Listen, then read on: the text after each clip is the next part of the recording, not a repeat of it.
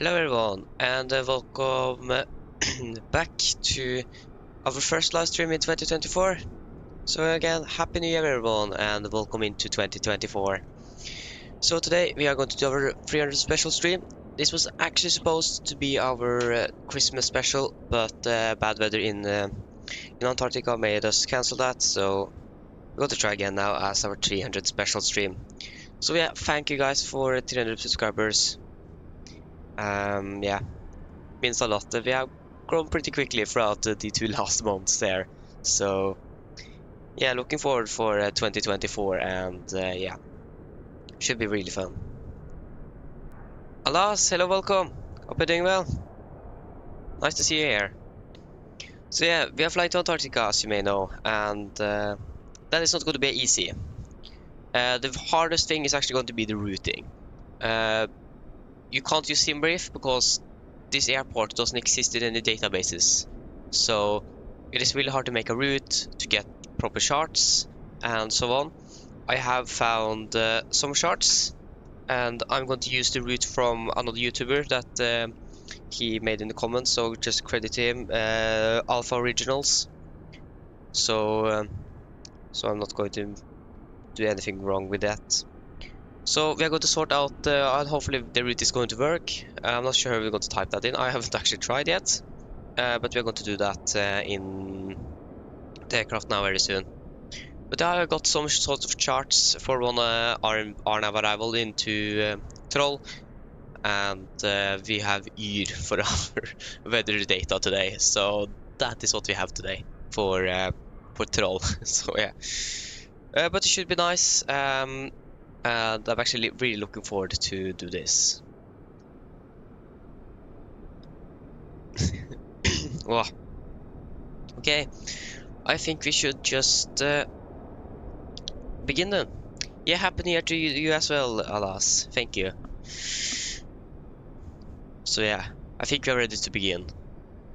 So yes, we can start up our aircraft then.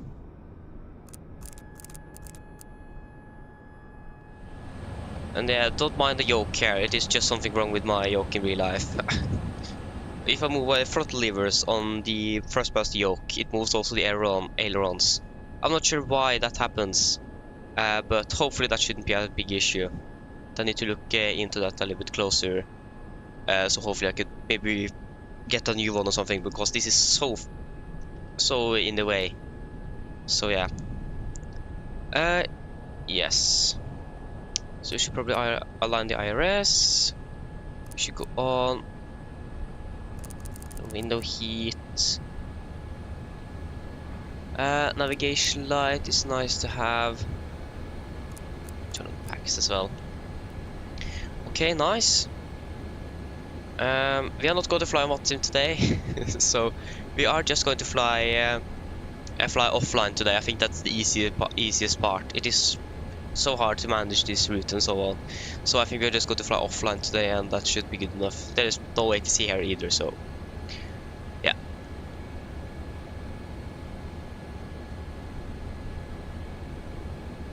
Plane spotted. Hey, hello, welcome. Hope you're doing well. Yeah, but the problem is that for some reason inside my settings, the thrust lever sometimes is bind to the same axis as the normal ailerons. So these throttle levers are not bound to anything. But sometimes when I move it, this happens. So there is something wrong with the yoke. I'm not sure what it is. I can actually show it pretty quickly here on the sensitivity here, because as you can see, this is going to be the aileron. Now I'm moving the normal ailerons on my yoke. You can even see it isn't going full deflection. If I move my throttle levers, see, the throttle levers is actually moving that aileron axis. That's so strange. That is not supposed to happen, and it is not bind to anything with the ailerons. These throttle levers are not bind to anything. So why that's happening, I don't know. So yeah, that's really strange. And when that happens, I can't use full deflection on my ailerons or elevators. Okay, now that one. Oh, that one basically sorted itself out. Oh, fixed it. Strange. Yeah, nice. But now that's no. Okay, now it isn't happening. I just moved the elevator and that sorted it out. Okay, strange, I guess. But yeah, we should just probably begin.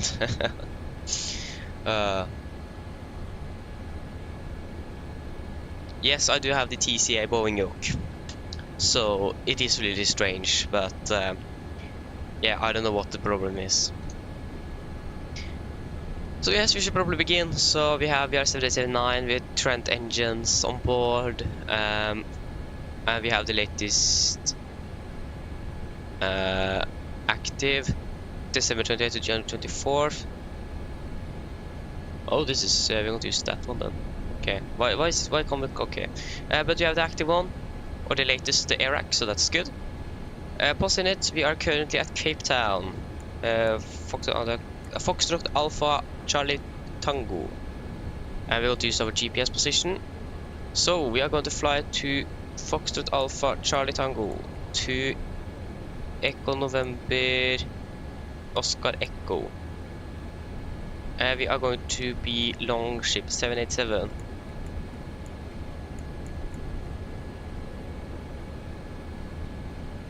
And our alternate, that's going to be Cape Town. So when I think about that, fuel. We need fuel for both our flight down and for our return, plus extra. So we are going to be very heavy. So I think you need about 40 tons to get down, 40 tons to get back again. That means 80. We are going to round it up to 100 tons just in case. So yeah. And now we come to the route then. Which departures or which runways are they using in Cape Town today? Weather, where are you? Weather. So winds are currently at 190 at 4, so that means they are using probably 19ers then. Airport. Yeah, they are probably using 19er. So we can use the same departure as they did on the Alpha Originals video. So yes, that means we are going to fly out of 19er via the Octet 1 Charlie U, and after Octet direct to Gepard. Gepard. What? Gepub. A B there. Okay, B. Gepub. Okay, there you go. Gepub. Direct to, and I'm not sure if you're going to need to type in all the coordinates. But it says 445339 south and 01642118 east. You could just try to type everything in and see if you are just going to shorten it or not. But 4453 after 53 it is 39 south, and it is then going to be 016 4218E 218 east. Okay, that is, yeah, that is too long. So you can just use the first 3 letters, I think. We can take 45 south and what does it say? 016. You can take 017 east. 01. No, 01. 017 east. What?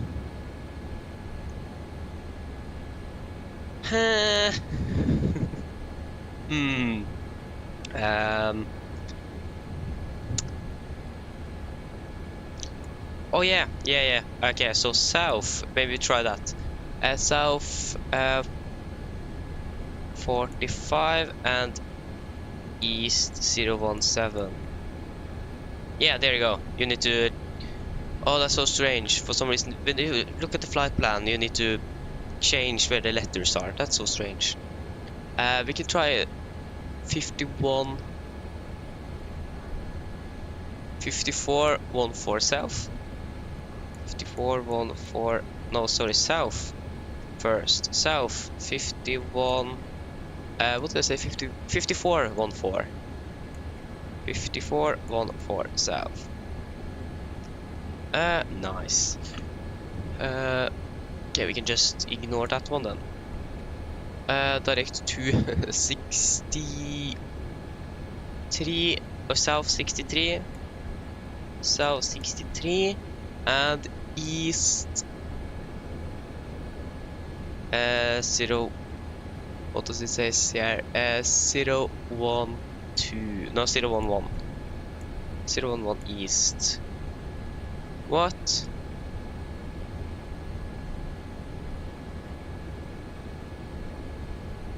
Oh yeah, sorry.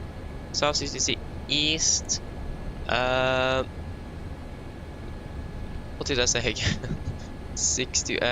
East. 011. 011. Direct to 67 south or south 67 and east 007.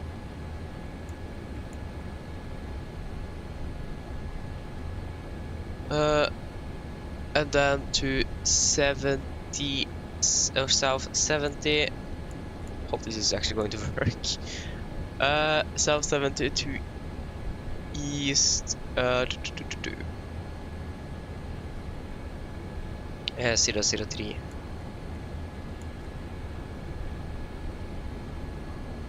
And then to for an arrival into Troll. The weather in Troll, it is very light winds, so we can take runway 27. That's what we have charts for as well, so we need to use 27. Activate. And I wonder how is this actually looking on that flight plan. This is going to be interesting to see. So yes, yeah, that looks pretty good. Actually, that looks pretty nice. Yeah, that's look good. That looks good. We're just going to sort out that here, runway 27 like this, I think. We might actually need to make some custom waypoints. I'm an expert on custom waypoints, so I think we might need to make some custom waypoints to make our arrival a little bit easier. But yeah, we can execute that. And now we have our route sorted out. That actually went pretty well. As you can see, I'm not flying that much with the coordinates, so I'm not flying much of oceans and so on. So yeah, you can definitely see that on in the FMC. But yeah, refueling. Did you request fueling service? Yeah, but what happened with? I can't hear GSX. GSX settings. Ah, makes sense. Because the comm is on my headset that is not plugged into the.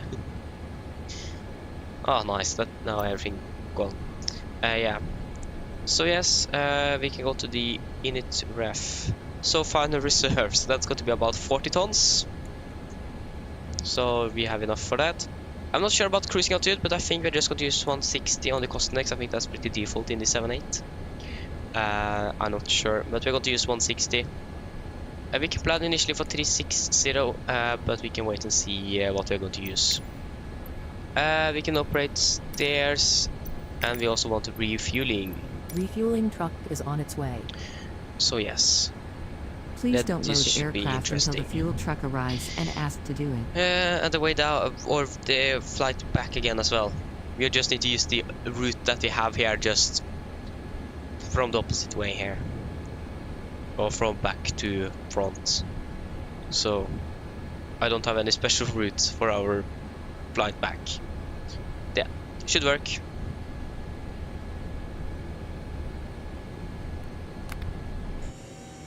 Hope that the refilling truck is not going to use that long.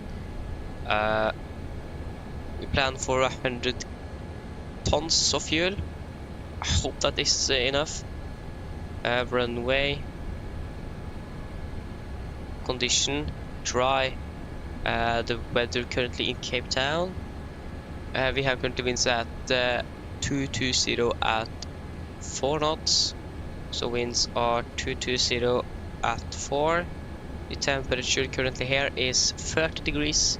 And the QNH is 1014. Fuel truck is in position. Thank you. Optimum. Please don't load aircraft until the fuel 5 truck probably, arrives and and just asked to do. off. And yeah, still fuel weight and take weight. We can wait with that. And the refueling truck should have been arriving. Yeah, there it is. Yeah, it's going to take a while to load up this aircraft with fuel.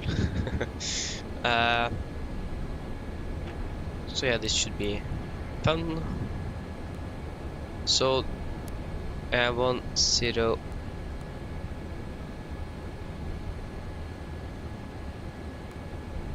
Yeah, 1014. That's correct. 1014, not 1012.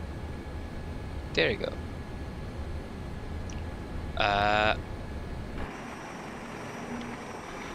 Okay, not ready yet. But we can prepare the FMC then. So we can go to index settings, weight and balance. So packs, we are probably going to have about 30 passengers on board. We can wait and see how much fuel we're going to, or payload we're going to have. That all depends on the fuel. Do we already have 50 tons on board? Oh, that's lucky.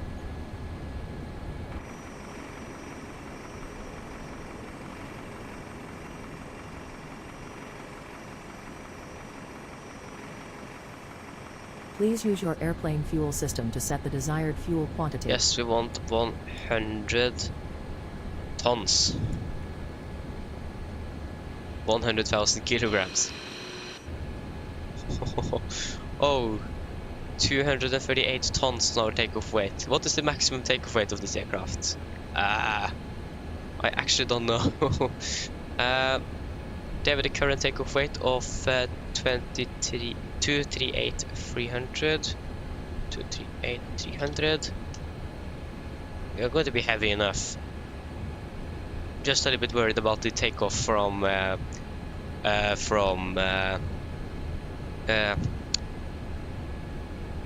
Torp. No, sorry, Troll, not Torp. The payload. If you can take a payload of 60% and 30 passengers, please. Oh, passenger count does that? Oh, okay. If we take, I actually don't know the maximum here either. If we take 100% payload. It limits up to 50%. We want 30 passengers on board. We have 11. We can take. Can we take 15 tons? Yeah. I think that should be good enough. We can see the fuel weight. Gross 246.5. 246,500. The zero fuel weight is 146.5. 146,500. And the center of gravity of the aircraft is at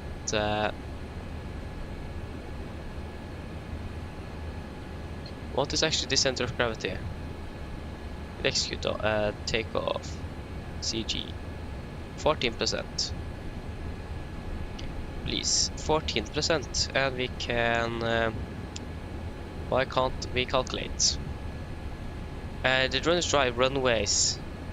Airport. Oh, there you go. Now we can calculate. Oh, no takeoff allowed. Planned weight exceed maximum allowable weight of. Okay, now we know our maximum takeoff weight of 235 tons. 235 for 235 for 235 400. So now we need to lower the gross weight a bit. If you can take 1200 kilograms instead. No. If you can take 9 tons instead. Still so if we can take, we want to have most of the cargo is light though, so 6 tons of cargo. But are the passengers so heavy? 30 passengers. 235, 237. We can take 4 tons. Oh, we just need to remove one. We can take 3,900. There you go. Now we are light enough. And then performance.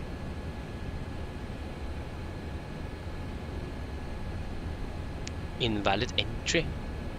Zero fuel rate 135.4. 135.4. So yeah, 135.4. 135,400. Try now. There you go. Full rating. Makes sense. Takeoff 86.5. 160, 167, 173. So full takeoff thrust. 160. Flaps is going to be 5 as well. So 161, 167 and 173. 167 and 173. And takeoff gross weight, that's going to be 23, 235.4. 235.4. Boom. Speed. Okay, try again then. Boom. Yeah, this is going to be a heavy departure. Full thrust. And the refueling is not complete yet. But yeah. I think the estimated time to fly down to Troll is going to be about 4 hours one way. I'm not sure. I will find out when we depart though. But yeah, that's what I think. I don't know. Yes. We have at least a lot of fuel on board. Transition altitude here in... where is the SID? Where's the transition altitude? Transition altitude, that is 7,500 feet. 7,500. Nice. Estimated time for arrival is about 13:23. And the clock is 8:22. Or not 8:22, but the clock is 8:21. So yes. You should be at 173 or something. Double check. 170. Yes, that's correct. And the initial climb clearance is going to be 9,000 feet, or flight level 90. And runway heading. Runway heading, that is going to be 191.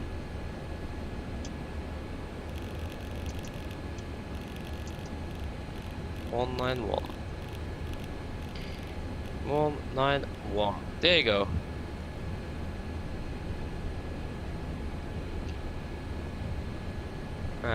Yes, I think we can do our departure briefing then. So, we should probably begin with weather here in Cape Town. So currently, that was recorded at 800 Zulu. That's going to be around 23 minutes ago, and it is as follows. So winds are going to sit at 4 knots, variable between 170 and 290 degrees. Calculate up to 30 degrees, 2.17 QNH 1014, and no sig. So, as you can see, we are parked here at, I think it is stand Bravo 20. You could probably expect a push facing to the north, taxiing down Alpha 1, crossing runway 16, Alpha 2, holding for runway 19. We have one hotspot here at runway 16 here, hotspot at 10-9A. Which hotspot was it again? Hotspot 1. Hotspot 1, Portion of maneuvering area not directly visible from tower. ATC clearances issued based on known traffic. Exercise extreme exercise. Extreme caution when entering this area. Precision approach holding point Alpha 2. Exercise extreme caution and listen to ATC taxi clearance for holding position. Okay. So yes, we got to depart after runway 19er, heading is 191 degrees, and then for any emergencies. So under 80 knots, we are going to reject for every abnormal things. Above 80 knots, we are only going to reject for any failures, fires, wind shear warning, or the aircraft is unsafe to fly. If I go reject takeoff, I'm going to close the first levers, rest the speed manually, and apply maximum reverse. If the auto brake is not braking properly, I'm going to take full manual braking of the aircraft. So when we have stopped, we're going to identify the problem, we're going to carry out the numerous mark command and a checklist, and then decide further what we're going to do. If any warnings after V1, we're just going to continue takeoff, raise game positive rate, and no further actions under 400 feet. After that, we're going to identify the problem, we're going to carry out the numerous mark command and a checklist, and then return for landing here in Cape Town. So then, for our landing in Cape Town here, we are departing above a maximum landing weight, so that means we do need to circle around to burn out fuel, so we are able to actually land in air, so we're not going to exceed maximum landing weight. So yeah, that's very important. Otherwise, if it is necessary, we are going to return immediately if we want to, but main priority is to burn out fuel first, or dump fuel to be exact. So for our departure, we're going to fly by the Octet 1 Charlie departure. This is on chart 10-3 Bravo.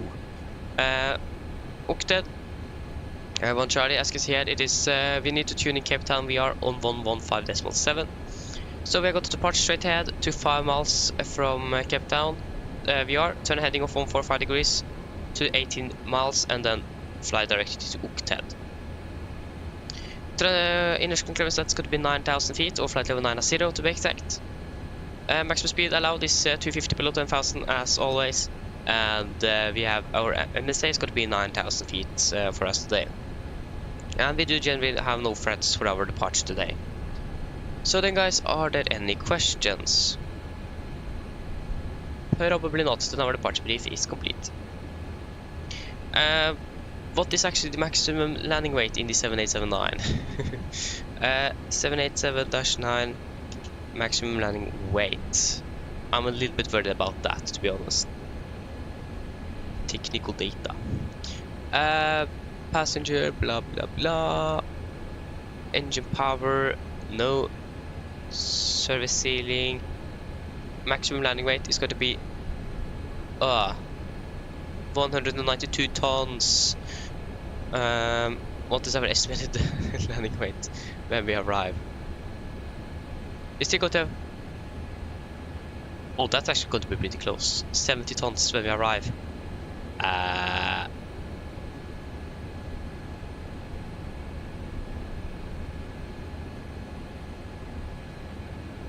think we can maybe lower the fuel a little bit, because if we have 100, that's going to be 29.2. That is not going to cover our maximum landing weight, so I think we actually need to lower the fuel a bit. If you take 80,000, we have 80,000. We are going to land with about 52.4. We're probably going to save a little bit as well. So that's going to be 80,000 minus 52. That 0.4. So that is going to be about yeah,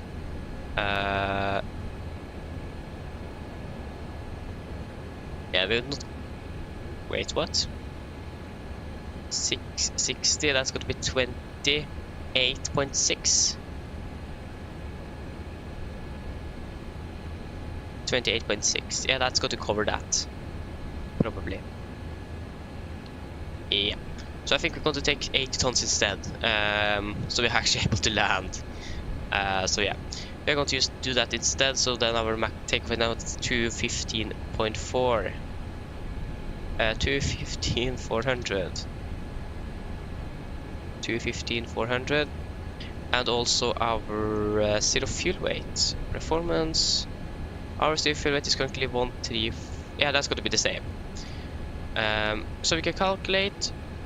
I think we're going to get derated now. Yes. So 130, 133, and something more. First limit. So if you have a derated, we're going to use a Takeoff 2.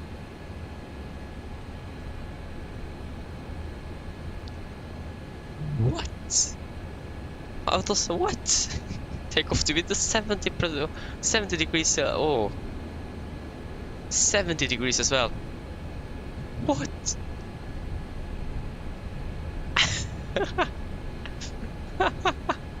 Okay, nice. We're going to use climb 1, otherwise we are not going to be able to climb out of here. Flaps 5. Yeah. And the speeds are 30, 33, 45. 30, 33, 45. Nice. I think we're pretty much ready to go then. The MFRA. The airport elevation is 180 feet, so then 1,200 feet then. Yeah, we overshot that quite a bit. 1,200. 1,200.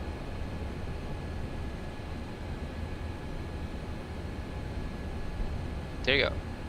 We could probably start our APU, so we can turn on some fuel pumps, and the APU is up here. Nice, and we could probably do some checklists. Prefer checklist is complete. Before start checklist, passenger signs. Yeah. Set. MCP, V2, that's a change to 145. V2 145, 145, 145. V2 145 heading 191 and flight level 990 set. Takeoff speeds. V1 130, rotate 133, V2 145. CD flight complete. Trim, that's going to be set at 8.75 units. Taxi takeoff briefing complete, and the beacon should go on before start checklist is complete. Nice. Then we are pretty much ready. I'm waiting for the APU to start up. Or the APU is already started up. Are they still not finished with fuel refilling? What is happening with the refueling truck here? Is that number still going up? Yeah, it does. Oh no.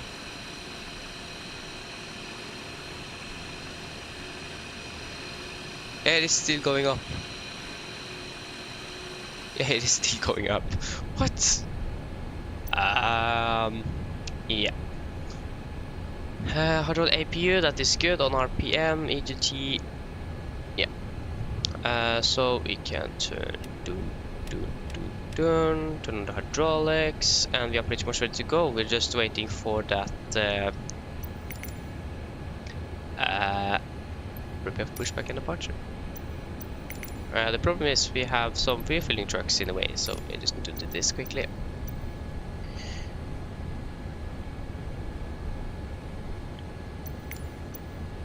Request prepare for pushback and departure.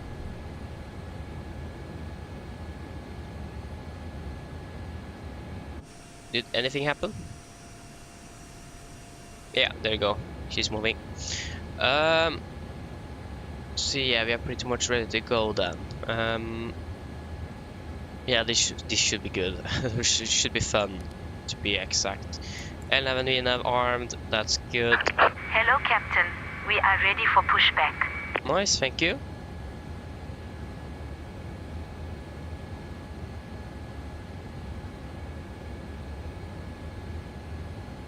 A little bit nervous.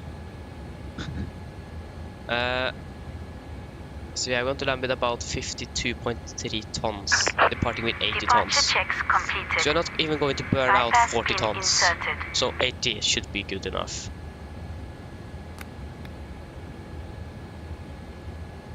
So we have engine shutdown, hydraulics, pressure system, yeah, makes sense. TCAS off, fuel pressure, engine left press right, and wing anti-ice off. Yeah, makes all sense. We haven't even started our engines yet. Okay, here we go, guys. Single to pushback. Ooh, this should be an interesting flight today. Locking gear. Do we actually need to turn off the packs when we... I don't think we need to turn off the packs because there is no bleed in this, or bleeder system in this aircraft. I don't think so. I'm actually not sure, but yeah. And we're going to tear nose left, tail right. Release parking brakes, please. Brakes released. Commencing push. All engines clear. Start at will. Okay, thank you. We're going to start both engines soon. Do we have any sort of... Yeah, we need to pass that red line first. Kirby, hello, welcome. Hope you're doing well. No, I don't speak Russian. I do not speak Russian. Erik, hello, welcome. Hope you are doing well. Thank you. Thank you. Yeah. What? Why do we have a 747-200 with British Airways here? Okay, we can start both engines then. Start. On.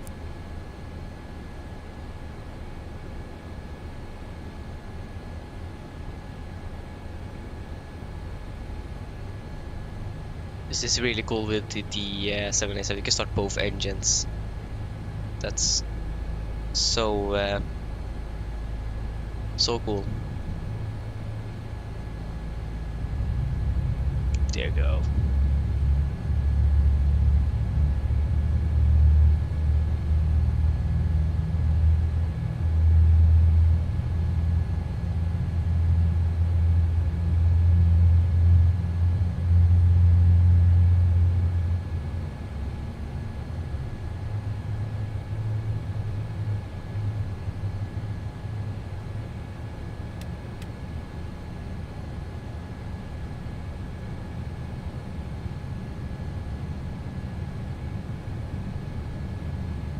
There you go, running. Step green. What? Step green band. Yeah, it seems like both engines are stable. So we are finished with the startup already. I don't know what that step green means. Please set parking brakes. Already off, okay. Brake set. Waiting your confirmation for a good engine start. Yeah, cockpit ground, we have a good engine start. Synchronized hand signal right. Have a good morning. Bye bye. Yeah, that's correct. We are probably going to be the local time. The local time here in Cape Town is probably going to be the same as in Norway.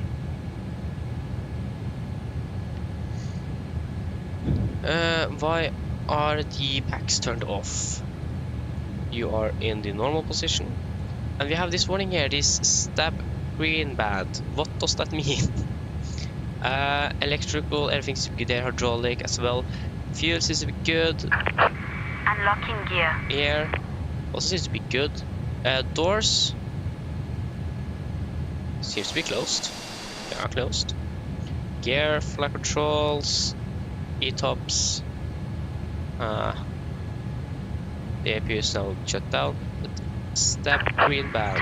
Is this something to do with the stabilizer trim? Bypass pin removed. No. APU cooldown, park brake set, doors auto sequence on. It's stab green band. Okay, that warning light is off. Stab green band.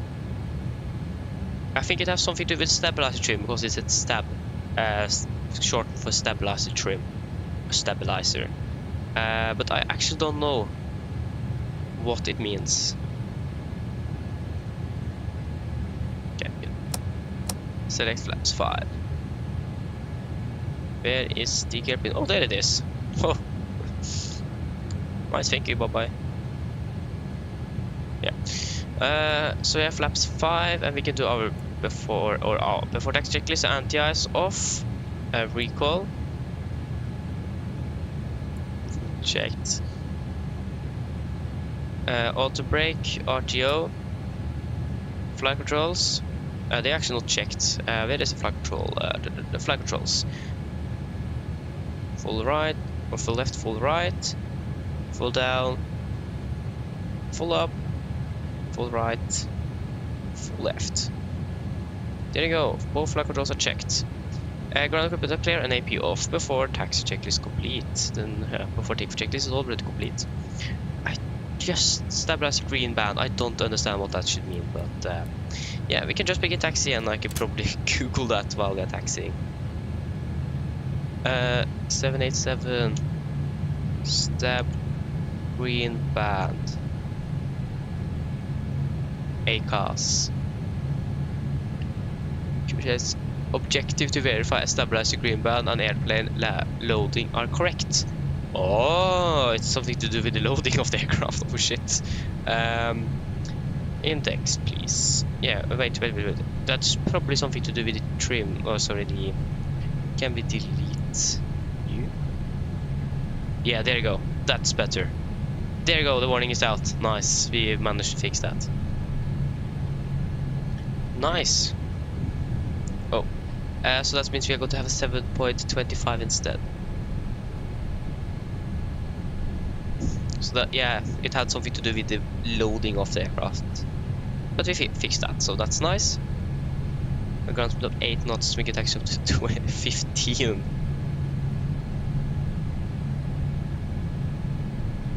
And a TCAS. Yeah, we probably turned off. You should be on there. Yeah, it isn't strange that TCAS is off for now.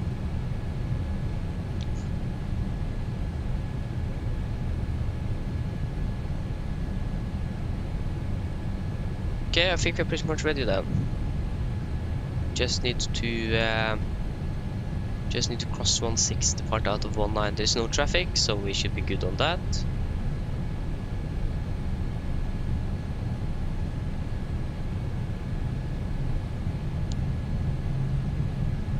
Still pretty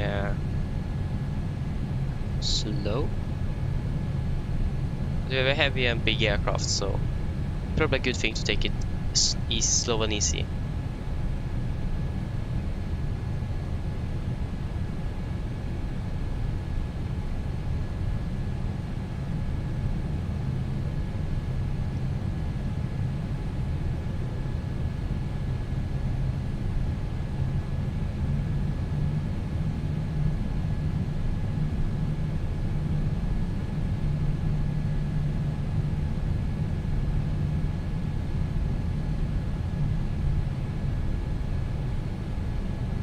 Okay, so we are passing run 16. I can't see anything there, but it seems like there's no one on final here, so we are pretty much cleared to cross. So strobe light can go on.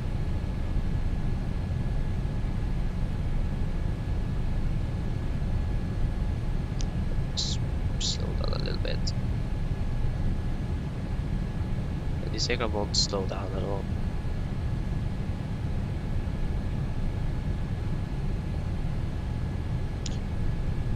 Nice, we had all the before takeoff checklist, so that was complete last time I checked. Before takeoff checklist is complete. Next was going to be the after takeoff checklist. Okay. Clear on the left, and there is no one on the runway either, so we are pretty much ready for takeoff. Taxi lights can go off. Okay. Where is my timer? There it is.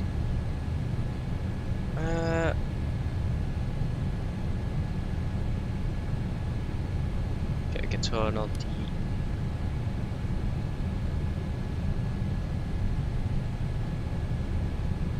there you go.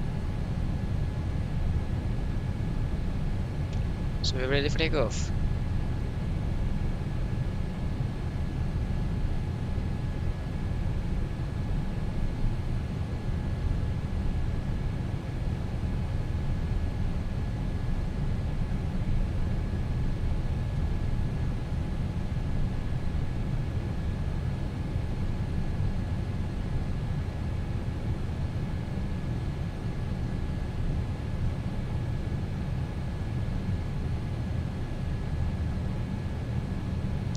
Okay, I think we're just going to stop here and then we can begin our takeoff roll. So, yeah, takeoff.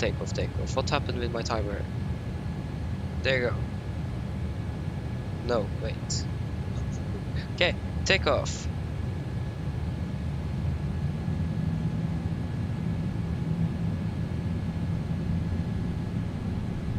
Thrust stable.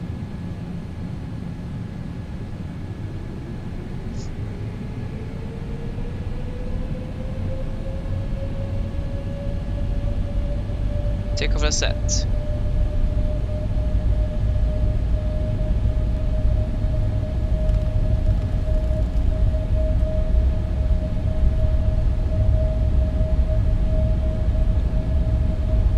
Dots.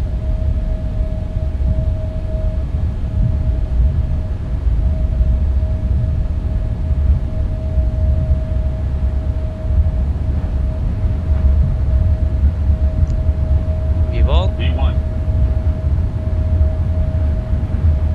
Rotate.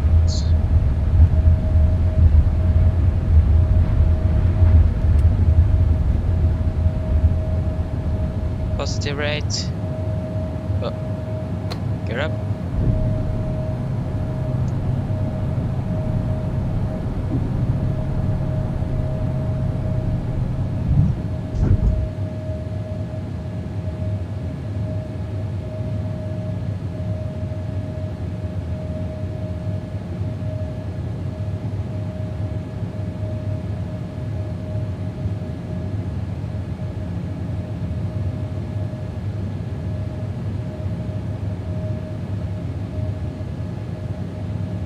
Oh, I forgot to T-gas. There you go.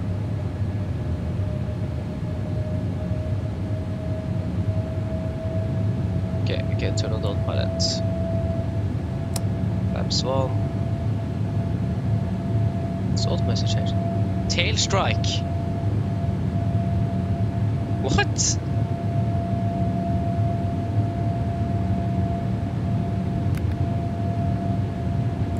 Ignore that one.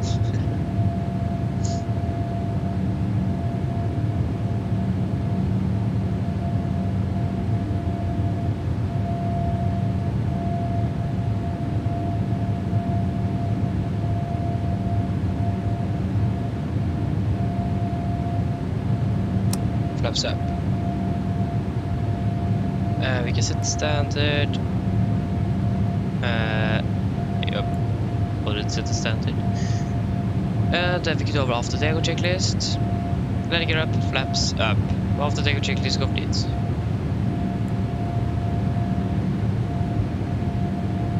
If we can find the it doesn't exist here. Thrust limit. Can we delete you? There you go. Full climb power.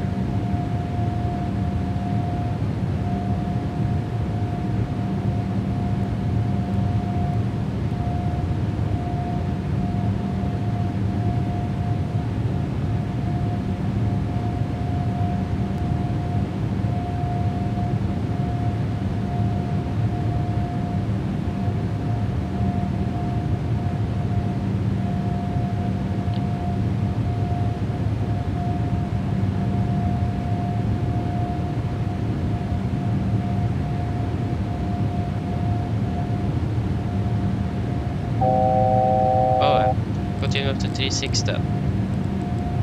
36. What is actually the optimum flight level we now? Next page. Cruise. Step 2, no. Optimus 36, yes, Optimus 36, so that's nice, and there you go, we are now passing 10,000 feet, so landing lights can go off. No, you are going to stay on. We can do this. We could also probably fly direct to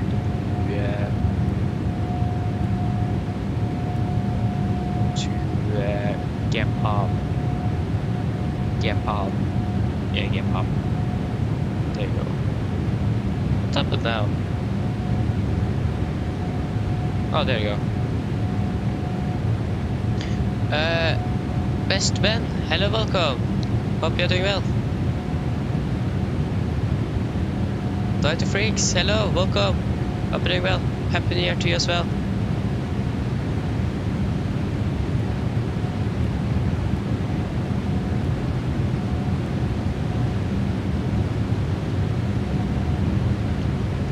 Nice. Climbing now out of Cape Town. And our estimated time for Railroad is going to be at 13. We already saved 200 kilograms of fuel. But the tail strike warning, did we actually tail strike the aircraft? Did we actually tail strike? I don't think so. We probably did, but I can't think of any. I don't think we did. Or we probably did, but why? Yeah, this aircraft is so hard to rotate. If I rotate too quickly, then boom, it is just. There's something wrong with the. I'm not sure if there's something wrong with the aircraft or anything like that, but yeah, it is so very hard to rotate smoothly. So tail strike is going to be pretty easy then, especially with a heavy aircraft that won't climb out on these things.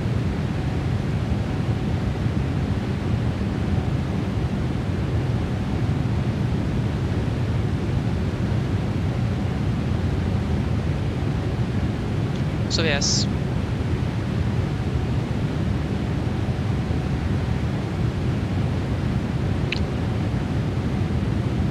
Yeah, it should be interesting. This. Oh, I did notice this chart is from 2016. It is. The chart is 8 years old or so. 8 years old is this chart that we're going to use for our arrival. Nice. The first thing is that many of these waypoints here doesn't actually exist in the flight simulator either. Makes sense as well.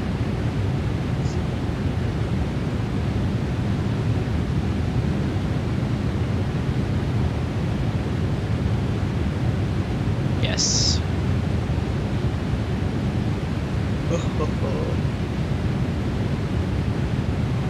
Oh, I forgot one thing. Sorry guys, I forgot the FS3 stick. I'm sorry. I'm so sorry. It is easy to forget.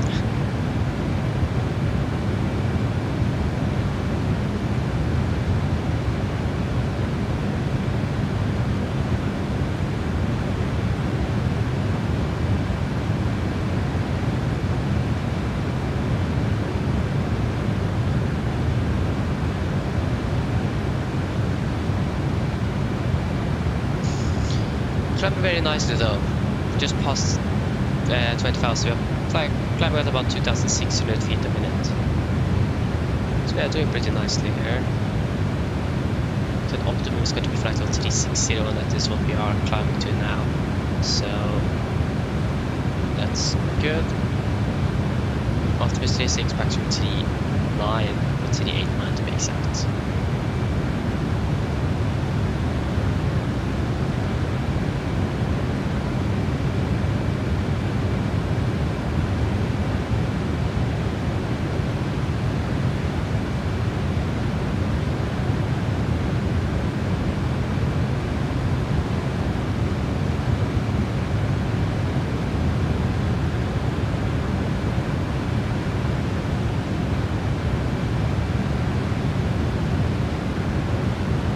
Okay guys, I just need to refill my water bottle, so I'm back very soon.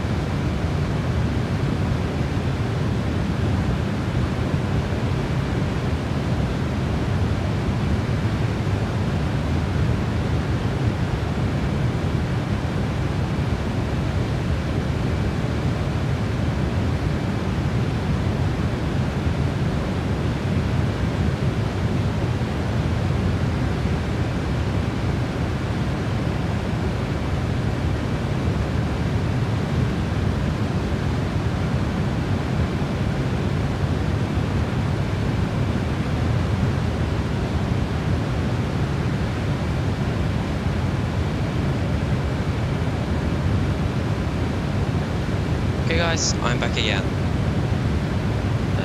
How are things going? Oh, we are just now soon passing flight over 300. You can see how slowly we are actually climbing. Yeah, passing flight over 300, we can turn over to 10 degrees. Where do we actually see that? Oh, that little guy there. Oh, that is so small. How do they think that pilots are going to be able to see that? I don't know. Strange.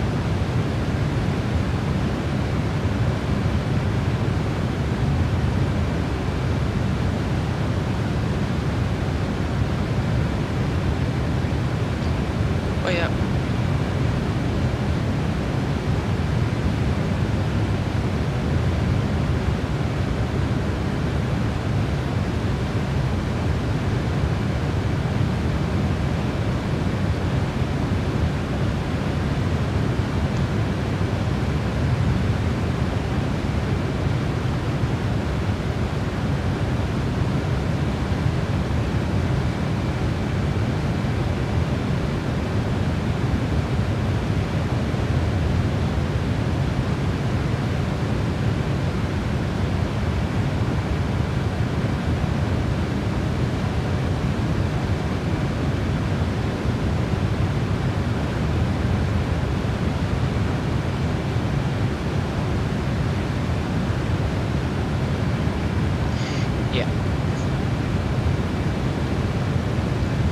Yeah, I do have a little bit of crosswind, but that could certainly be a tailwind.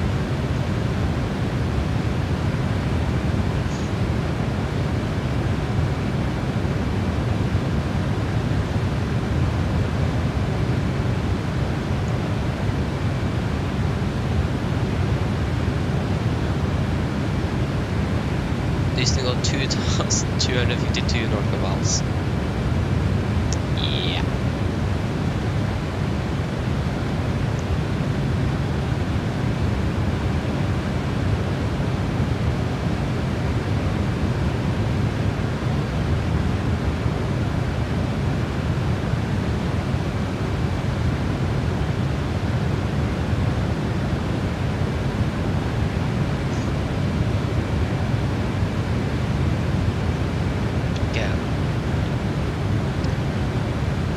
Yeah, that landing in Troll should be interesting, especially the approach. I think we need to make coast the waypoint so we're actually going to be able to get a proper arrival in there.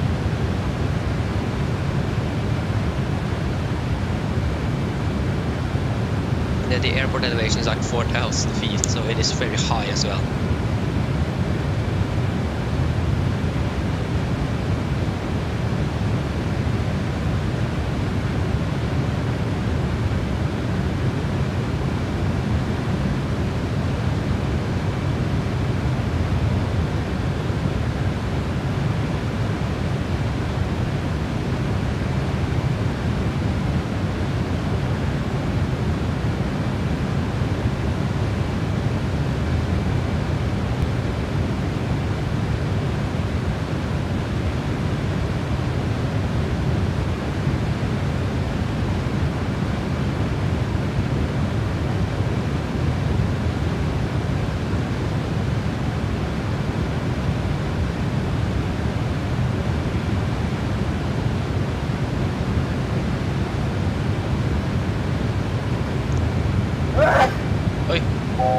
Fast and go. What? Oh, do we have sneezing on? What?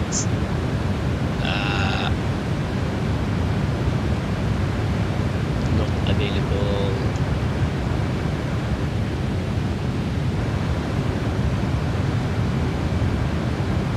You either. I don't think you can hear the brakes in the cockpit.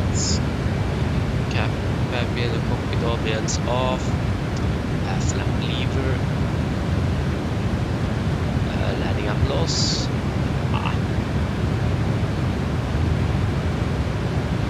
Sneezing. No. Reverse thrust. Sound. No. Stick shaker. No. Toilet flush. Definitely no.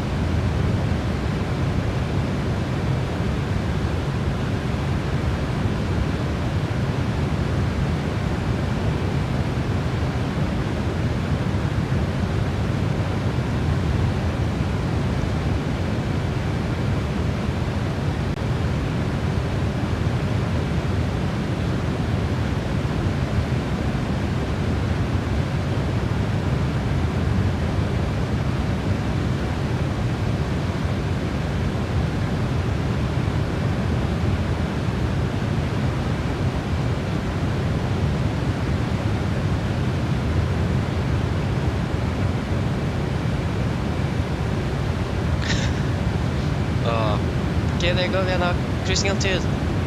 Nice. Oh, we still be in a path. 3-6.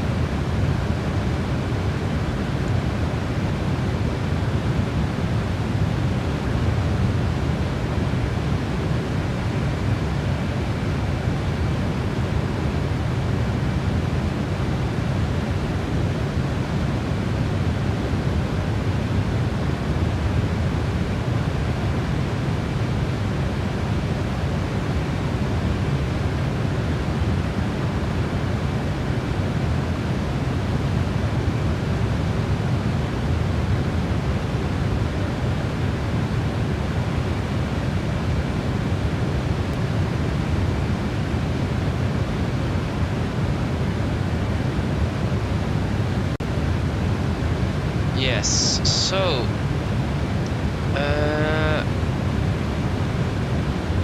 we're landing at 1340 Zulu. 1340 and the clock is 9:04. It is like 3 hours left of the flight, 3-4 hours ish. It's going to be a little bit late, probably.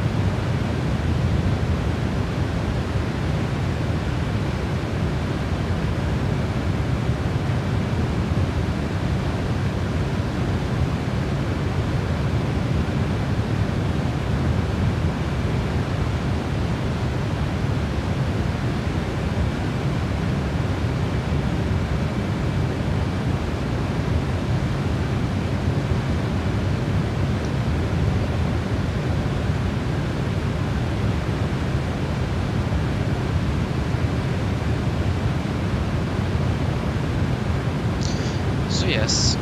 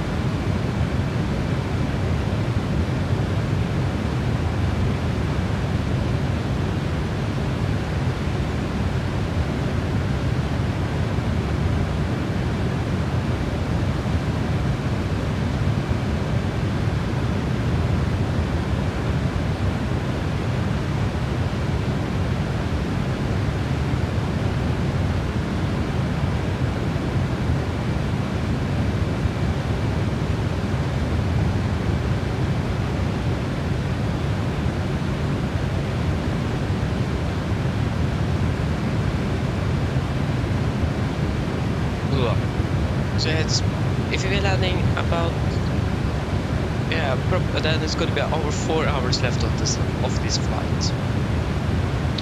So yes, that's nice.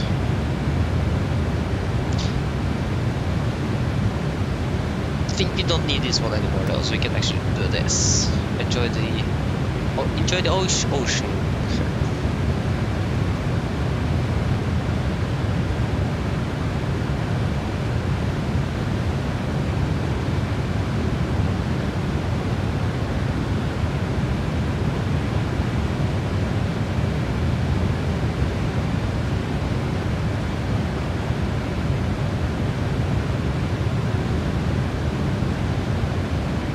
Okay guys, I'm back very soon.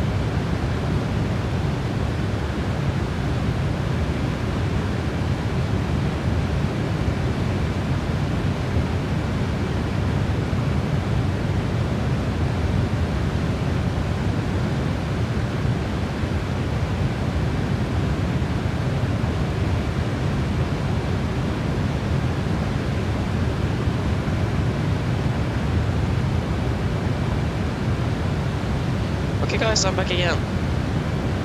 Hope things are going well here.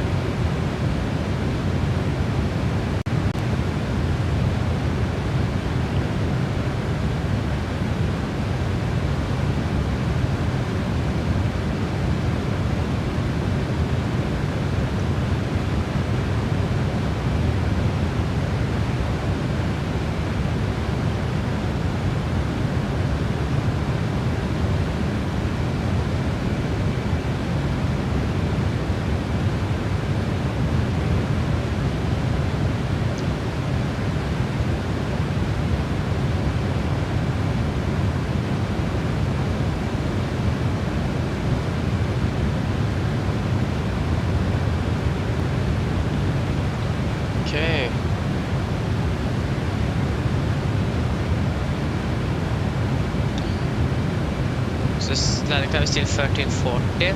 To step climb. Why have we got to step climb? Which altitude is that? Flight level 400?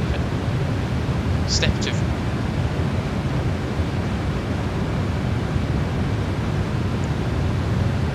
Optimus 36. The next level is probably going to be 380 then.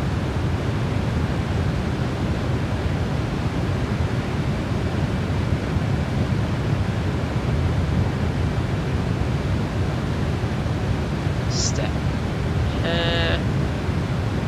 Flight level 380. Invalid entry. Where does that flight level 400 come from?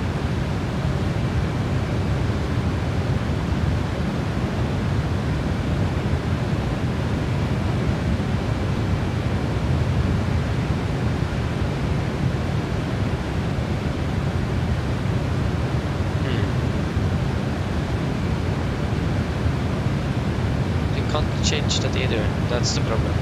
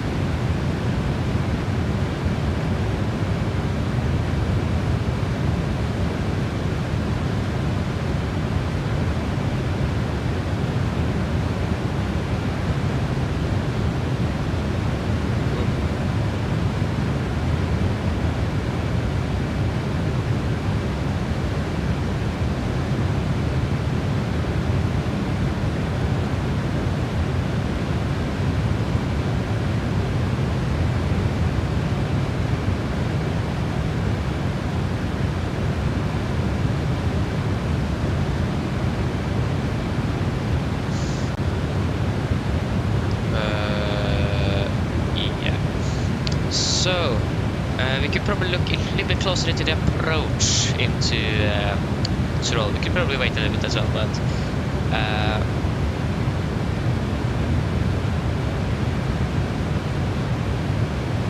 so here is 115 miles to runway 27.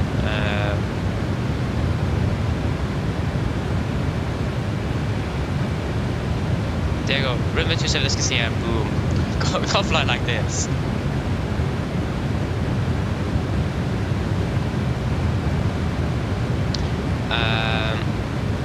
So if we use a runway 27 like that, I'm not sure how much it is from that one to the end.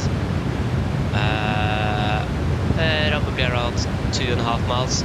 So if we then have a radial of runway heading is 249 degrees on runway 27, or it was in 2016. Up to 069, but the runway is 27, heading of 205. Yeah, this is actually really hard. 272 degrees. 272 minus 180 degrees.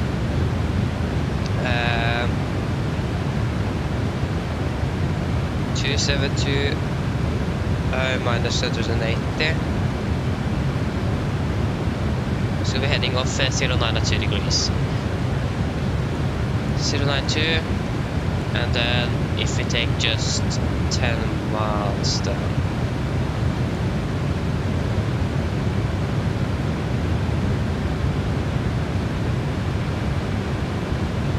That is not correct. X27 272, 092. 092 092 at 10 miles. Ooh.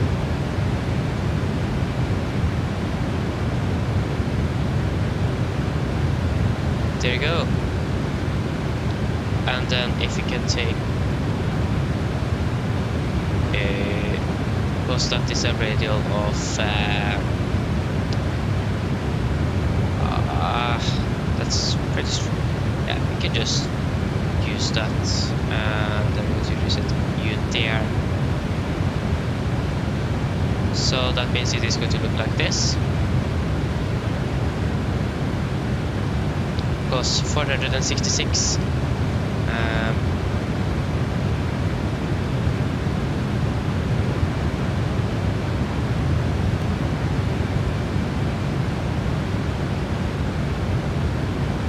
So normally at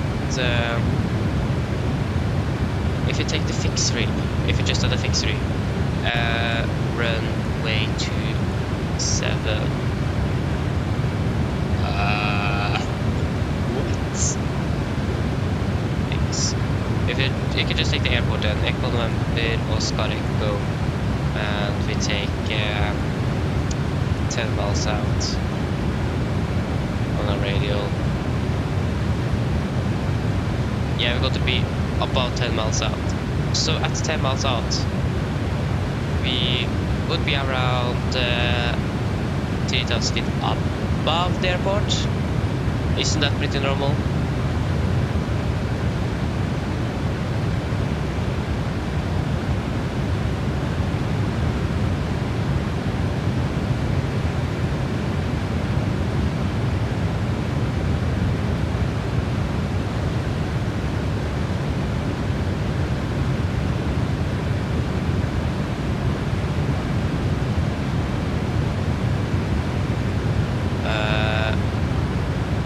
Yeah, this chart is like from 2016, so that is not going to be very accurate.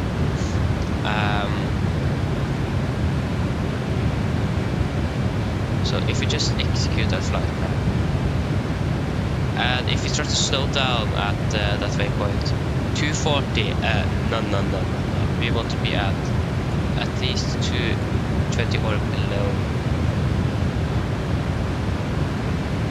I think that's turn there is going to be a little bit better. I mean, we're going to be on fire right on the 10 miles if that turn still continues like that.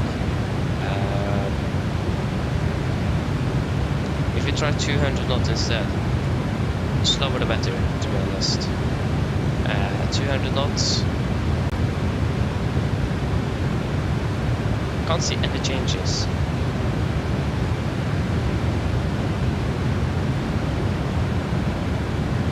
Do we have constraints on data waypoint airport?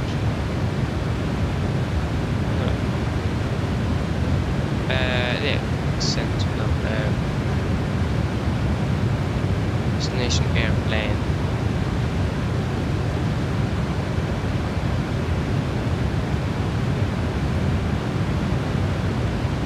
What happened with that? Oh yeah, there you go, the fixed wing is right there. That means you're going to be on fire at about exactly on 10 miles out. The airport elevation is 4016. And yeah, that's correct, because the aircraft entered on the 50 feet, so the airport elevation is still the same. Does make sense though. So airport elevation is 416 feet.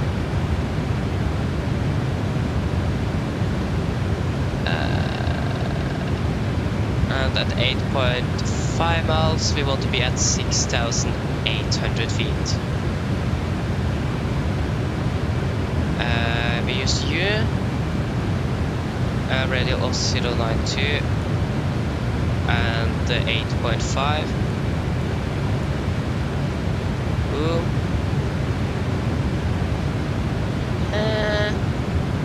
Yeah, that doesn't work.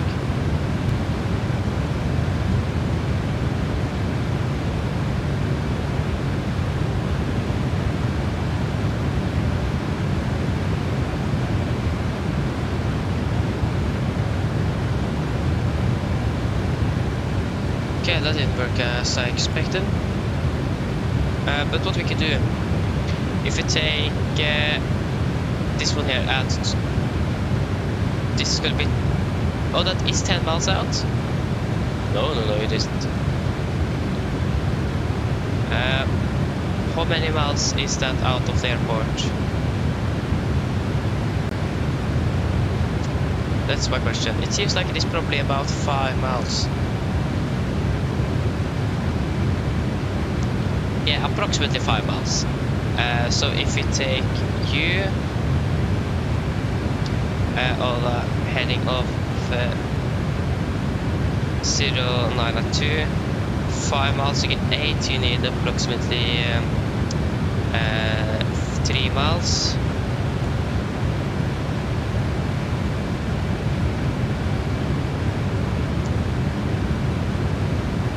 There you go. So that is approximately 8 miles out. Then we need to be at 6,800 feet. 6,800.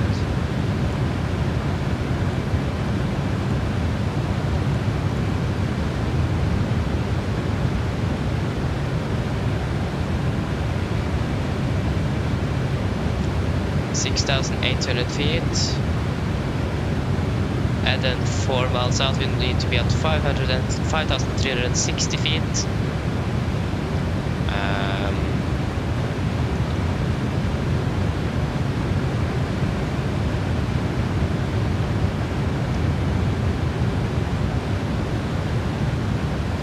This is actually going to be really hard. So 6,800 feet at approximately 8.5 miles final. 8.5! Yeah, that waypoint there is then wrong. That is just 8 miles. So 0.92. So 3.5 miles. So 3.5. 3.5. There you go. And now it should be at 6,800. 6,800. Sorry, I forgot that one there. 6,800. At RX 27.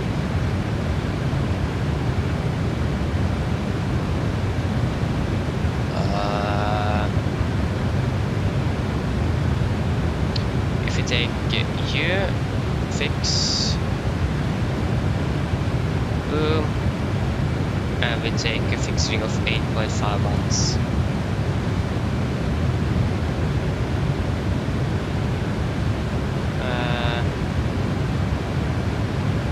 Why does it work?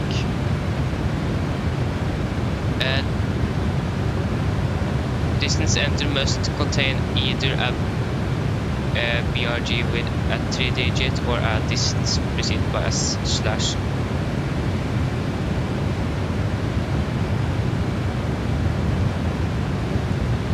If you take 9 miles then. No, not 89. That would work. Yeah, there you go. So that is correct. That is on an 8.5 mile final. RX 27. X27.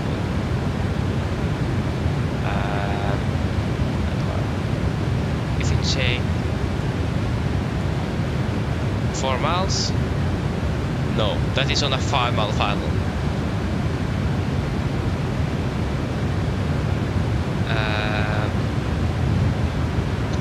But yeah.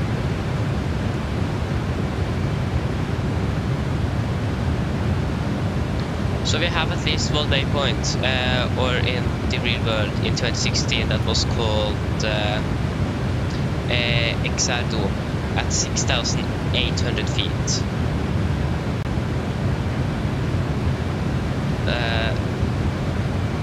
Troll airfield RMP approach. Yeah, this is for runway 27. But why is the runway heading 249 degrees? I just said a T behind as well.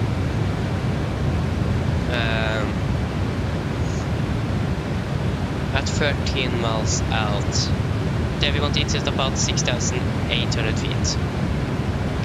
At Exarco or Romeo X-ray 204.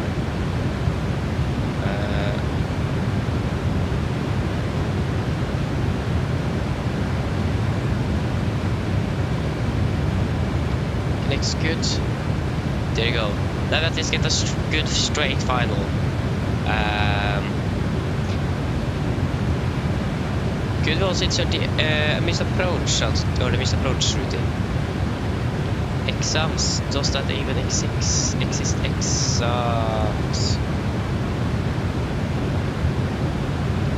No. Armies, armies, okay. Armies. Required item is not in a database. Yeah, luckily this is from 2016. But the missed approach says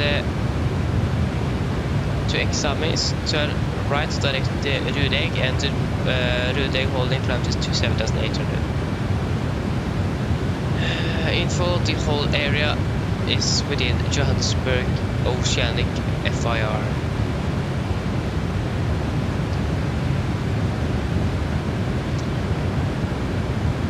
So it says altitude and distance to, yeah, so at 2 miles we want to be at 4,710, 3 miles 5,040, 4 5,360, 5 miles 5,680, 6 miles 6,000, 7 miles 6,320, 8 miles 6,640, and also it is a 3-degree approach.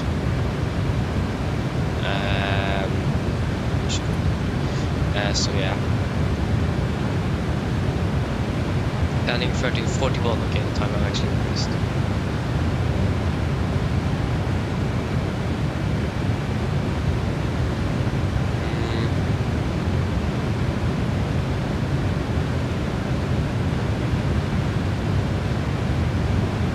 Yeah, RX 27. Like so, that's 5 miles out. That means it should be at 5,680. 5,608 but above. We can take 5 miles 5680. 5680. Nice. I think that is the entire approach fully set up. Or I hope so. We can look into that one in with some new eyes, or look at that again before a little bit later, just see if there's any faults or anything like that. So that's something we need to change. Or yeah, but currently it isn't. Everything seems to be good.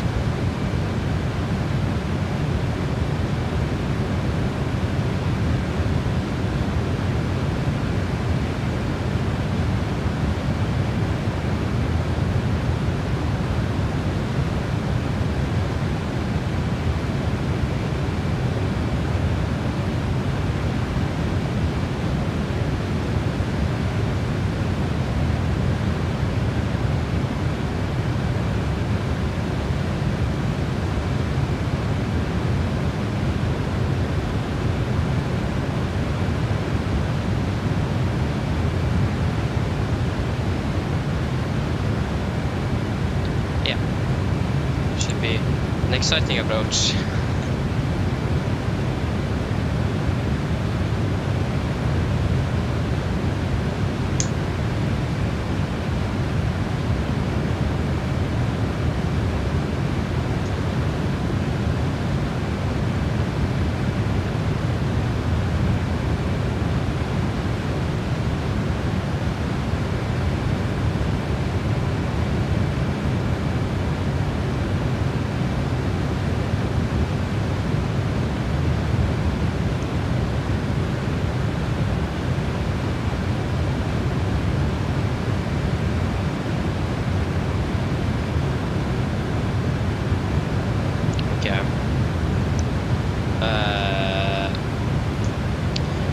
Yes. So Optimus still 364. Landing at 1341 with 53 tons of board. So we have a lot of fuel. We don't even have a ground power unit there, so we need to use a APU for power to the aircraft.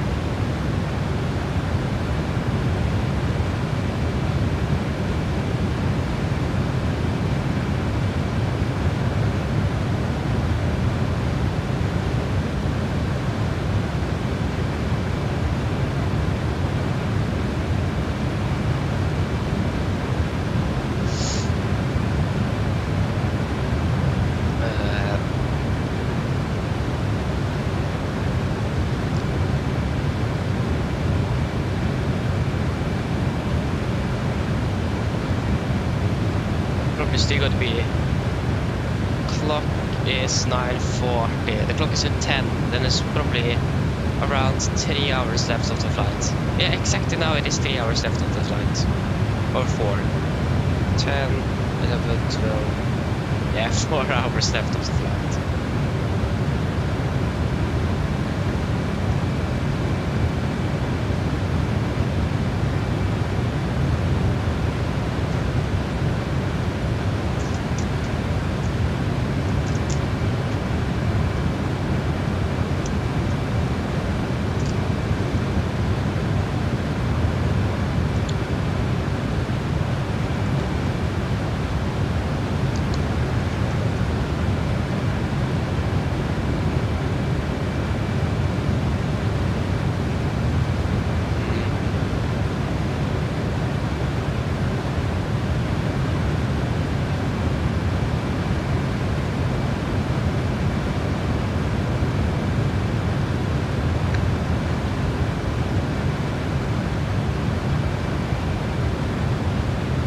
Clock is 24 degrees, that's nice.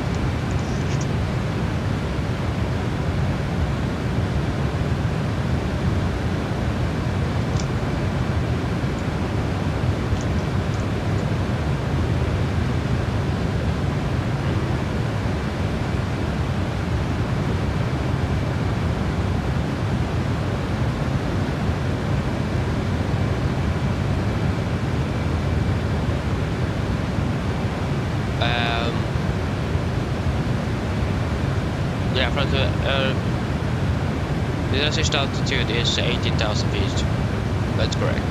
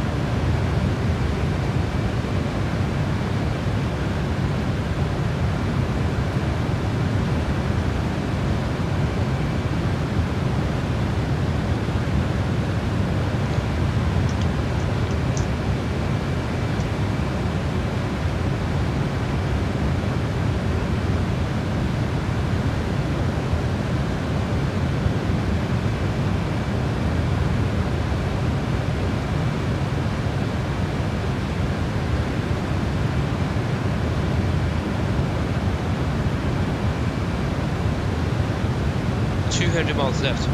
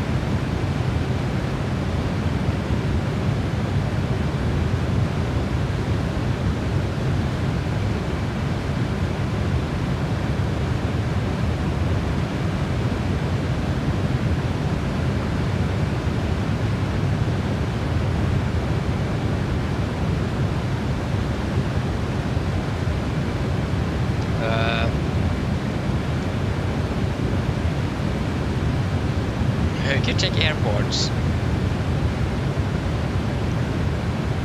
Airports. Quick check waypoints. Are there any waypoints there?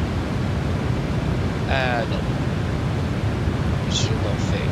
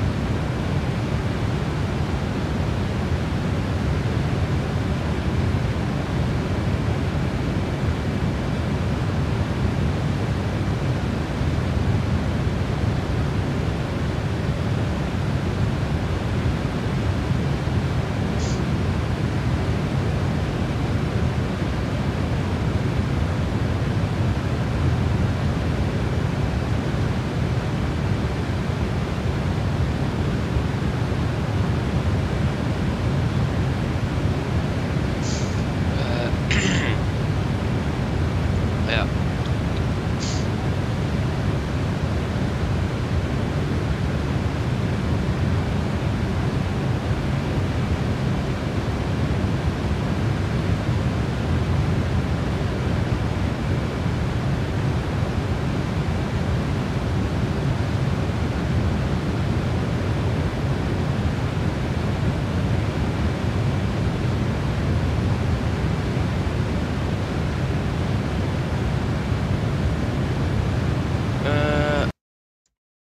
Yes. But does the time go down? No, it's still at 13:21. At 3 to 6. Oh, what happened with the you can see the wind direction up here.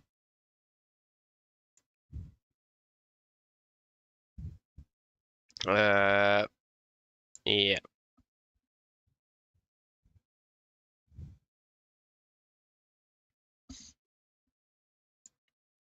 But why does they have an arrow? Winds at 3 to 6 degrees. That's probably going to be a tailwind, but it is just 3 knots. It is basically nothing. Uh, yeah, that is good. I don't know if it's going to be good or bad. Yeah, there is basically no winds. So yes. Bad thing is that we don't have any tailwind. The good thing is that we are not going to have that strong headwind our way back again.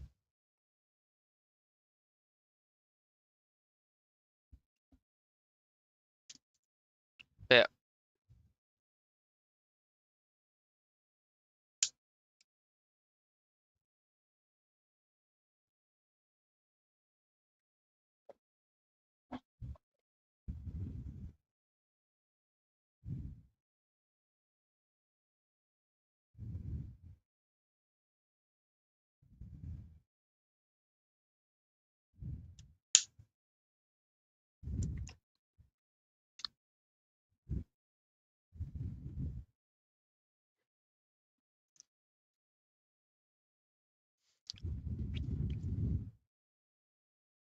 $4,580.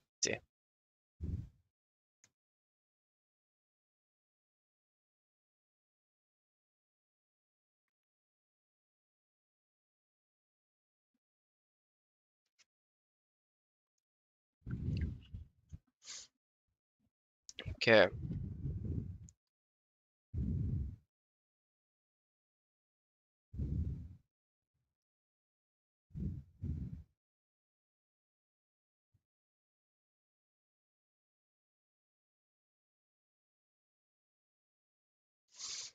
Uh,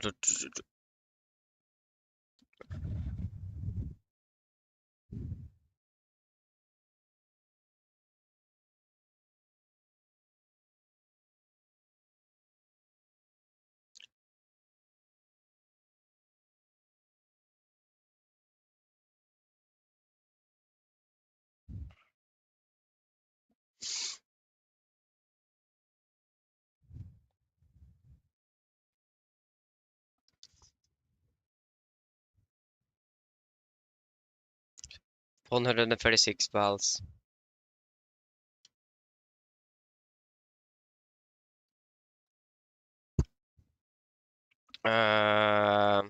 Oh, what's happening now?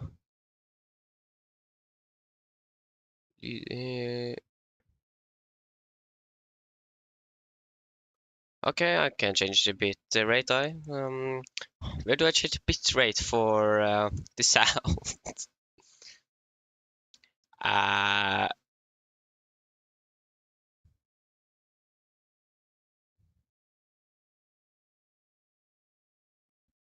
Audio. Uh,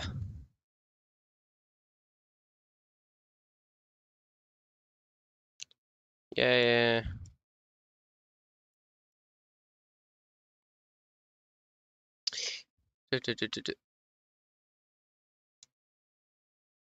Where do I change the bit rate for the sound? What? Uh,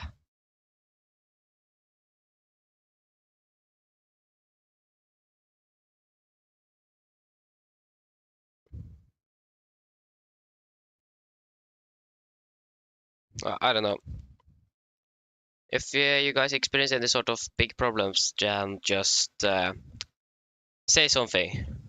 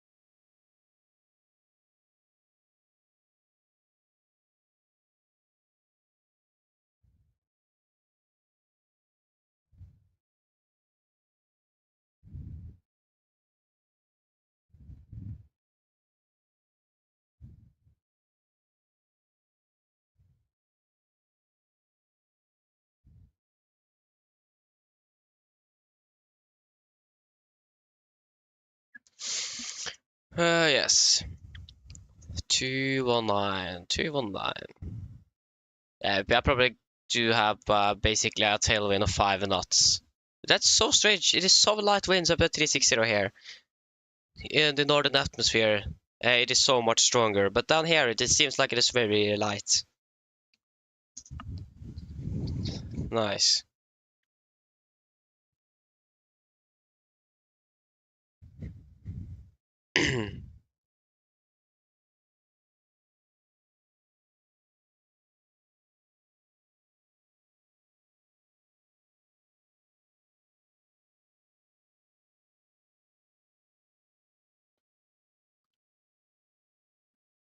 Yeah.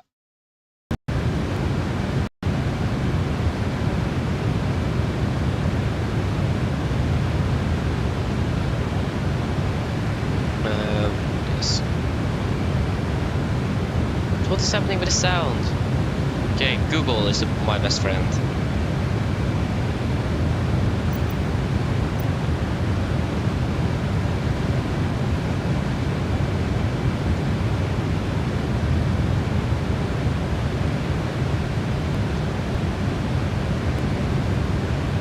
First go to the Outlook menu. There's the output out.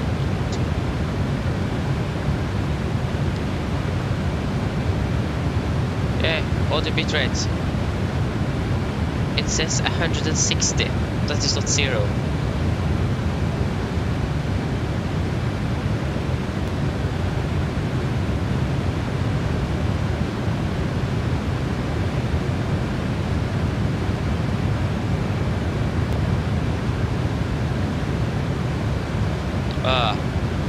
I can't do that while I'm streaming.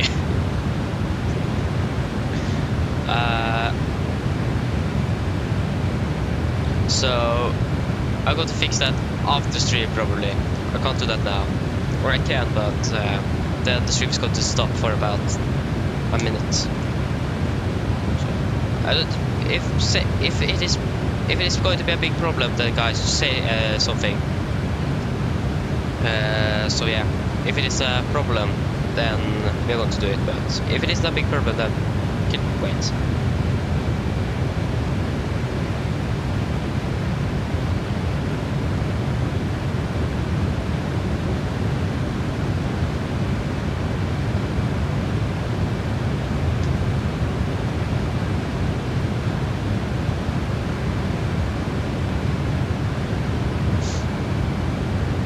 What's the clock?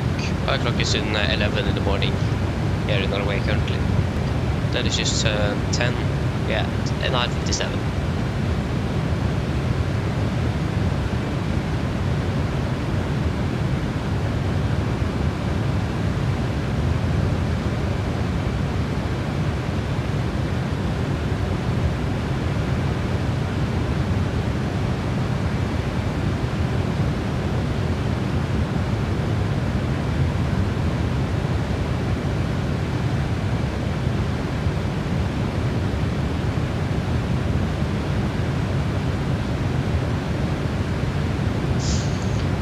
Yes.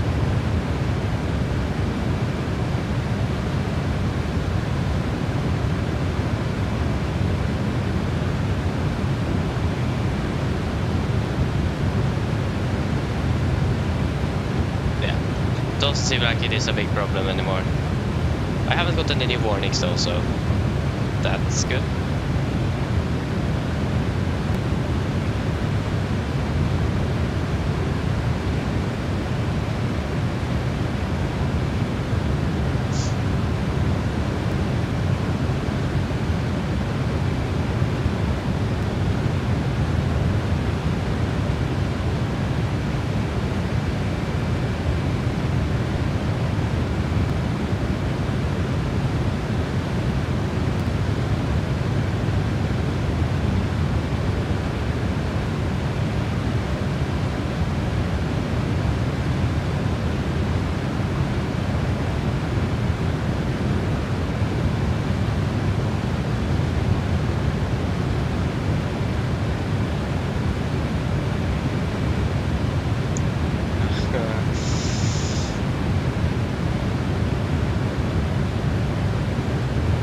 Oh, there you go, now the arrow is back again.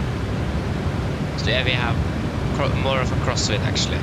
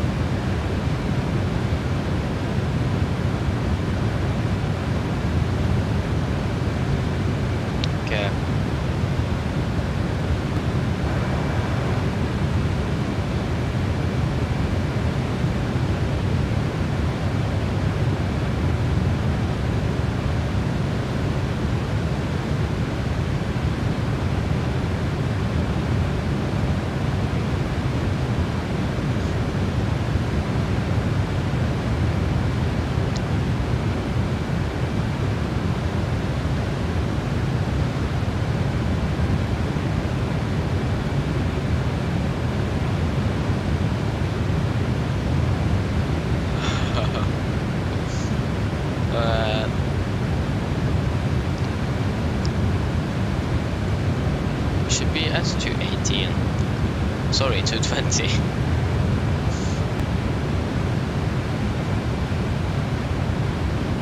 Navigation, Optimus 367.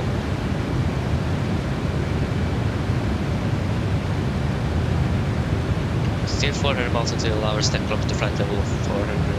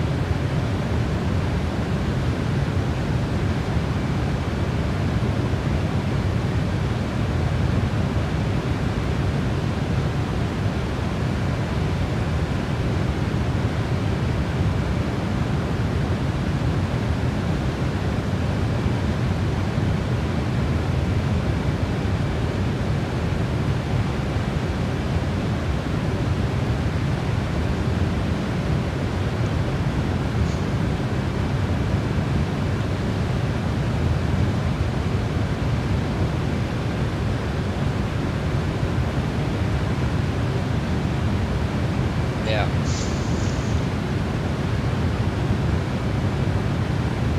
Six to the 40, 64 divided by 2.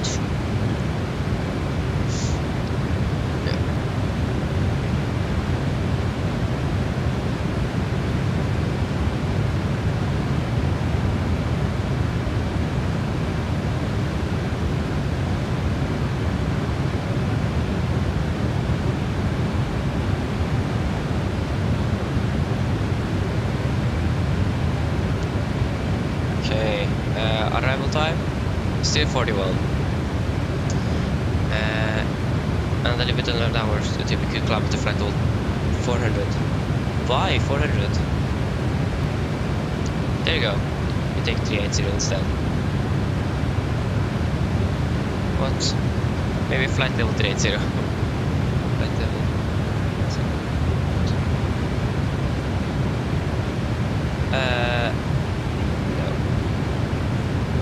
How am I supposed to use that one? 38,000 invalid entry. Oh.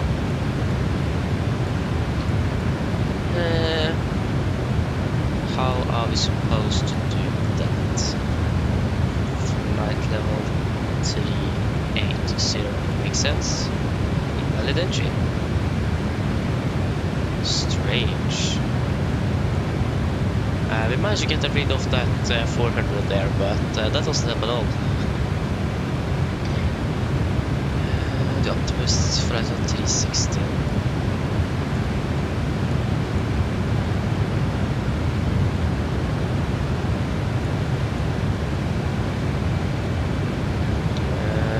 If it take flight level 400 again, does that work? Yeah, no.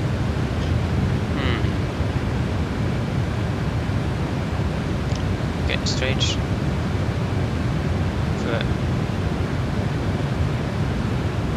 Yeah, 30, 41, 54.6. Did we have more fuel? Oh yeah, that was probably with the climb to flight level 3, to flight level 400. We could climb up to flight level 3, 8 though. But we can't actually check if you're going to save anything because this thing here doesn't work. Doesn't work.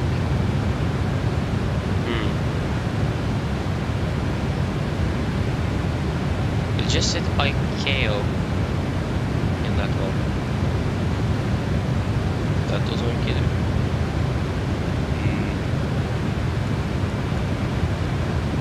Yeah, strange. I actually don't know. Those 500 works. 500 feet. Yeah, like I said, it is really hard to see if you're actually going to save anything. Climb up to 3.8. We might save something, but like I said, I'm not sure.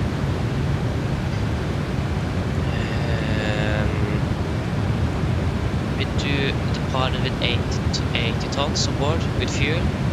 We expect to land with about 50. So you haven't even burned for half of it. But we do need to run with AP on the ground as well.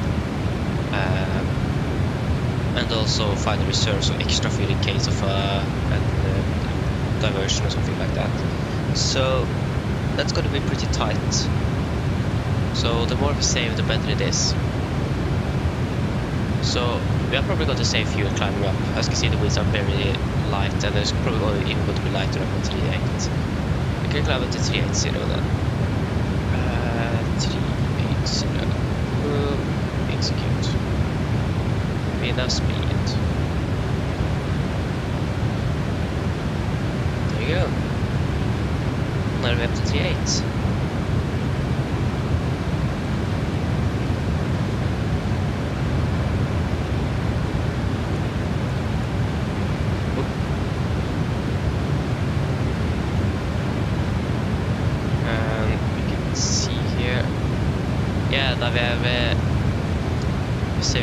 Now we have got to land with about 52.8 tons, so we saved around 1 ton actually. That's insane.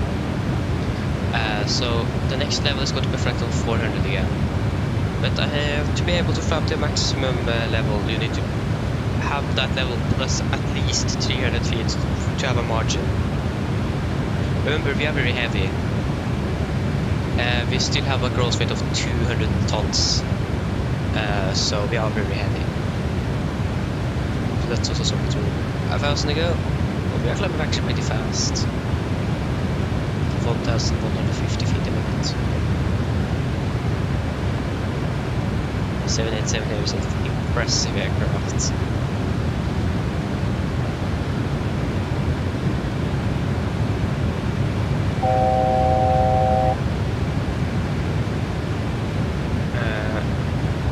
I don't think we're going to see any time changes now, but we don't even have a top of the set point yet. Can we take flight level 400 again? Actually, not that again. No. Come on, please. Please, please, please. 400. If you do this, delete. There you go. Now it should work. If it works now. Okay, it does work. Try flight level 400 now. Still doesn't work. Delete again. Go to 0. Try again. Doesn't work. If you click on delete, it goes to IKO. But you still can't enter any altitudes. Okay, we have saved 1 minute. Flight level 400. Why does it work? It works perfectly in the 737. That's so strange. Can't set anything here. The engine out doesn't work.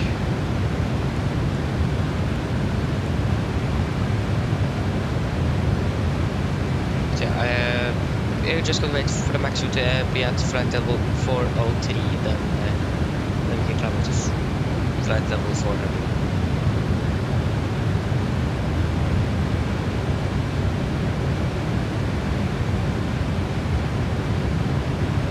Yes, there should be We should hopefully be good on fuel. That's my only concern, actually.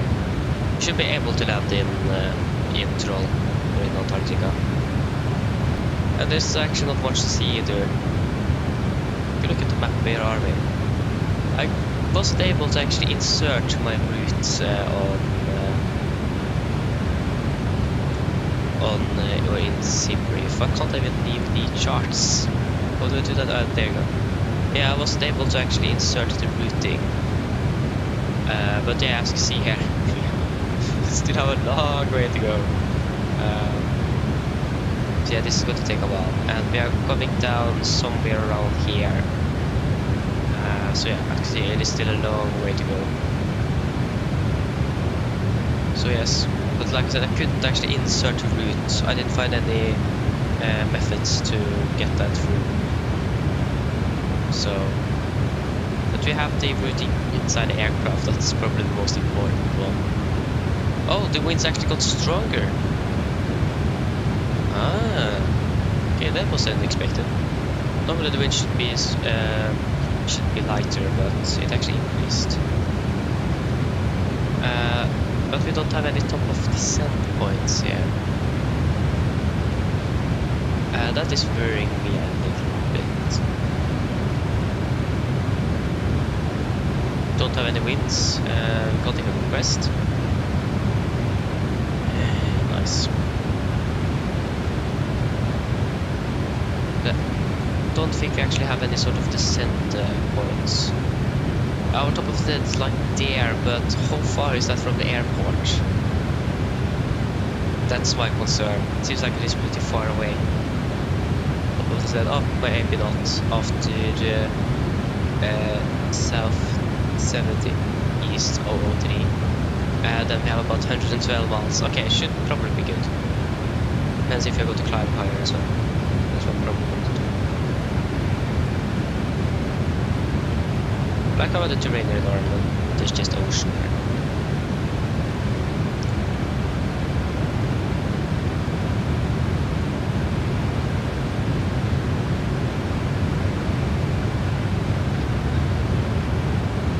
Yeah.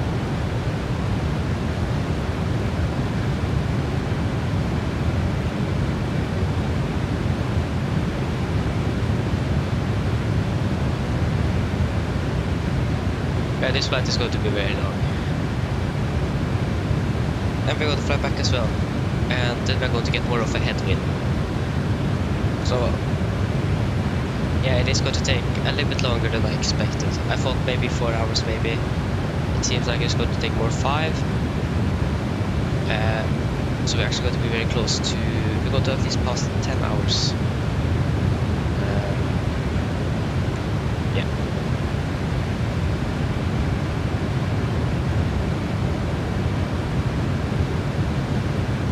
As long as we have enough fuel, that shouldn't be an issue.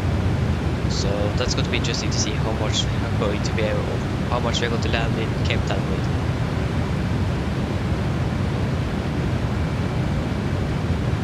Like if we need to, I think we could be able to fuel or get some fuel in the aircraft, but we don't want to refuel here. So yes.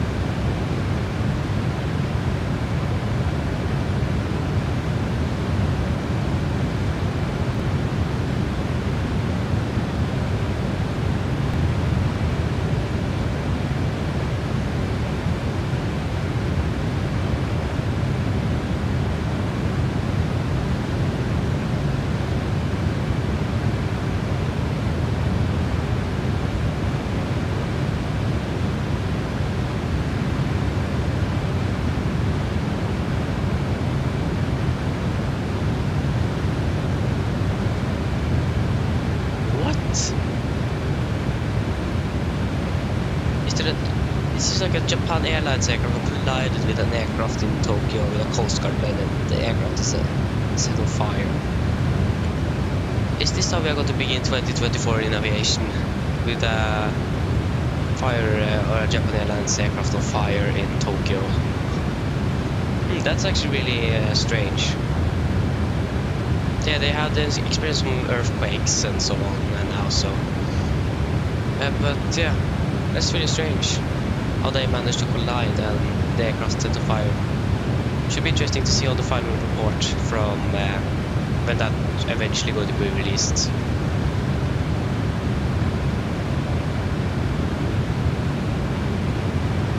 So that is probably something you should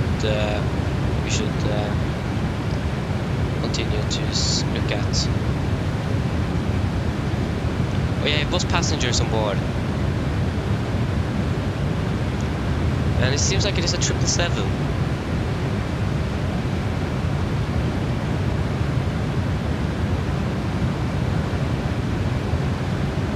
That's actually insane.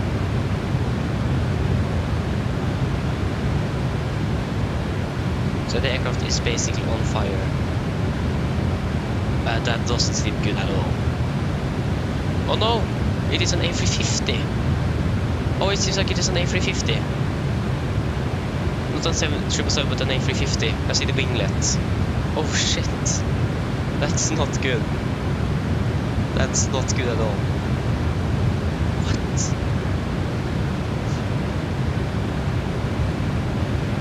Shit. What? What?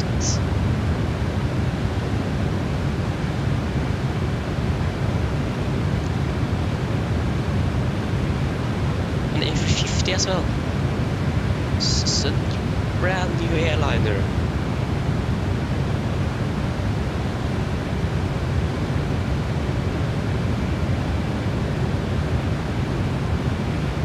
Yeah, it seems like that they have collided with another aircraft on the runway. How they managed that? I don't know. What?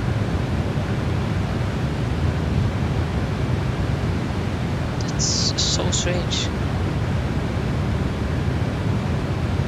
Yeah, the aircraft here is totally soon gone. There's nothing left.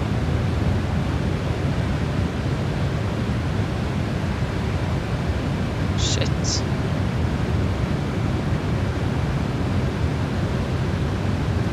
That sounds good.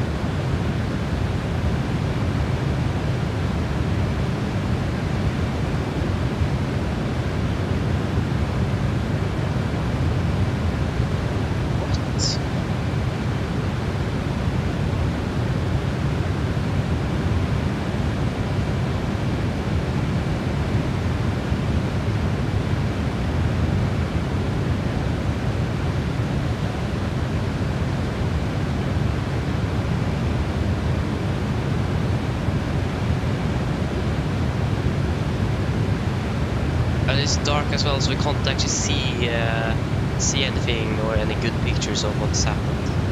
Yeah, that's not good. How did I manage that? What?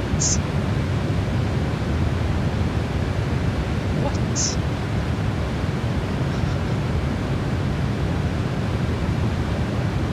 Yeah, that's a little bit strange, to be honest, but yeah. Brand new A350, both on fire. Or the report said that they collided on the runway. I have heard that they collided with a Coast Guard aircraft. But where is that Coast Guard aircraft? There's barely left anything of that A350. You have a little bit of the wing and the engine on the left side. That's what I can see from the left of the aircraft.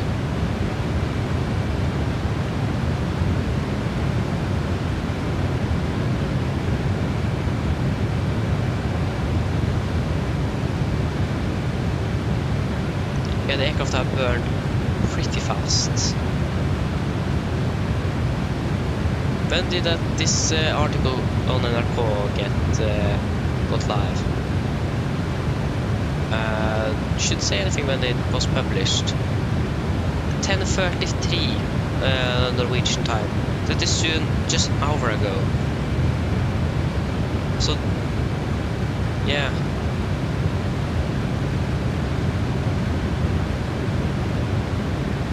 So that should have happened pretty recently then.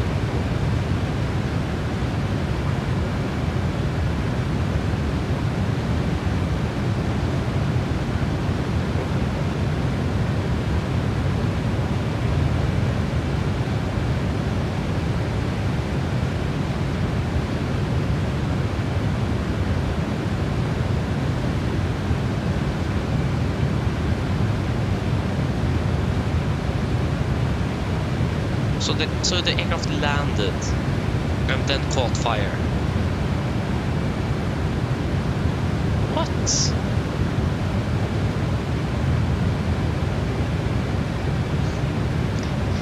Huh.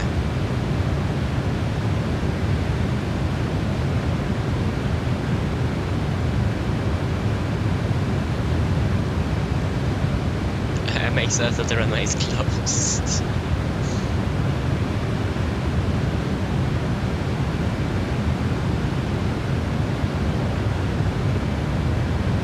Okay, so it isn't confirmed that the aircraft have collided with another aircraft, but it is a possibility. But there is nothing to prove that yet. So yeah, this is going to be interesting to look closer into when we get further updates. But yeah, that sounds good. Seems like they are getting the fire under control now. Watching the direct images from this.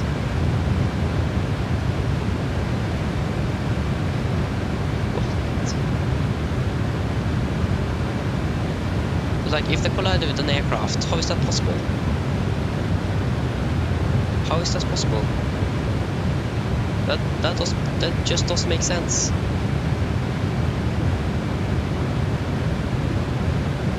It is dark, yes, but all the aircraft on the ground do have lights. But it also depends on the size of the aircraft, because if that, for example, if that Coast Guard aircraft was very small, the lights on that one could maybe have blended in with the landing or the runway lights, so the pilots couldn't see. But where is the air traffic control? So this is a little bit strange.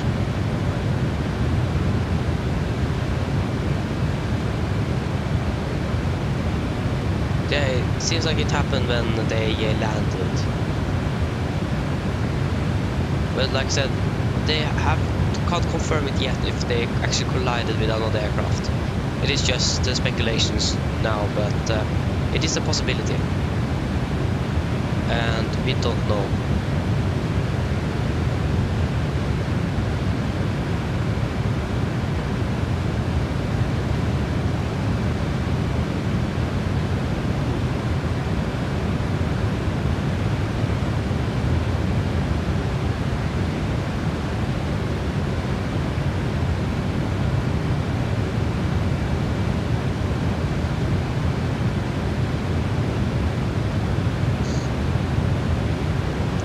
Do they operate with how many runways do is it Narita Hanada that is it happened? Hanada. How many runways do they have at Hanada?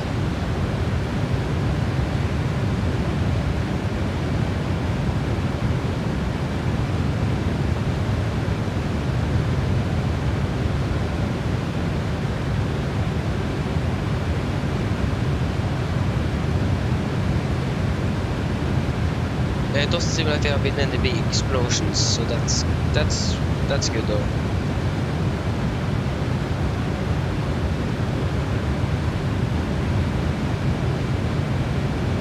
Good. Let's check on the map. So the runway, I don't know, I even don't know which runway they have. Yeah, it seems like many flights are cancelled. Cancelled.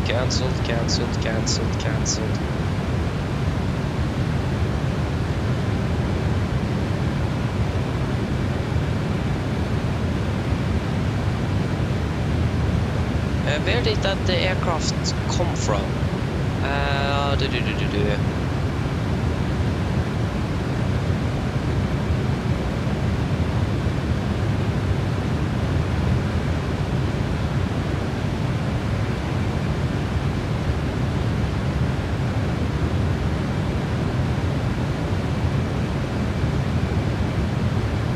Where was that?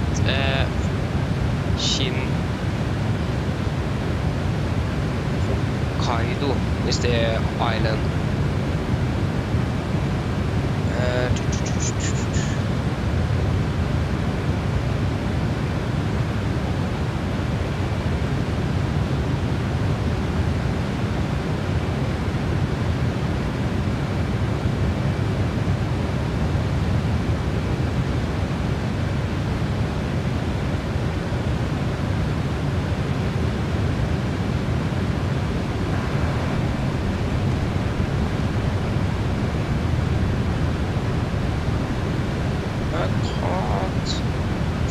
Anything, but when did that aircraft actually land?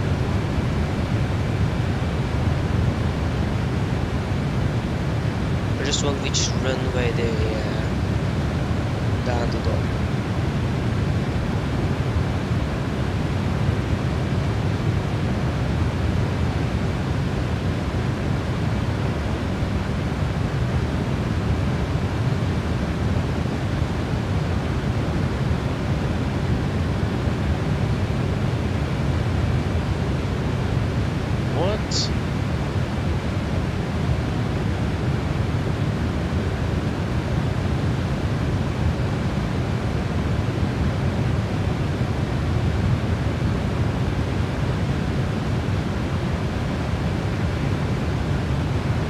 Many flights that was supposed to land here is now diverting.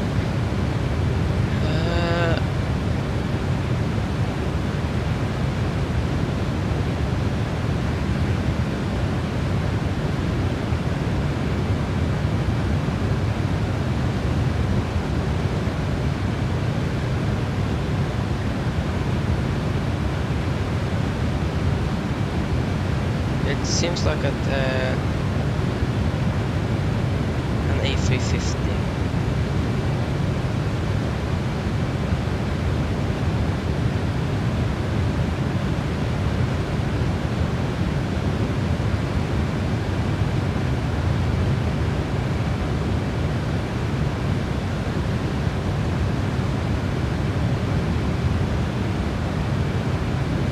Yeah, here it is.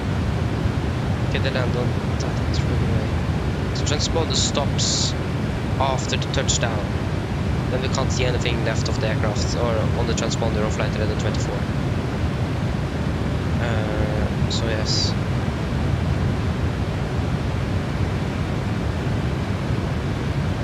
There's like a Delta Airlines standing on the runway ready to depart.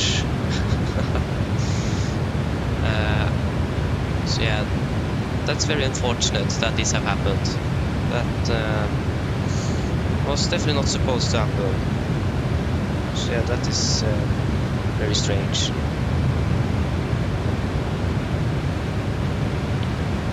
Light Gaming! Hello, welcome, hope you're doing well. Happy New Year as well. Though we are not going to crash. It have just been an aircraft that have crashed in Japan. Or crash to crash, they have caught fire and is now burning down. It is nothing left, or very little left of the aircraft. We have a little bit of the left wing and the engine, and that is what I can see. There's a lot of smoke. We can't actually really see anything. So yeah. a bit unfortunate that 2024 was supposed to start like this. But yeah, unfortunately there is nothing we can do with that. Same way with 2023, we started the year with a crash that was in Nepal, an ATR that crashed. And now we begin with the Japan Airlines that have caught fire on the runway.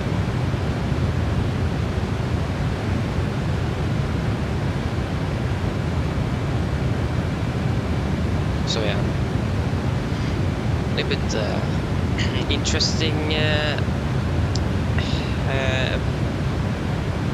events that every year we should start with something like this. Or for the last 2 years, 2023 and 2024. I'm not sure if anything happened in 2022 in January. So yeah.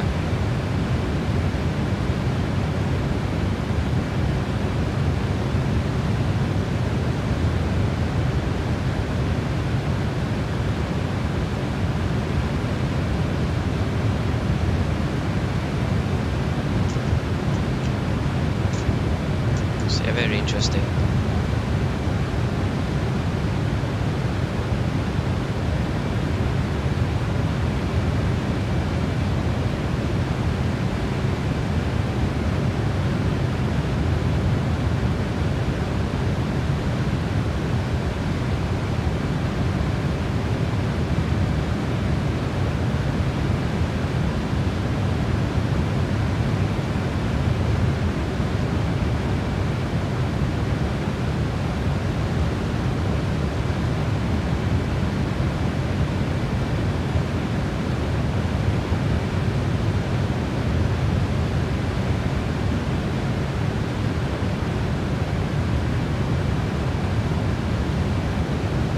So yeah, this is something we need to follow up today.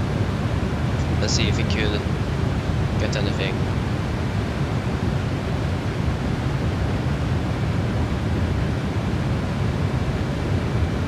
It's really hard to see anything. There's so much smoke.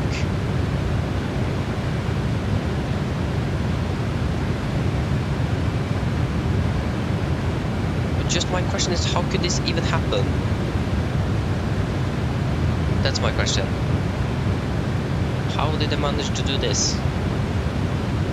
There is so many safety barriers that should prevent this, and still it happened. So yeah, it is something that went wrong here.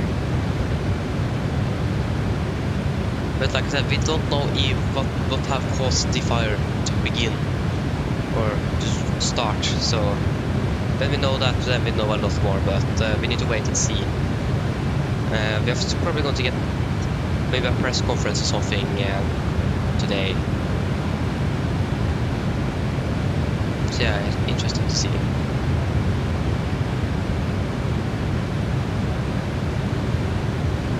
So just going to follow this events here.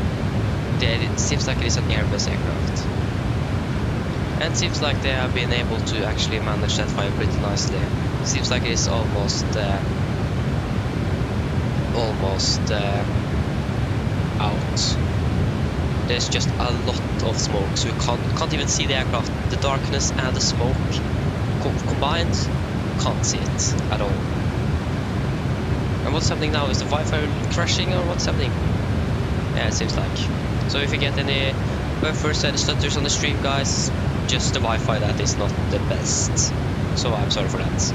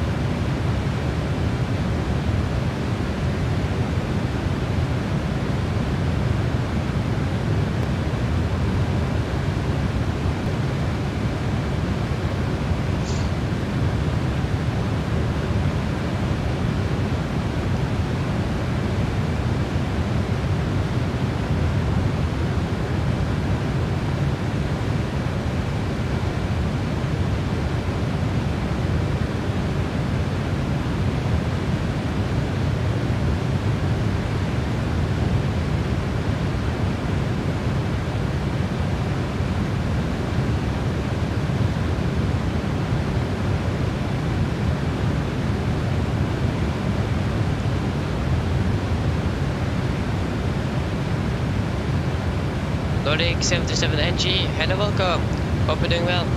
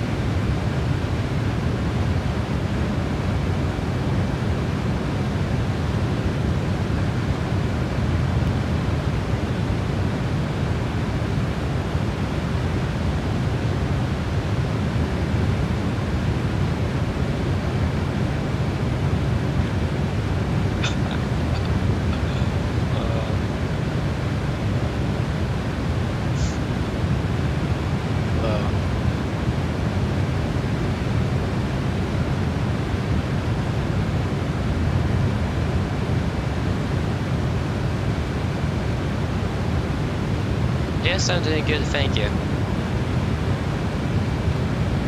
Yes. I am watching it live on NRK.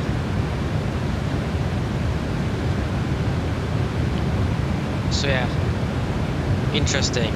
I'm wondering what caused that. It have been speculations of a collision, but how in the world had they been able to collide on the runway?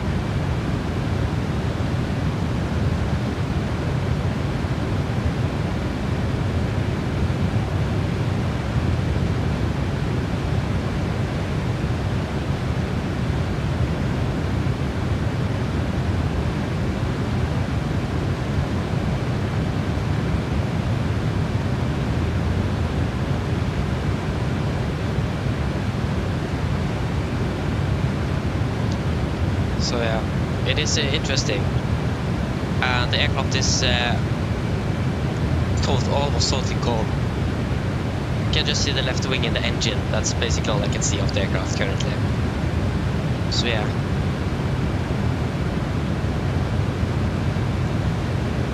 Like I said, how in the world managed they to do this? It's going to be interesting to see the final report when that eventually comes out in maybe 1.5 years. Oh yeah. Yeah.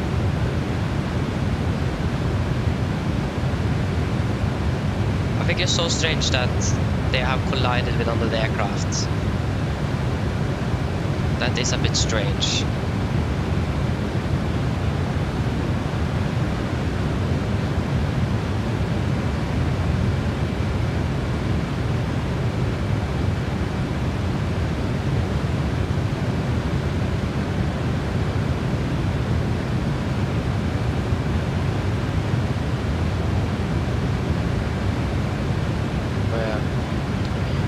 Have it saved anything on the timing, for example? No, we have a bit more fuel. That's nice. but not the time.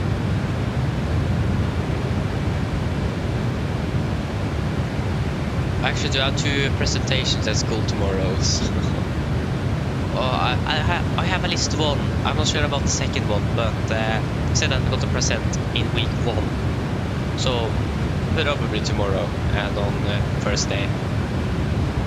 Yeah, 2 hours reach this week, I think. So yes, I'm so happy.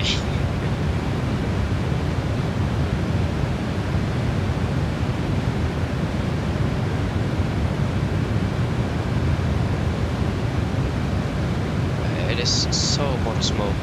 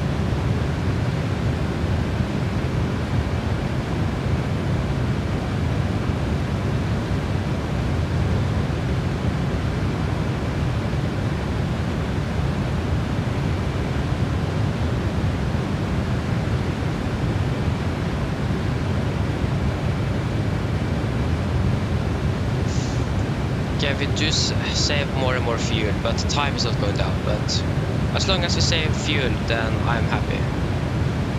It is fuel that I'm a little bit worried about. Why?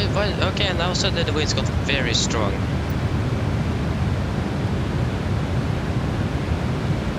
Maximum flight level 400.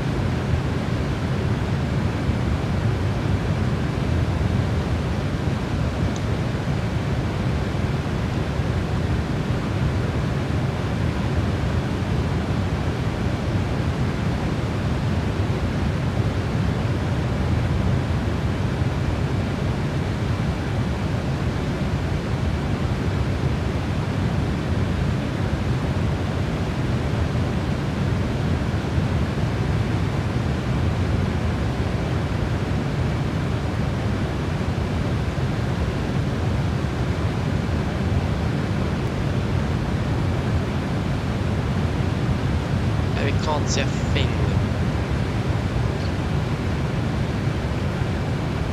It seems like they've got the fire under control though, so that's nice. Last hello, welcome back again. Yeah, I agree with that. That's the best. That's the best. I totally agree.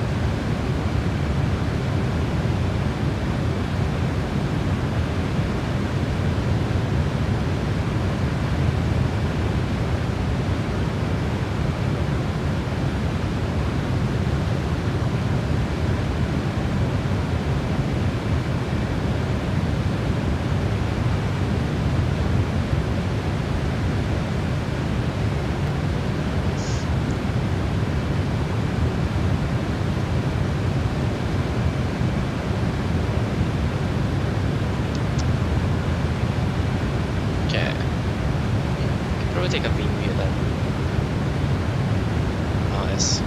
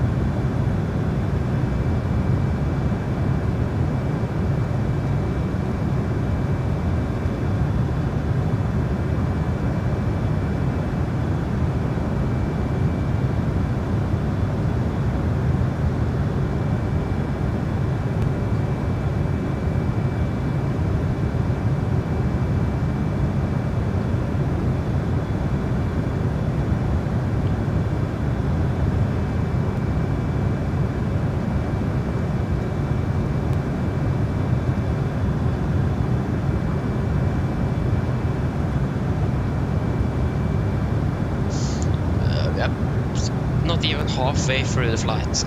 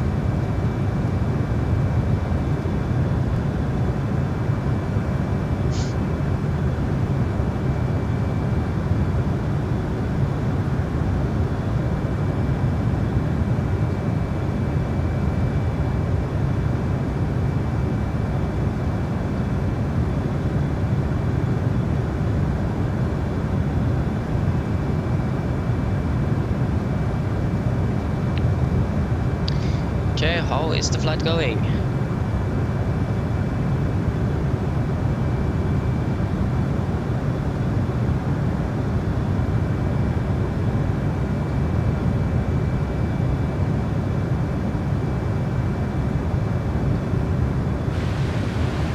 Yeah, still far.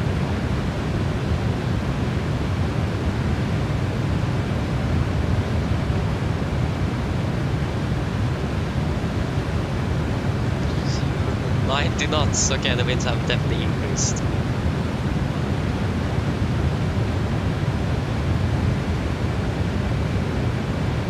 Yeah.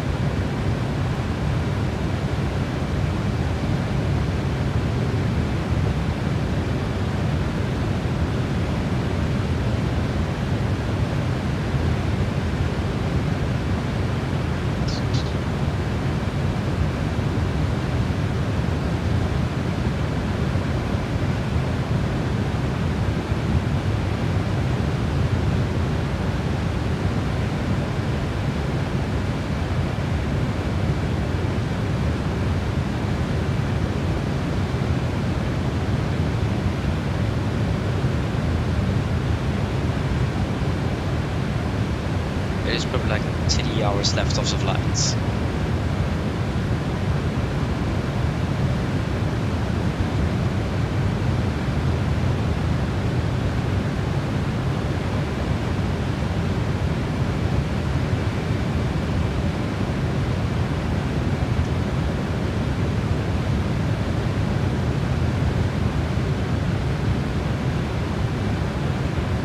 So 13:40, the clock is now 11:08. It is still like, oh, just 2 hours then actually. 2 hours and 30 minutes ish.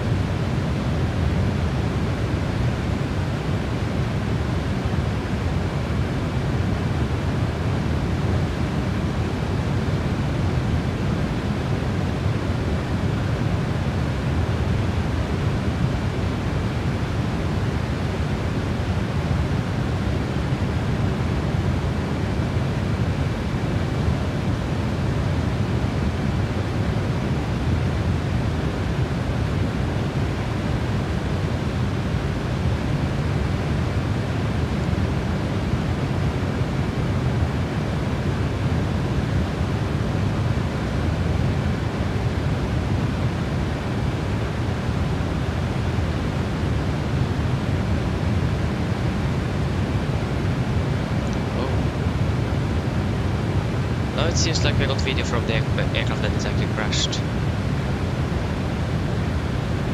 Oh shit!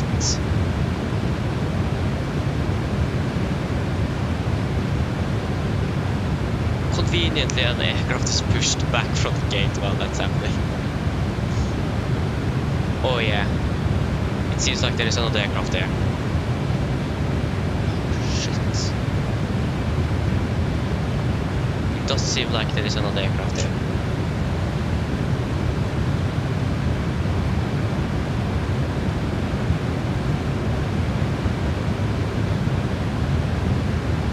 But how did this happen?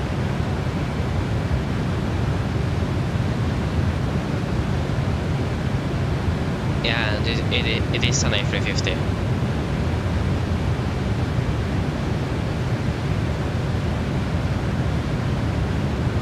How did this happen?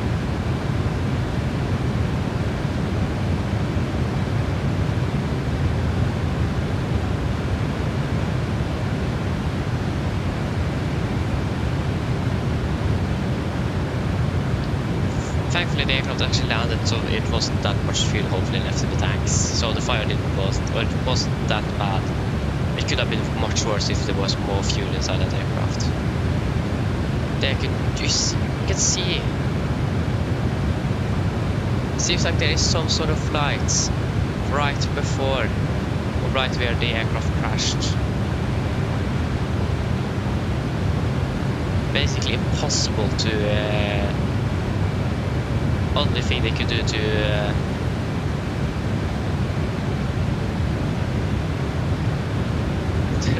it's such an aircraft crashing behind this guy, and he's just waving with his closed sticks when the aircraft is pushing back.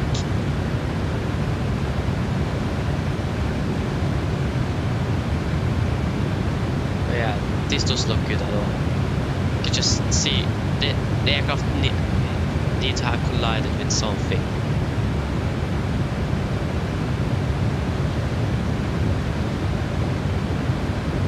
The aircraft might, yeah, seems like a collision, a big explosion of some sort. Yeah, it doesn't look good at all. So yeah, it seems like there was a collision. But yeah.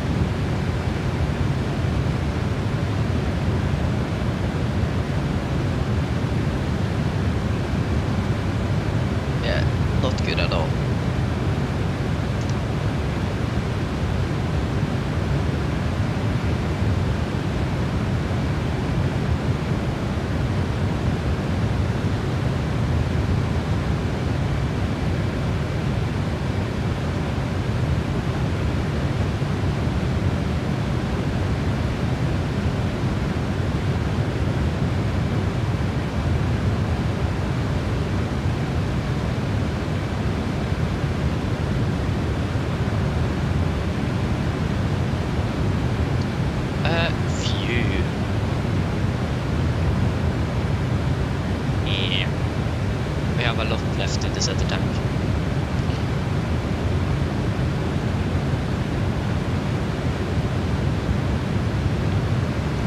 Speed is still increasing.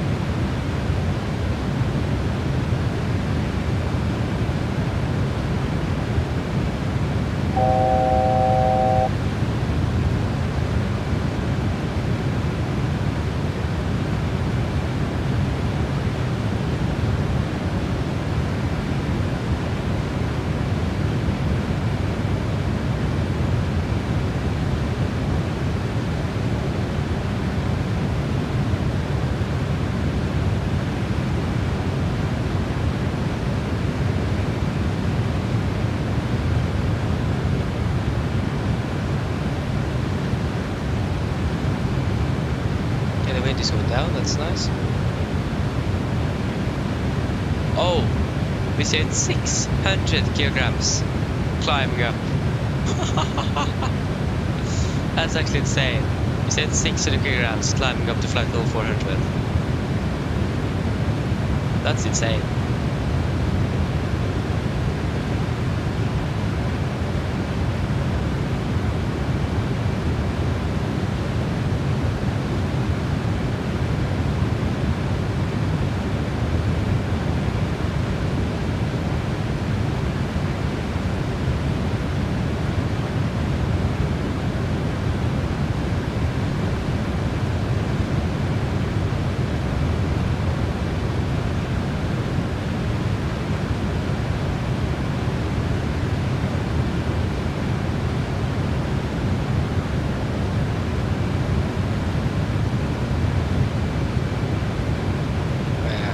That's actually insane.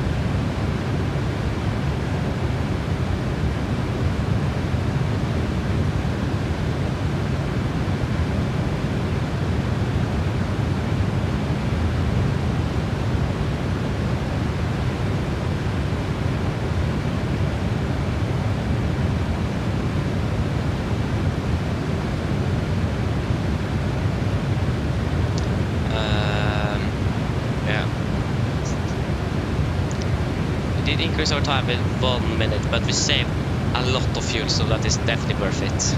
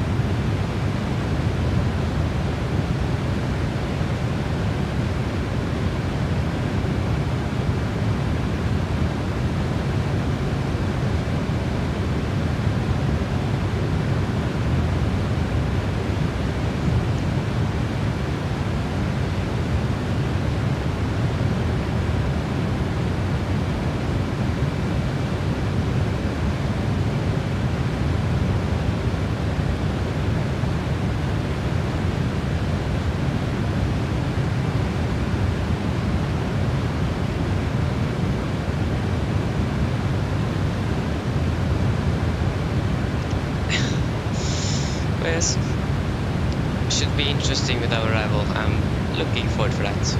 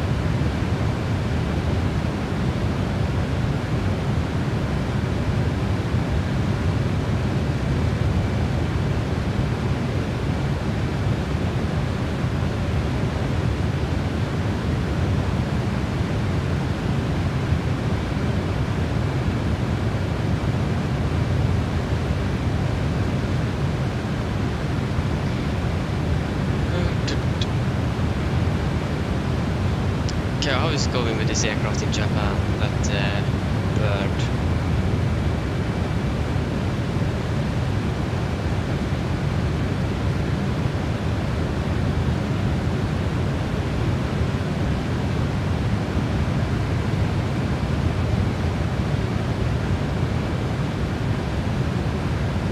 Can't see. They are not. I don't think they're filming the aircraft currently either. Or if they do, then there is basically nothing left of it because I can't see it.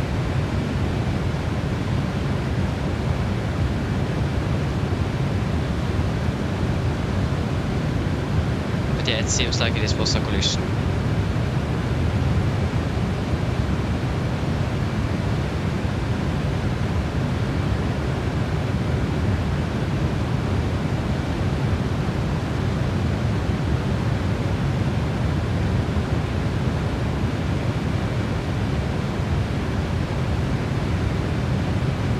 It doesn't seem like there is anything special happening currently.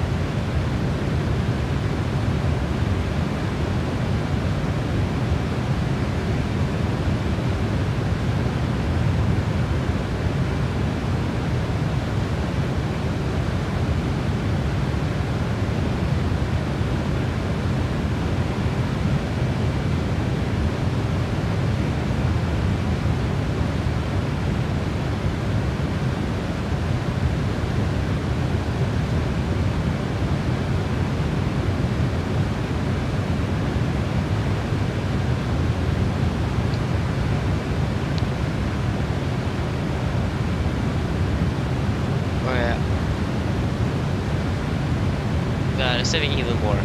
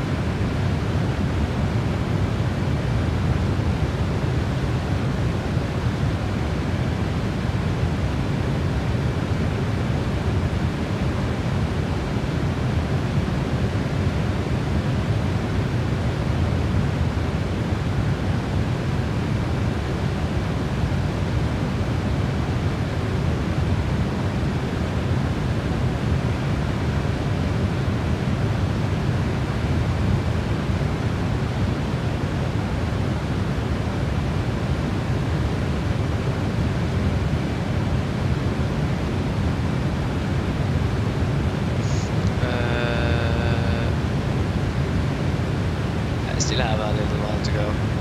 Clock 7:43. It is approximately 2 hours until our descent.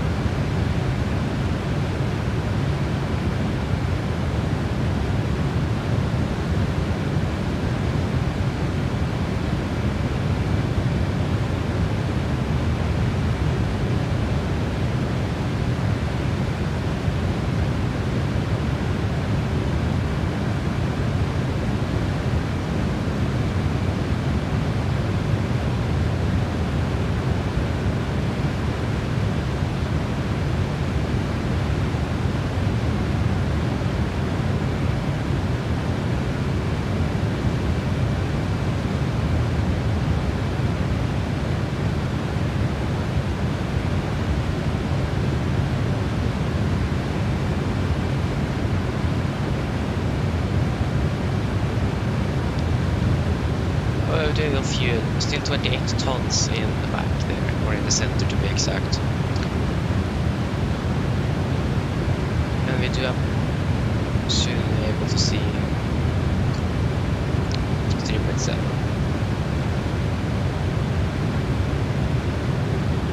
Oh yeah.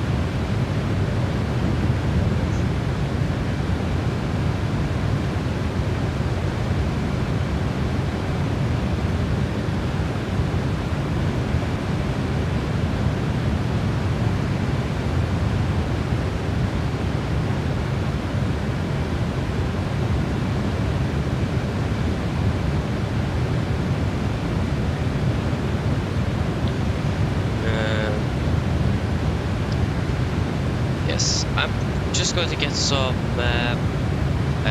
food, so I'm back with this.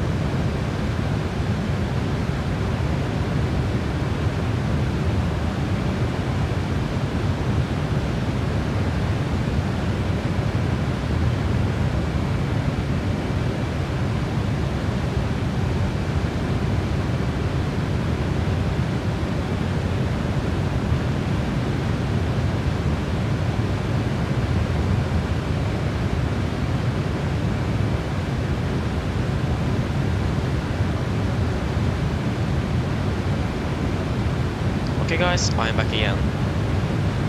So how are things going now?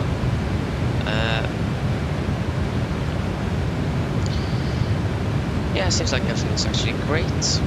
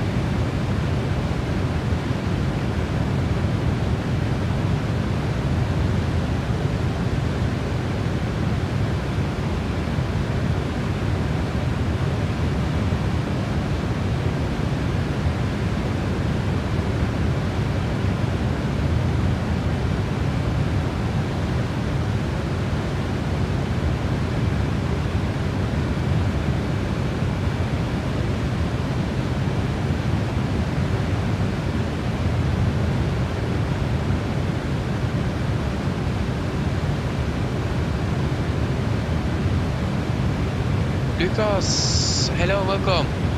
Hope you're doing well.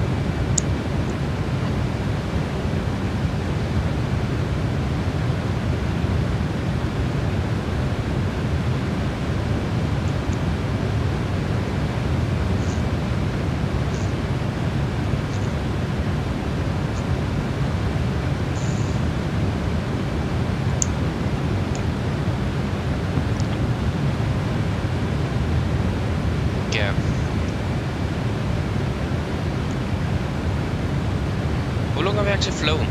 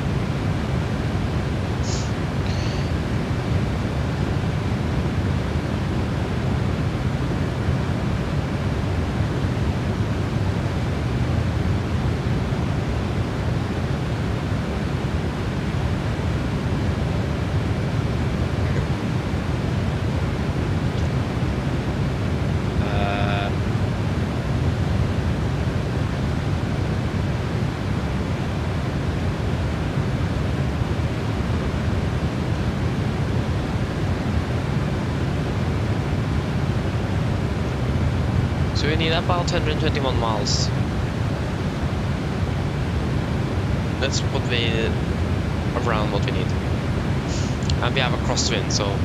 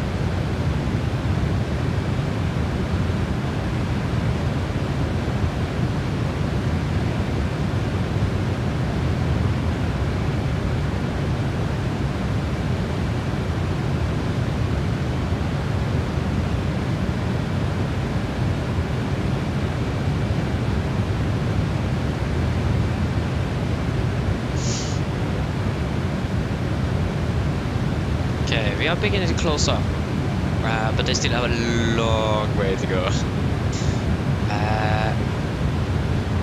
We still have over an hour left in the air. So yes, just sit and relax a little bit. I don't know. something.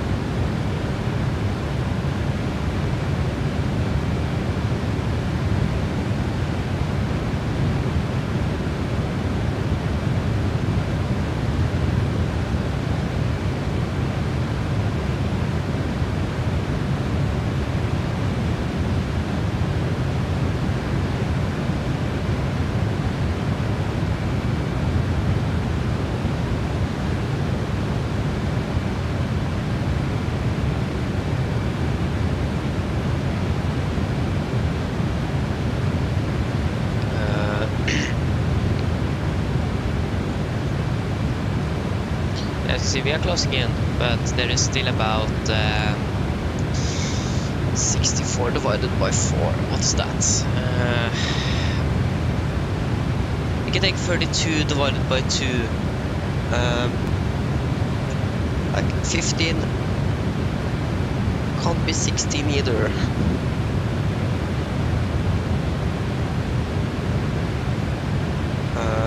Because 15 plus 15 is 30.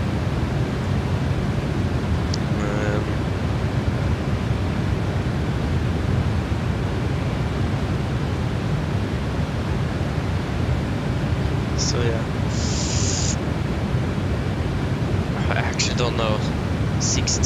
divided by 640 divided by 4. Divided by 4.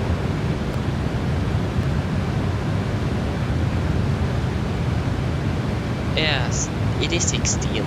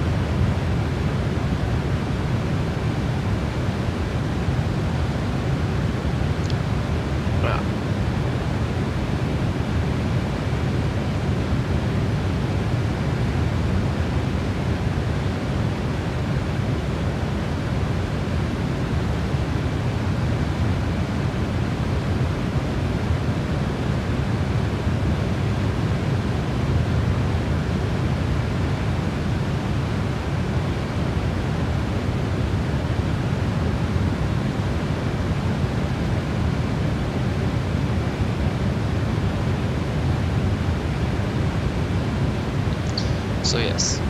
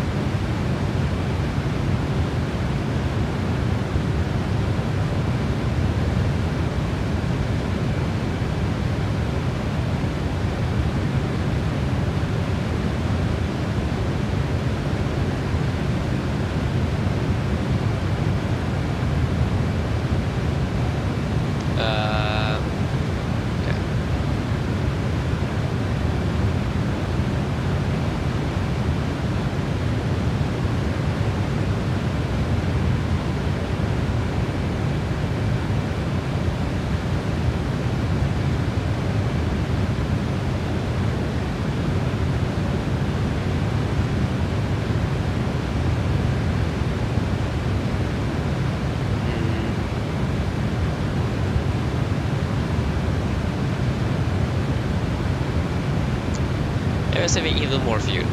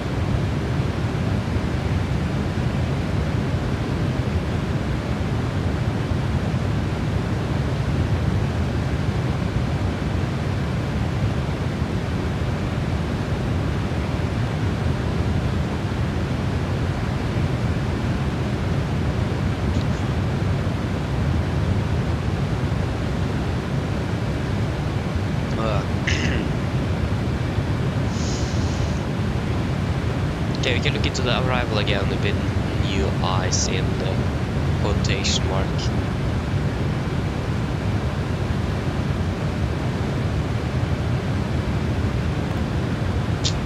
Seems like to be good.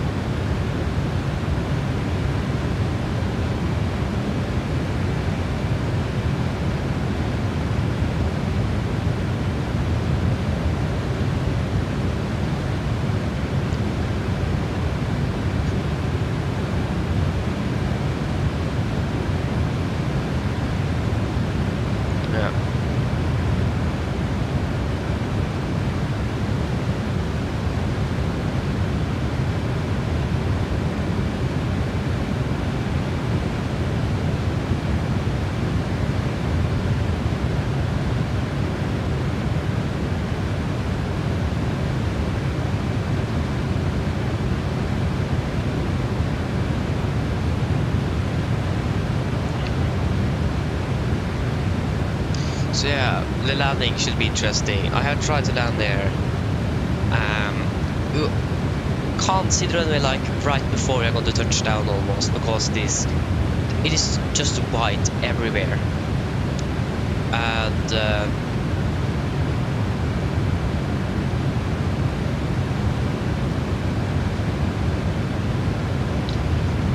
yeah, so it is going to be really hard because you can't see the edge markings for almost right before. So yeah.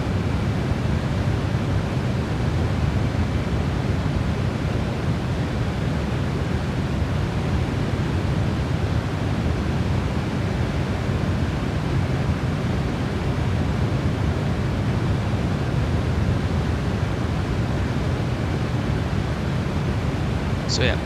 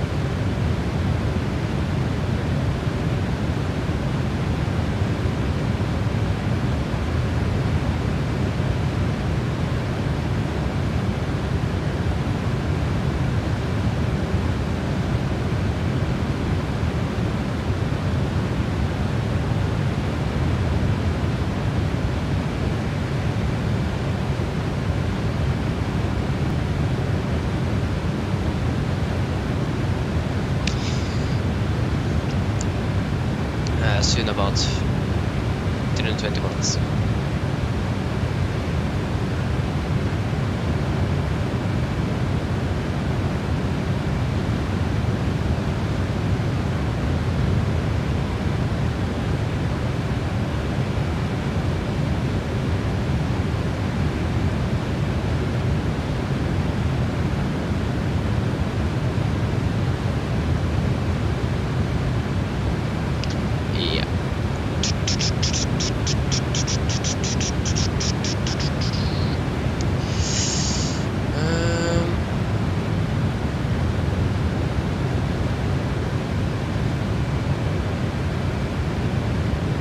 How is it going with that Japan Airlines aircraft? Exactly.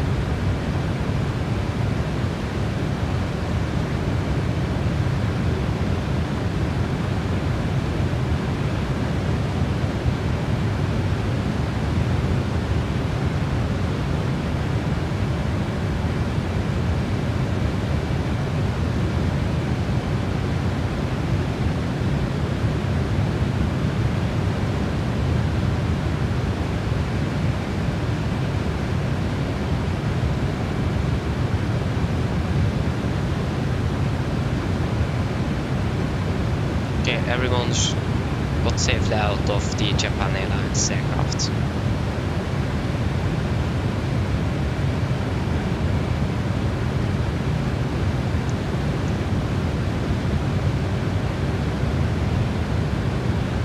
Yeah, that is so strange.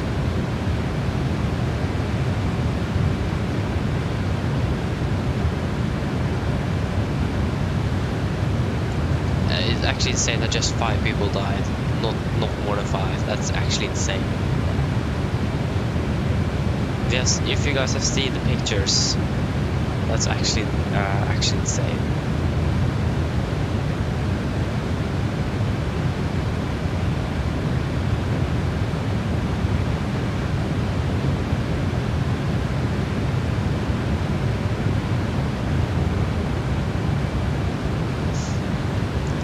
Insane.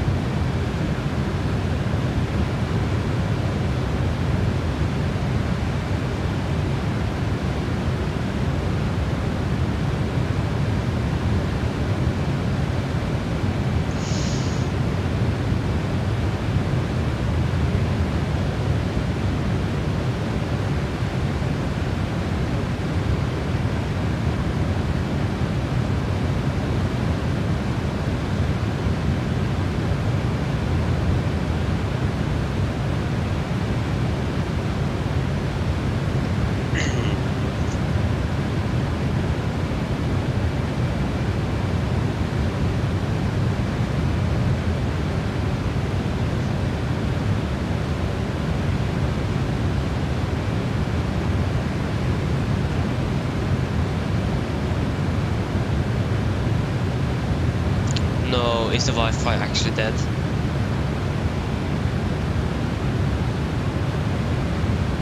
I don't think so.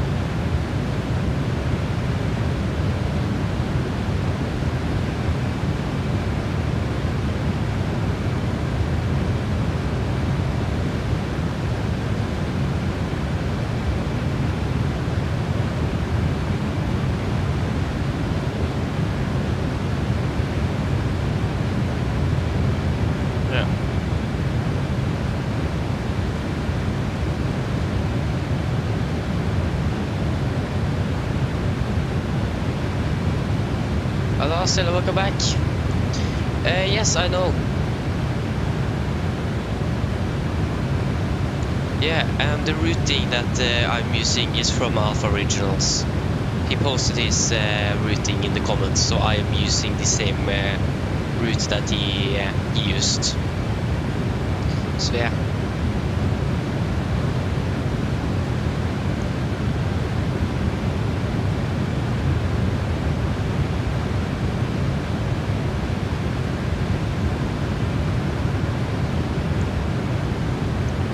Very thankful for that he actually made that route public, because it is very hard to make routing for a flight down here. I actually don't know how long this flight is. We are landing in about 1 hour and 10 minutes.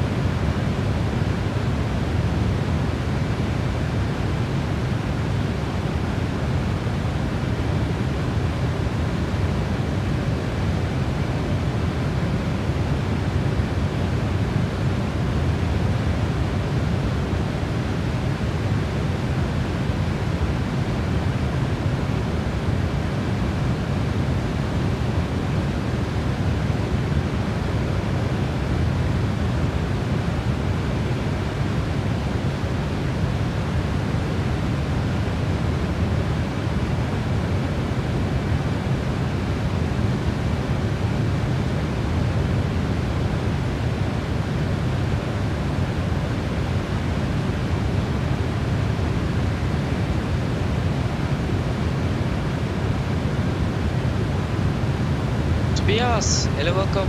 Hope you're doing well.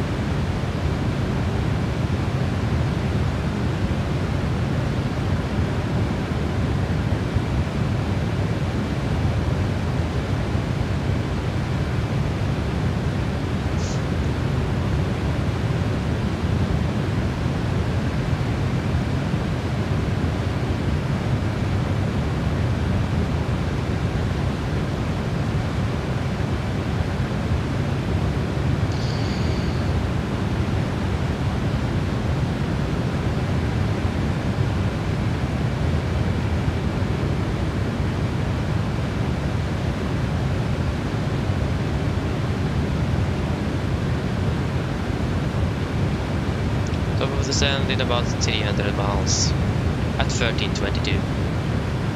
So in under an hour.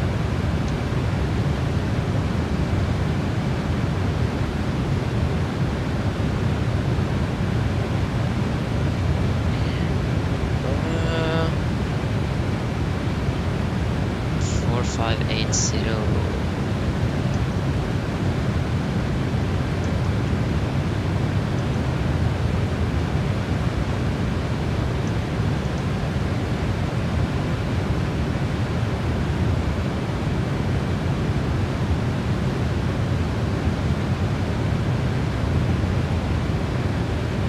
Avinor.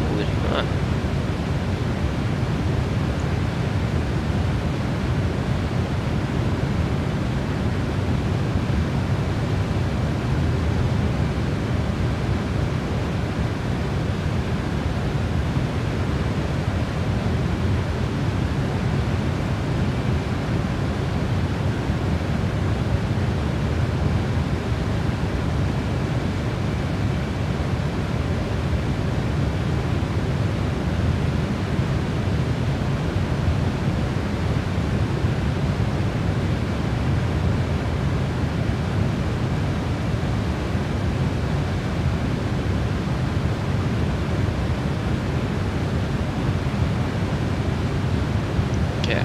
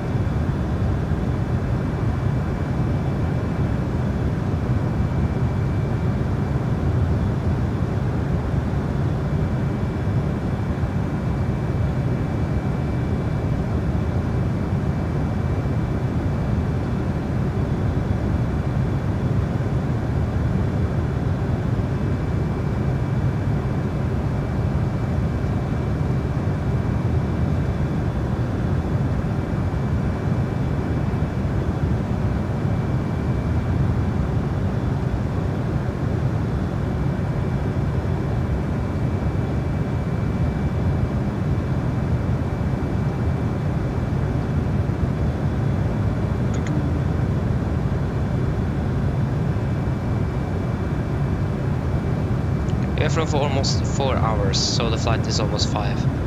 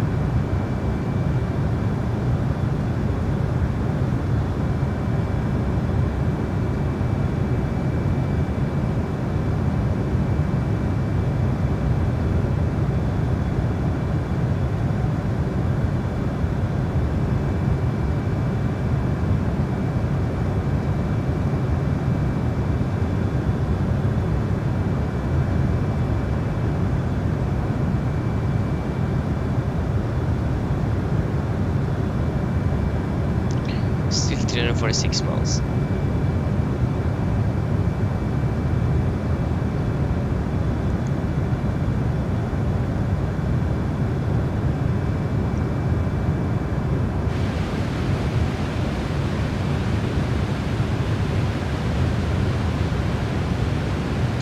to use as much flaps as possible. Lowest speed as possible as well.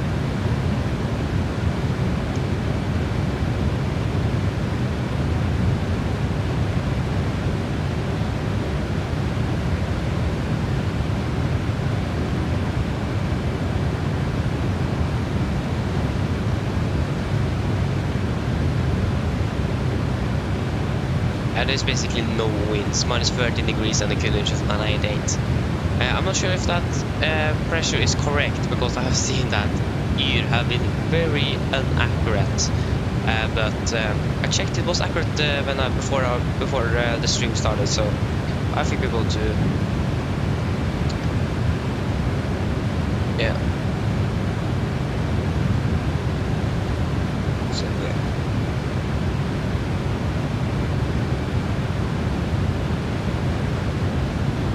So, So we're going to use what Eve says.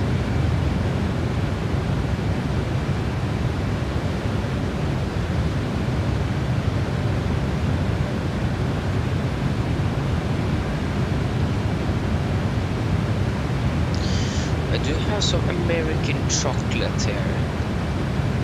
I have heard that European candy in general is much better.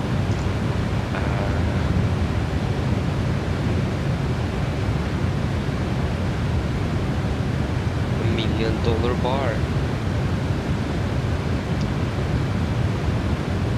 I actually don't want to taste this at all.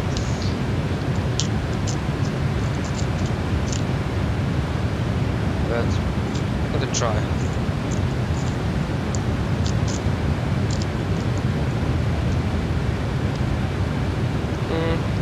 It doesn't smell too bad, to be honest. Interesting way to open this.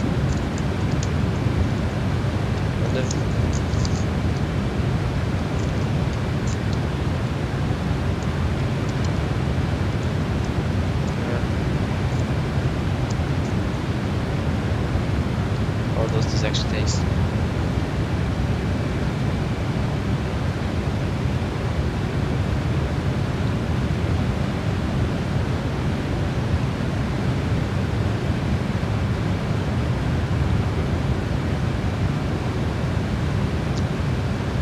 It isn't as good as Norwegian chocolate. Right.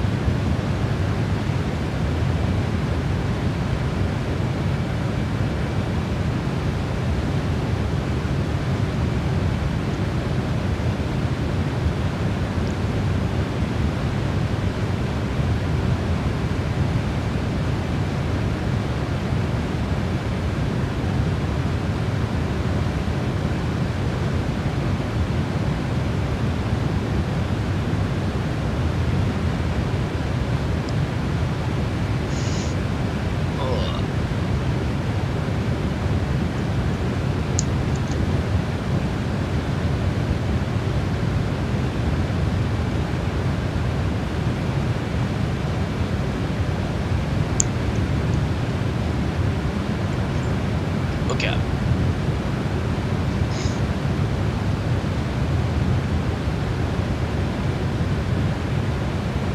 And it's still a little while. There you go, we have a direct headwind now currently. What? Good, that means we're going to get a tailwind on our way back. We have a ground speed of, yeah, it doesn't say ground speed, but we have a speed of Mach 8.5. 0.85, sorry. We are not flying Mach 8. I mean, this is much faster than flying Hercules aircraft down there. But it's insanely slow. I wonder if... The bad thing here is that we can't actually...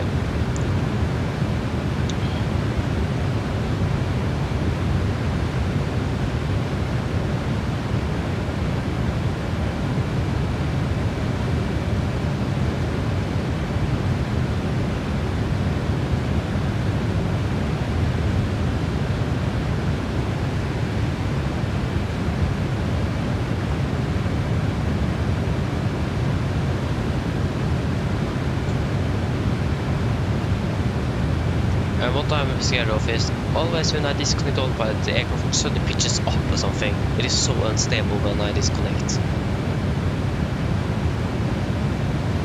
Yeah.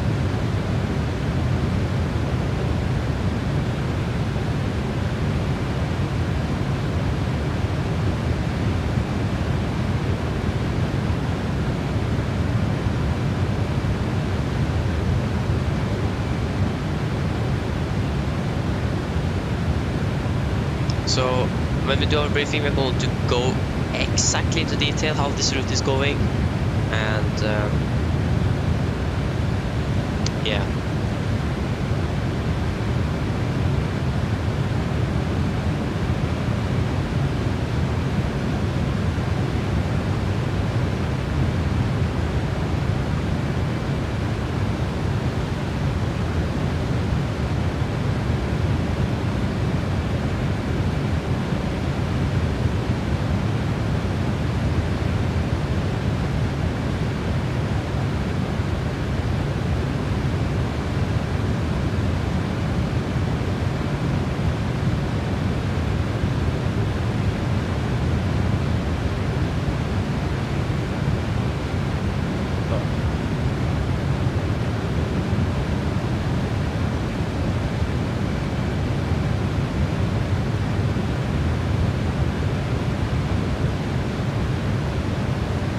Okay, the time is going up, makes sense, but yeah.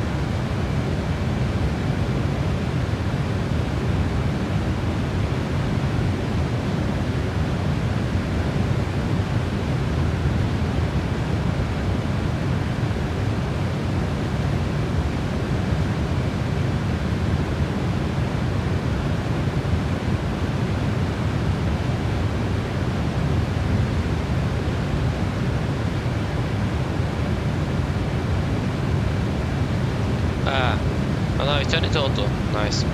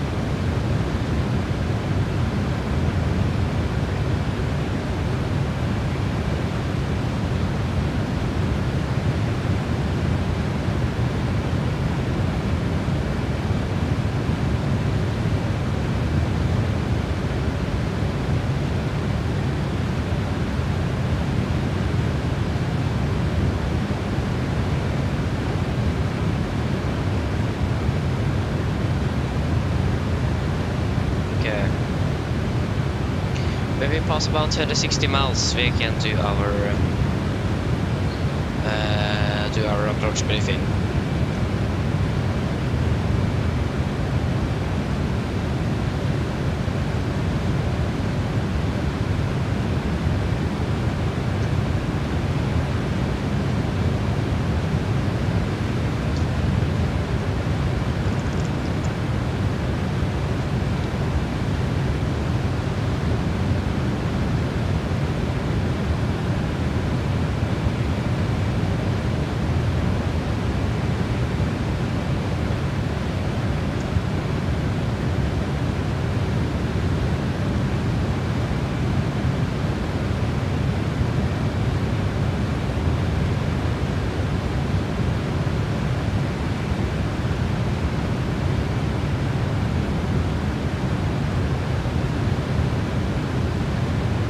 So, landing in about soon 40 minutes.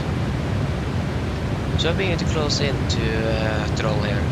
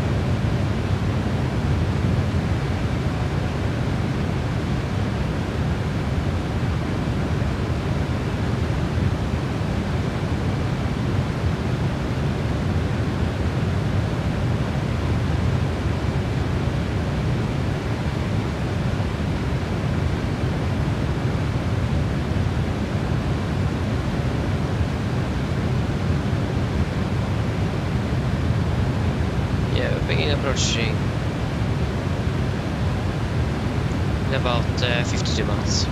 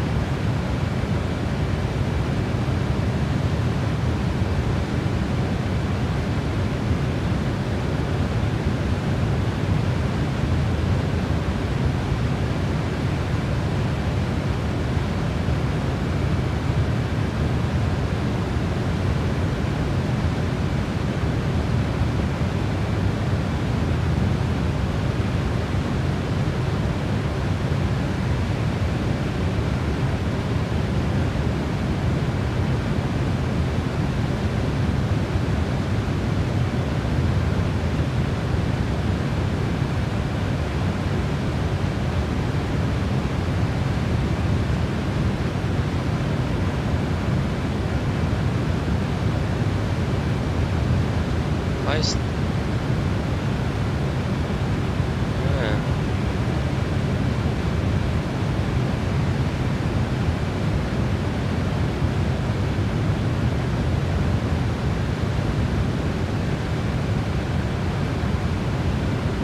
Does this actually work? Oh, yes, it works. Oh, yay, it works. Can we get DC dude?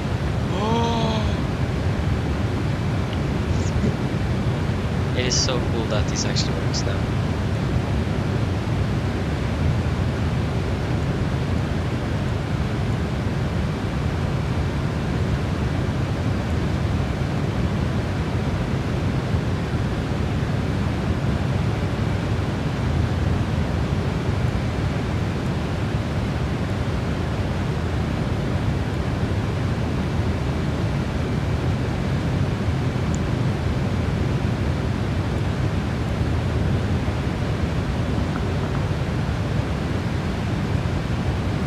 Progress. Takeoff, we have now the route. Nice.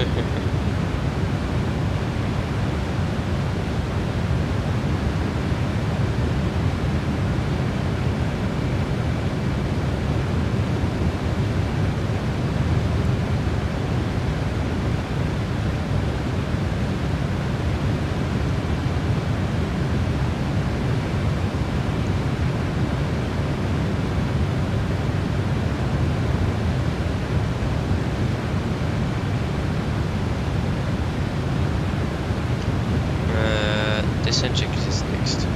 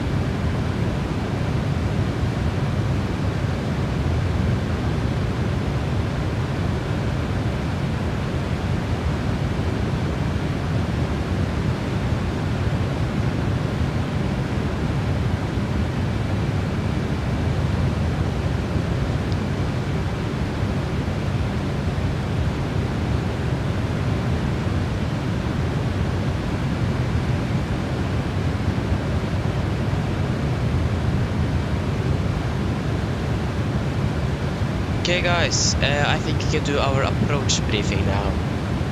So yes, we can begin with the weather in Troll. This is everything we have. Yr.no.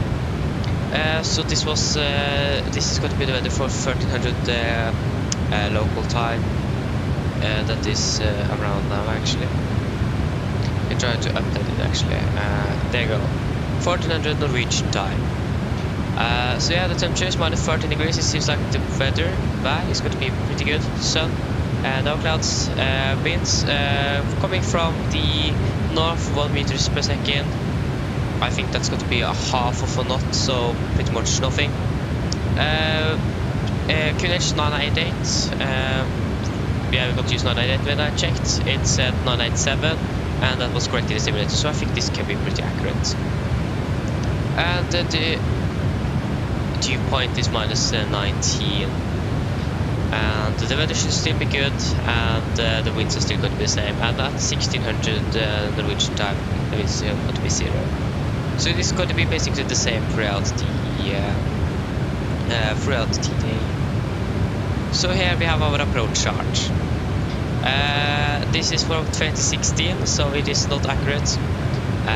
But this is the best we have, and this arrival light doesn't exist in the simulator even, so we had to use some questionable measures to make our approach. But we can quickly go through here. So info up center, this is just phone numbers. Threshold air elevation is 4016 feet, and that is accurate. Minimum is going to be 4580, we have set that already. And yes, so descent angle is going to be at around 3 degrees. We have no poppies. A wobble poppy is available at the angle of 3.25 degrees, but that's not able in the simulator, so yeah. So then we can begin to match up this routing with what we have in the FMC and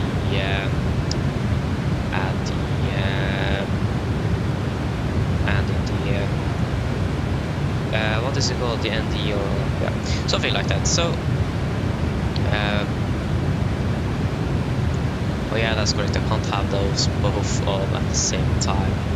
That is a little worrying actually. I don't know how we could do that.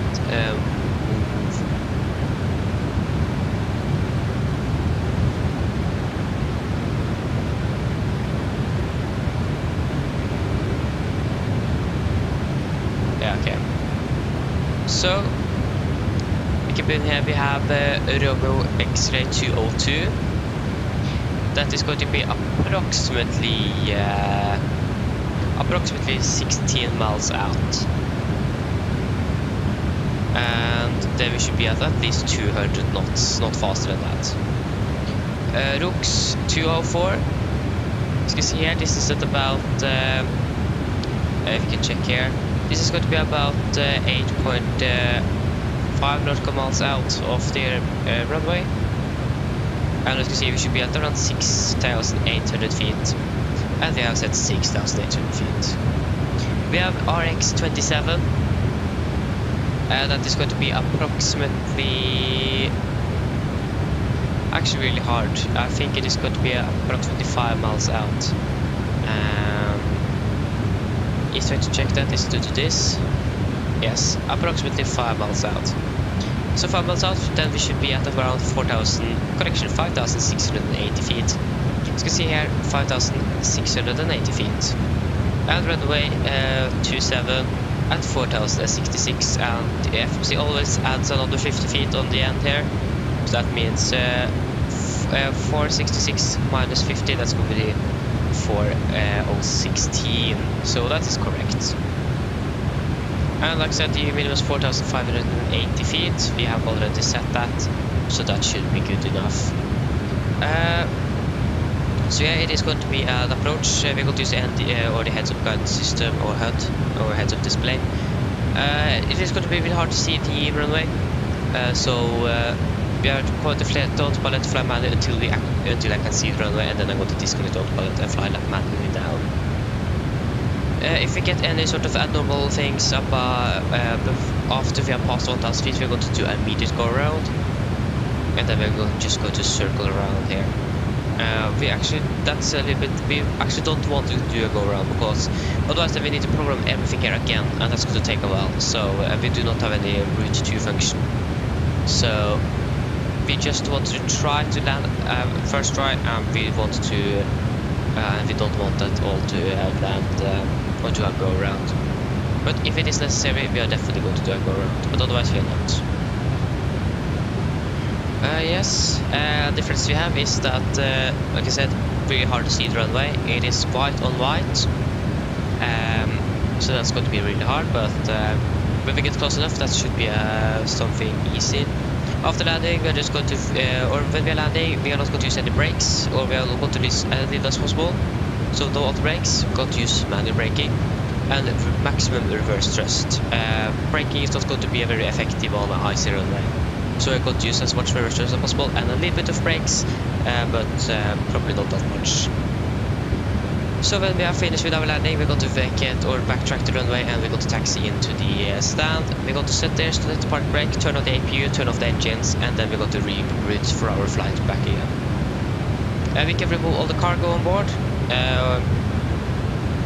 and we can probably actually add a little bit for it because they might have some trash that they just won't have there anymore. So we're going to remove a bit and add a little bit to simulate that they have got all what they need, and we are going to get something back. Personnel, we're going to have about 30 on our way back as well. It is changing, they're changing crews up there. So yes, that is probably what we are going to do then. And like I said, we're going to reroute for our flight back, and then depart as soon as possible. Like I said, there is no G-grab power units there, so we need to use the APU. So we need to be as fast as possible to get off, just because of the fuel. And if we are not able to depart with the fuel we have, we are going to refuel the aircraft there. But they have said that please no, we want the fuel for ourselves. So it all depends. But like I said, if we need to refuel, we're going to do it. But otherwise, we are not going to do it at all. And yeah. So also when we're taxiing, very careful, don't taxi too fast. Like I said, braking is going to be difficult. We can't use reverse thrust when we're taxiing, and that's going to blow a lot of snow inside or on the personnel on the ground. So that is also something we need to be a little bit cautious about. And yes, we do not have any taxi charts, so we're just going to see how things are going and then park as we want. Otherwise, the weather is good, like we have discussed, and things are looking pretty great for a good landing. Yeah, and also the runway is very uneven. There is a lot of bumps, so it is not going to be a smooth landing, and we are not going to try to butter the landing either. Here we're just going to get on the ground, stop the aircraft. And if we do overflare, or we have any other things like that, that we float over the ground too much, go around, we don't want to overshoot that. Then the aircraft can go stuck in the snow. So, like I said, don't overshoot the runway. That's a big priority currently. Yeah, but otherwise it should be good, and the personnel on the ground there should be ready to handle the aircraft. So are there any questions for our landing? Probably not. Then our approach brief is complete then. Remember guys, if you have any questions, you can just ask whenever you like, but since we don't have that much, or since there is a delay between what you guys hear and what I say, just going to say probably not. Yeah, if you have any questions, just ask. We could probably do our checklist, so that is not this checklist, there is a checklist. So, this is a checklist, recall. Oh, that's correct, we had for some reason we had a tail strike. Recall, checked auto brake off, landing data, flaps 30, 153, so that's also weak for. Right before that, we're going to check again and see if the speed is lower. That's also one thing. And the connection of 5 knots, the minimum stop on 4,580 feet. And upper splitting is also complete, so the centric is complete. Checklist, there you go. So we are pretty much ready for our descent. When we begin, we can descend down to probably 15,000 feet first. And we are pretty much ready to go, so this should be an exciting landing. I'm going to make a replay of it, and I'm probably going to post this as a YouTube short one day. A special camera view just for the landing. So I'm going to take a replay of it. We are not going to look at it in this stream. So look for a short video in the future, and you're probably going to see the landing there. Maybe also the takeoff. But we do not have time to burn out of the fuel, and we also need to get back again as well. So yeah. Said if you can go back to the system tab. So we have about 21.3 tons in the center tank. We have still not used anything in the left and right fuel tanks, and we have about still 55 tons on board. So hopefully that should be enough. I'm not sure if it is, but the FFC will say that when we have programmed our route back. Yeah, this should be an interesting landing, and looking a little bit forward for that, but I haven't practiced that landing in like 3 weeks, so it is going to be a little bit hard.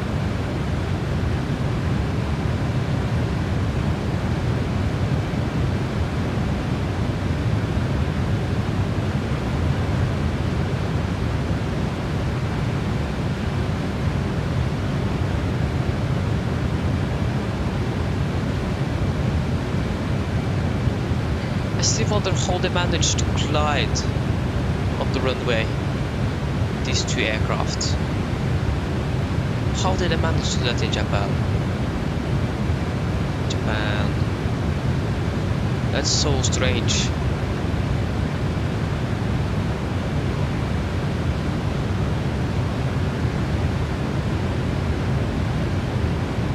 So we're landing in about 20 minutes soon, actually. Are you serious? I thought it said at 23 and we're landing 43. We have 20 minutes on our descent. That's actually going to be really tight. And we needed approximately 121 miles.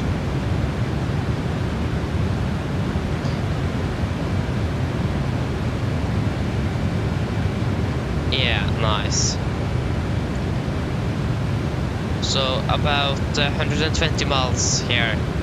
So I think that's actually going to cut it pretty short, but remember, we are going to descend down to 4,000 feet. So yeah, we are going to be, the air elevation is pretty high, so it makes sense as well.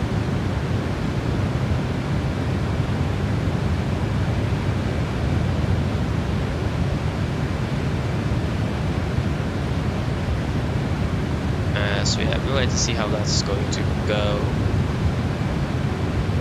Flight path vector. Never using that one.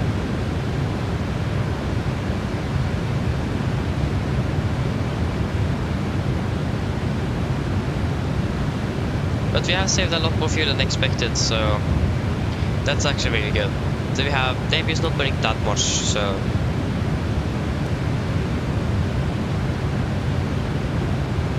without AP we are not going to have power to the aircraft, so that was the reason why. Sorry, that was the reason why I wanted 100 tons, just in case something like that, the AP burns more than expected, or go around or something like that, but we didn't have the room for that.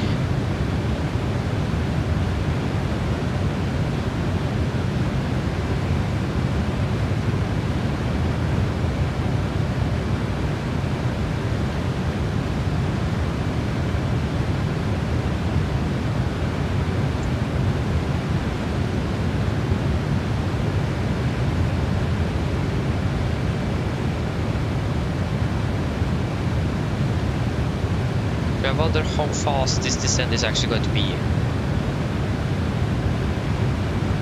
And we have a direct headwind, so we're going to get a direct tailwind on our way down, so our way back, so should go a little bit faster than our way home again.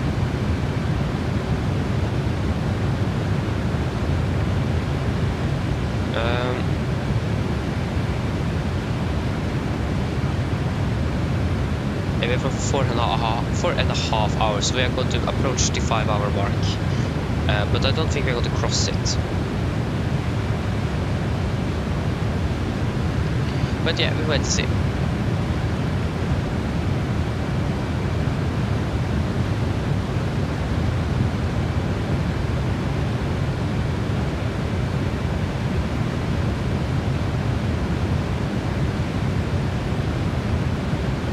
Yeah, this is going to be pretty tight. But remember, it is 4,000 feet shorter. I'm not sure how many. Can I try? If you get you down to 4,000 feet, how many meters is that? Meters. That's approximately 1,220 meters. Oh, that's going to be 12 nautical miles. So that is going to reduce it all the way down to 109 nautical miles ish. Or no, that can't be correct. 100 and wait, what? Yeah, 109 nautical miles. Yeah. So this could be approximately around here or something. So yeah.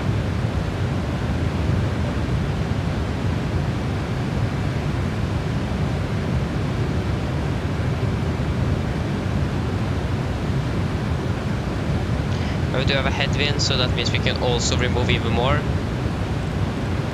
We can remove, isn't it 1 knot per, or 1 knot mile per 10 knots? So that means we can remove,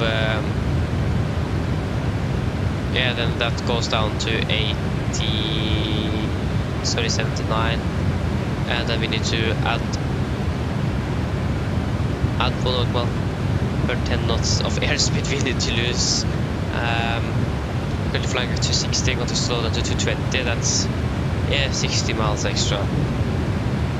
So yeah, but we have the speed brake, so otherwise we're just going to vector ourselves a little bit, but we want to try to avoid that, since this is going to be an R-nav arrival. And we also do get a crosswind as well, so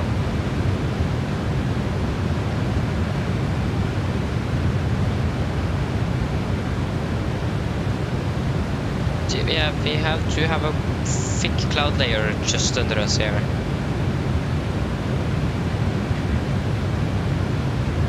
Nice.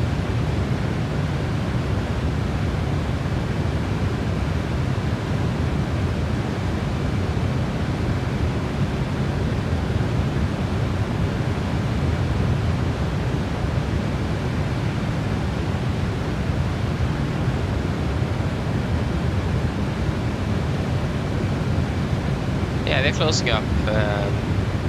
How many miles until our descent? 20 miles.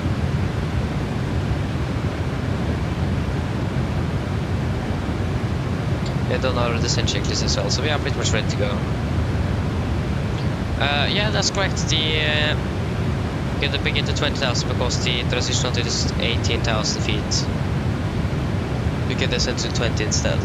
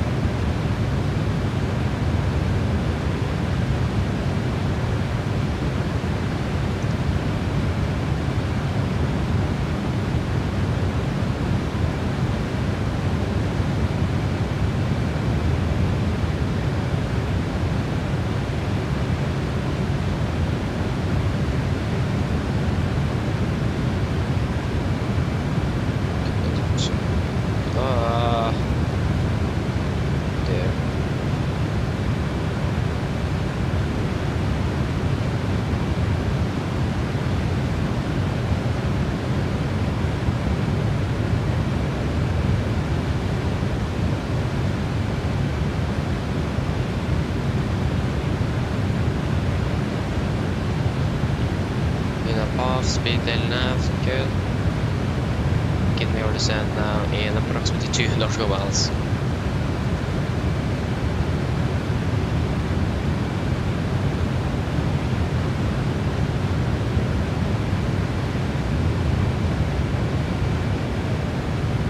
There you go. Minus speed. And are we beginning our descent?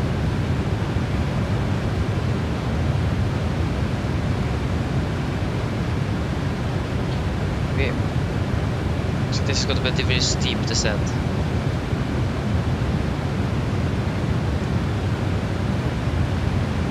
Oh, it have already begun a steep descent.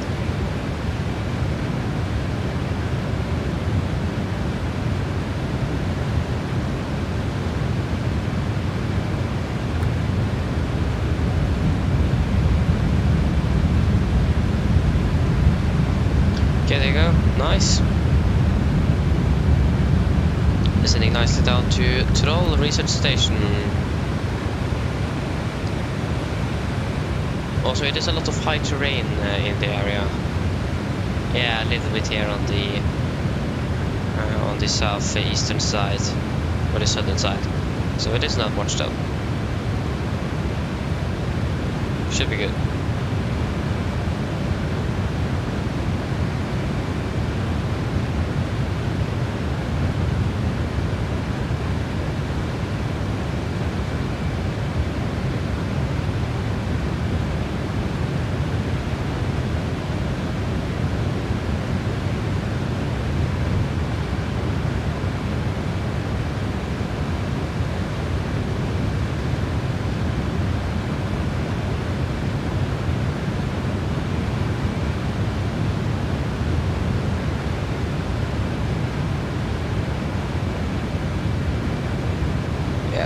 Descending pretty quickly, and the speed is also increasing.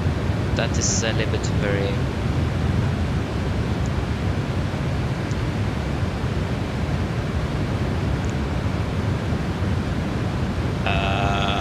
it's just me, or is it like circles in the clouds here? Oh, that's actually really interesting. Or is it the ground? No, it can't be the ground. I don't think there is any ground here. Oh yeah, it is. We have passed over the surface of the southern pole, or south pole to be exact.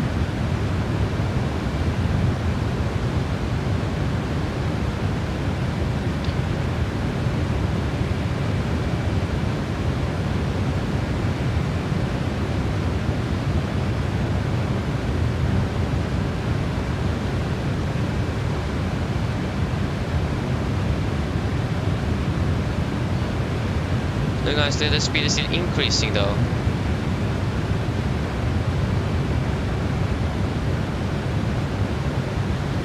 I'm not sure why.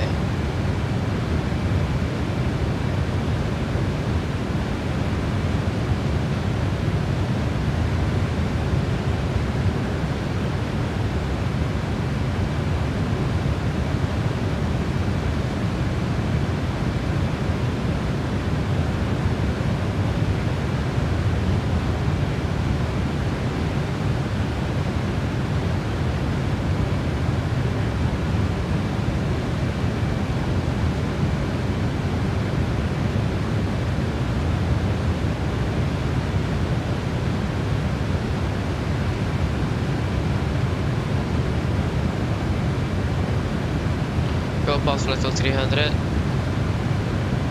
Gör det.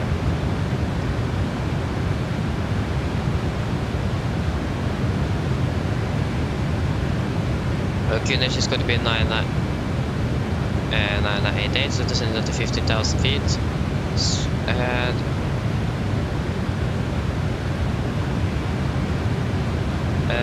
9988.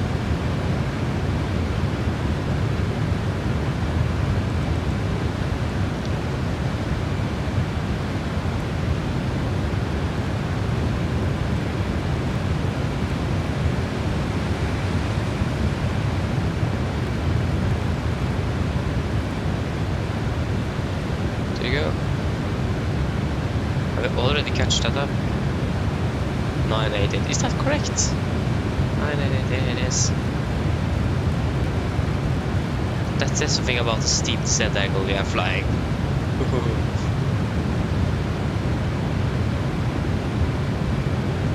Yeah, you can turn on the engine anti-ice. Pretty cold outside. Yeah, the static... oh, what is this?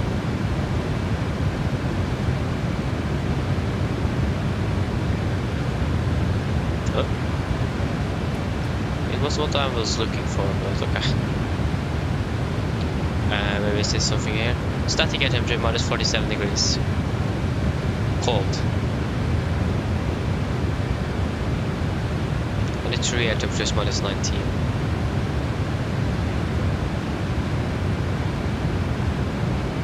And like I said, we are arriving at now 49. So we are landing now in about 20 minutes. Then we just got to turn the seatbelt in about not 35 but 34.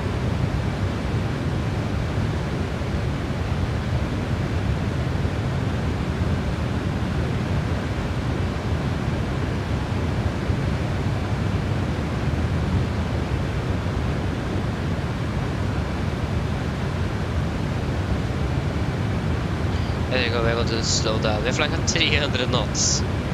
That's actually insane.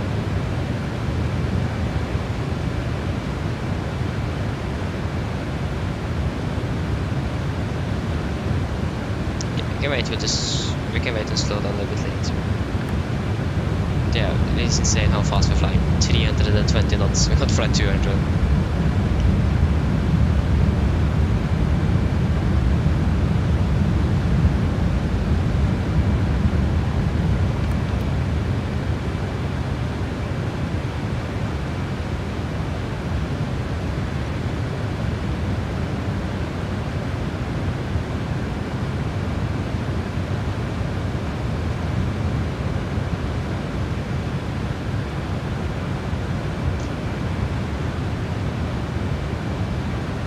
Oh, what happened with the clouds? Ah, we passed them. Then we can turn off the anti-ice then. Look at that. Interesting ground.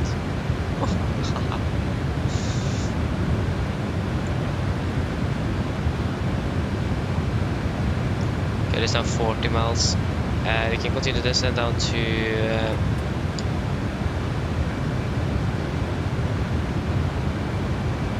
737.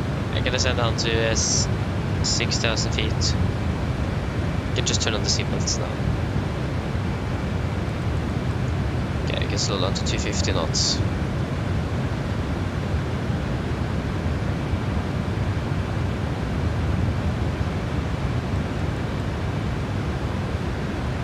Slow down a bit.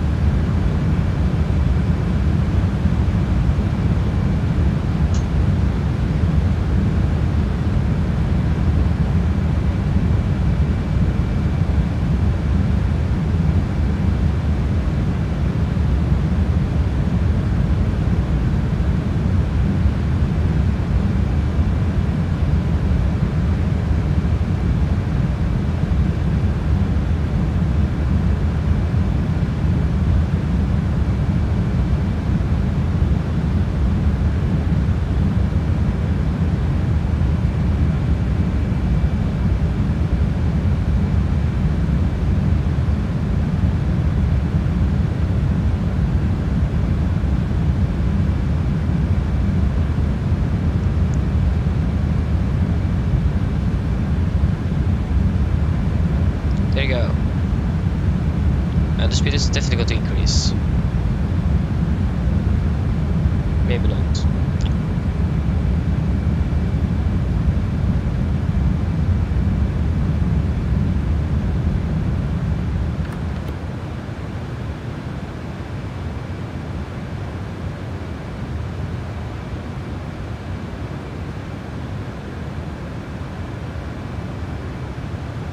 problem is, it is so bright because of the snow. I need to see through the HUD and also see the HUD, so that's the main issue now.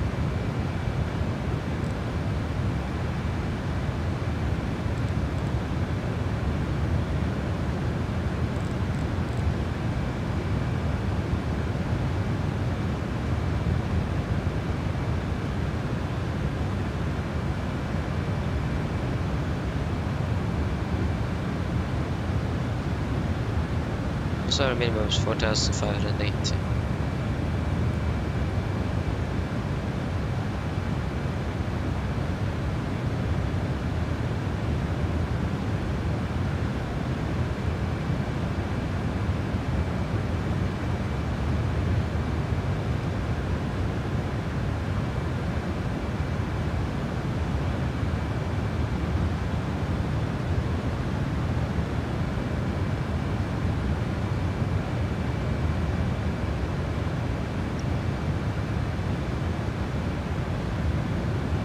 So yeah, the airport should be around here somewhere. Yeah, actually, there's some pretty high mountains there actually.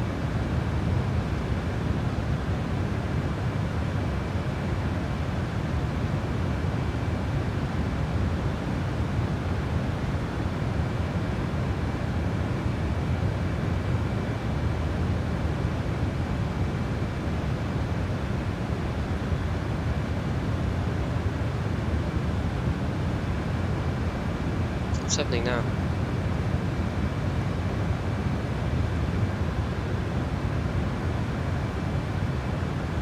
You can slow down to 240 knots.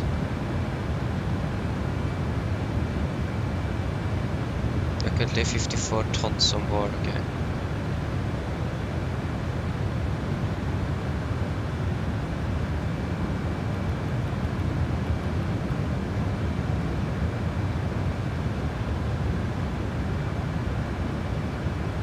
You can actually change that speed restriction instead of 200 to 20.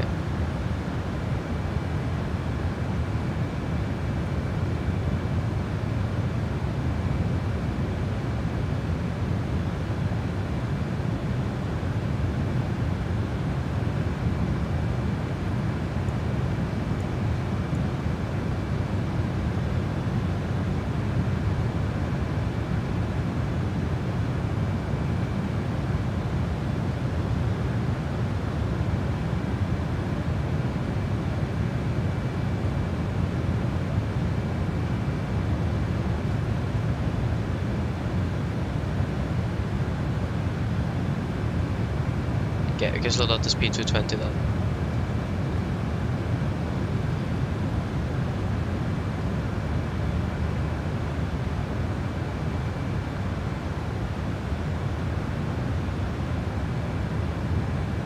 And passing to 10,000, we can just turn on the landing lights.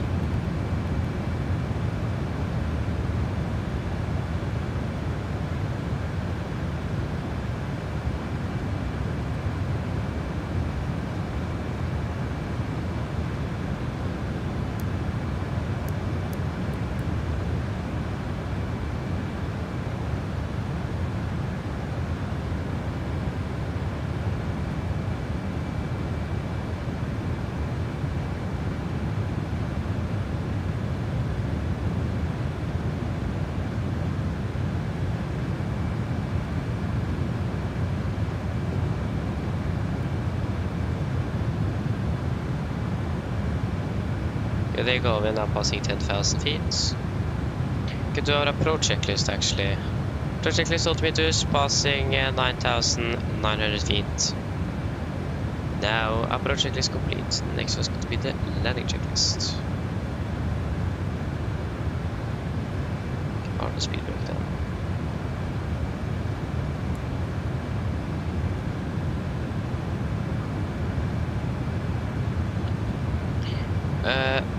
Charge this, we got the intercept at 6,800 feet. Yeah, I guess it's 6,000, so that should be good enough.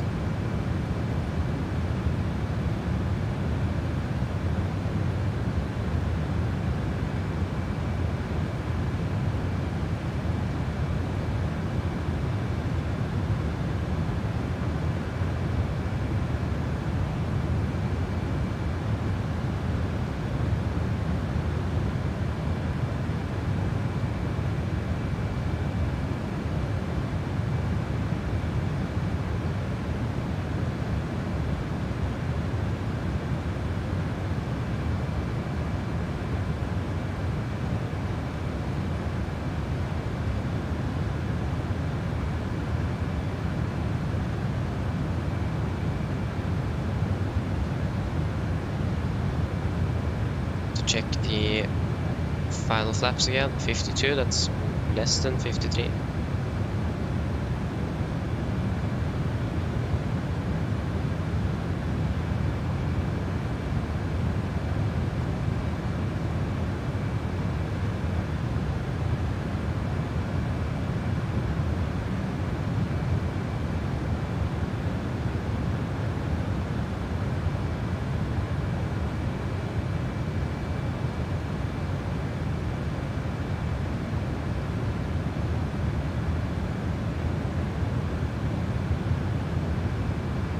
Can't see the runway.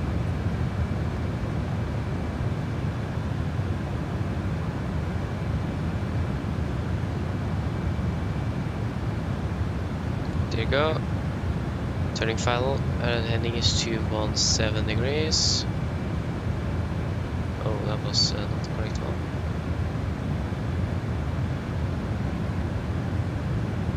This is 272, sorry, not 217. 272.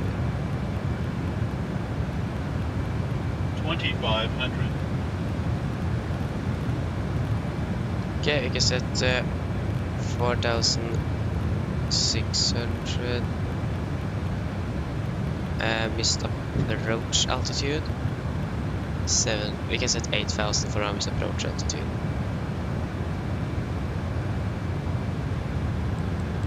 Okay, we can select flaps 1.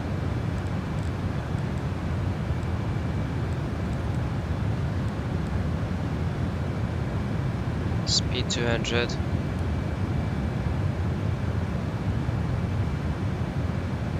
Lap 5.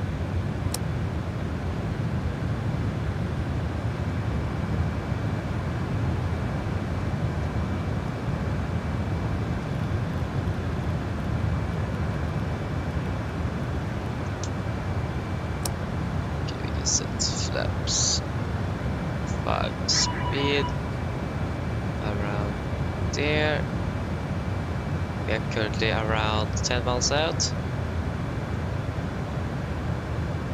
And we still can't see the runway.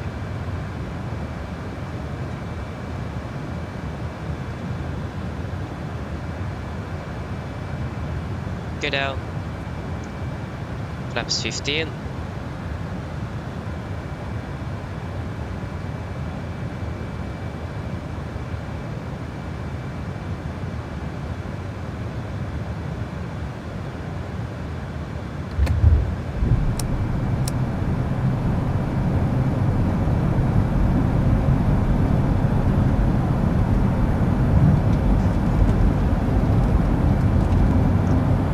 Flaps 20.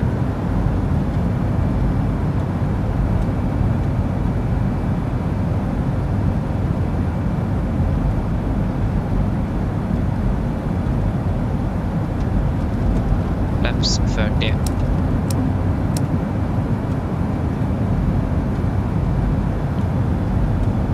There you go, I can do our landing checklist. Landing checklist complete.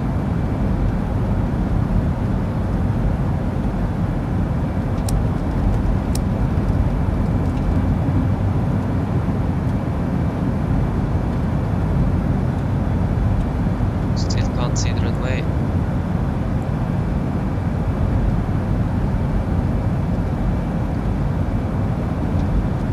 Okay, I think that's the runway.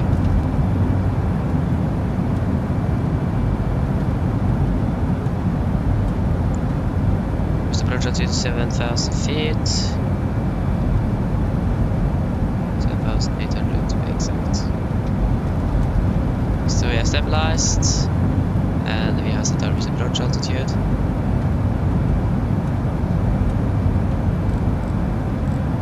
Yeah, that is the runway there.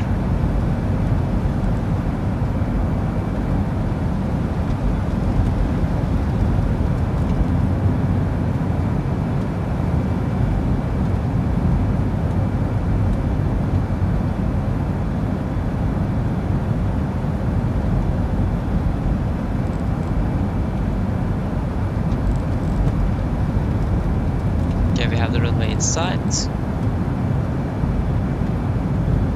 Or almost.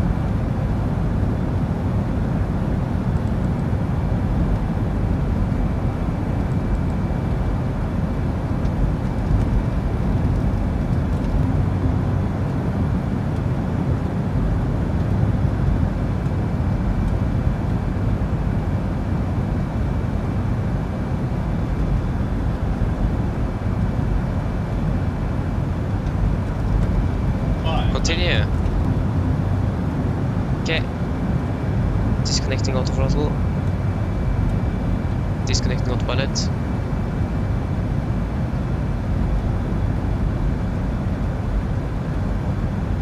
Minimum.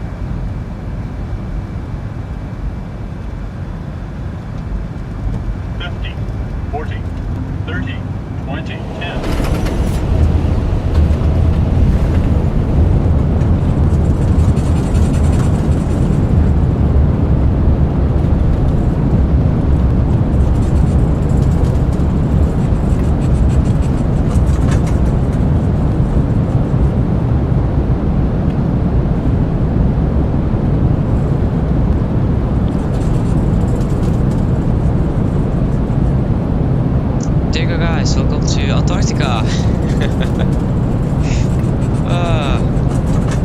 Flight time that was around 5 hours and 2 minutes. So the question is, how in the world are we going to try to turn this aircraft around? Yeah, that landing there was definitely not smooth, but as you can see, the runway is very uneven. So it is really hard to actually do anything with that. Landing rate though was 918 feet a minute. Okay, that was definitely not good. And we have stopped up. Okay, we need to use a lot of thrust here. Track the flaps and speed brake. Okay, now we're moving. So yeah, that landing there, that to be honest, for it to be Antarctica, it was a good landing. And yeah, as you can see as well, the QNH is off a lot. So yeah, it was not correct, like I expected it to be. So yes.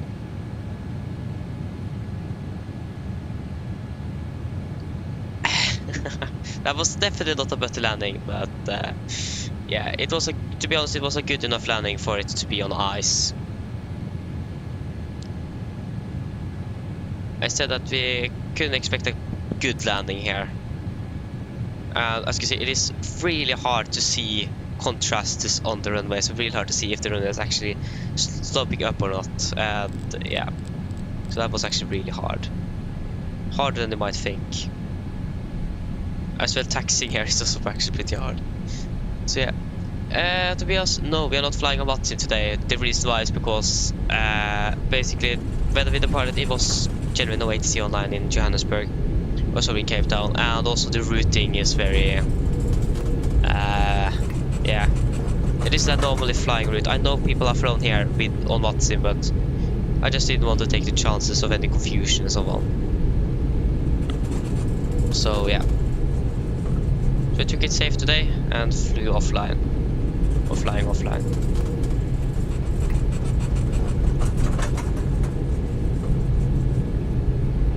You can definitely hear the sound is pretty loud.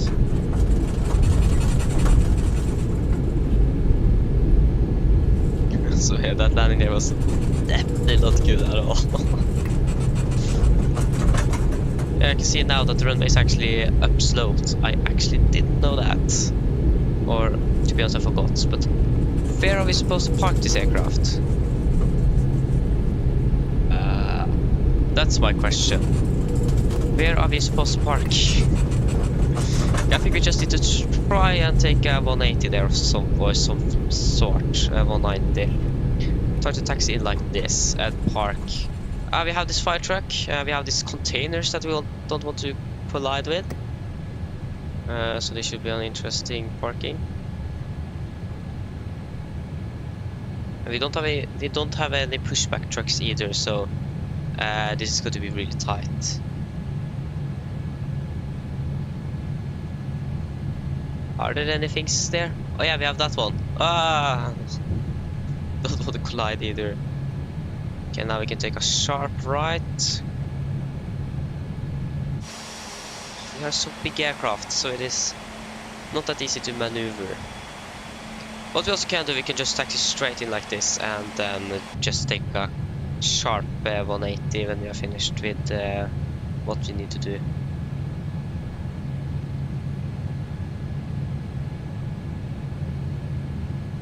Okay, we're just going to stop there.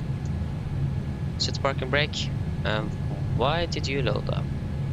Park brake is set? Yes, park brake is set. You can turn off the landing lights, turn off the taxi lights, turn off the strobe. We forgot to start the APU. Starting APU. So we just need to wait a little bit for that one. We can shut down engine number 2. It is unable to maintain VNAV descent speed, add thrust or engine auto throttle. Okay. Parking brake set single zone. Yeah. System. APU is running up.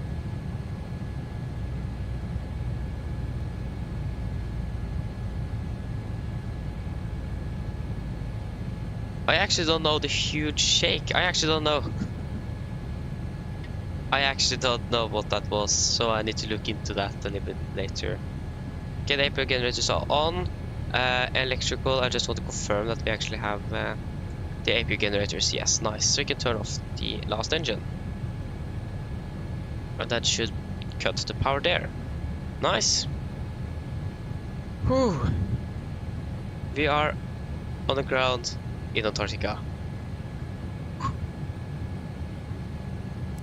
Yeah, I can see. Because actually...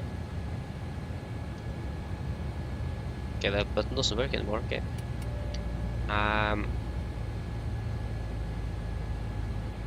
We need GSX though. Thank you, GSX.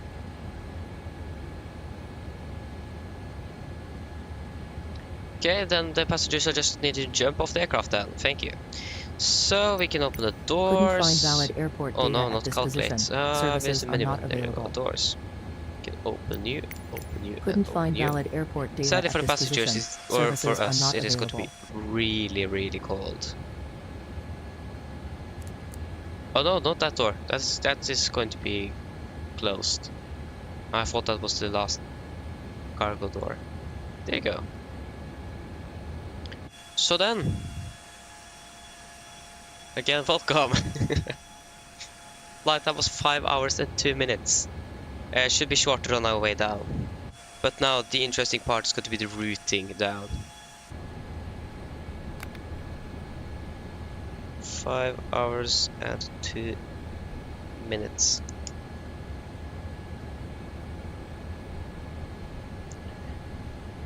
So yes. Then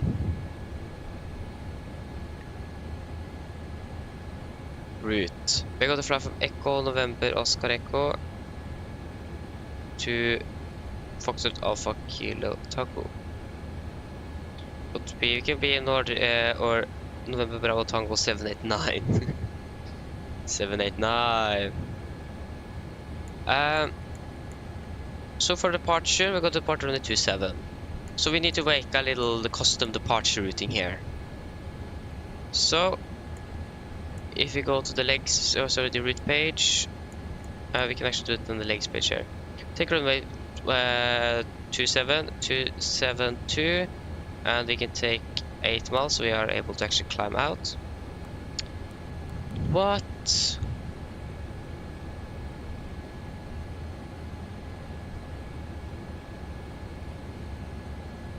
Select desired runway 27. That was definitely not the correct one. Okay, this is going to be an issue. But we also can do, we can just take the airport, actually. Echo November Oscar Echo 272 8 miles. That should also work. Not going to be the most accurate, but it should work. Then we can also take a U, and since we are this is going upwards, we need to add a 90 degrees. So 272 plus 90, that is going to be approximately 0.02 or something. Something like that. 0.02, and we can just add 5 miles. So we have a little simple there, and then we can fly direct to our first waypoint.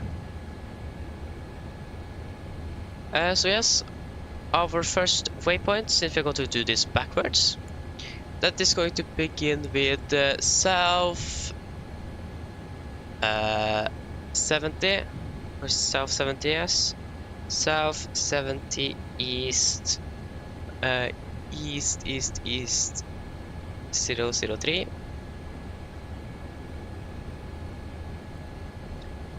And then the next waypoint, that is going to be south 667 east 0 is it 006? South 006 006, and then again south south 61 and east 010.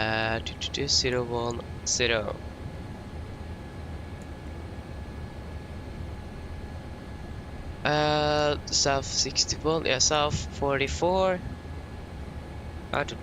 south 44, east 016. Is that correct? South 016, yes, 016. And then this waypoint says we can take a gap pub,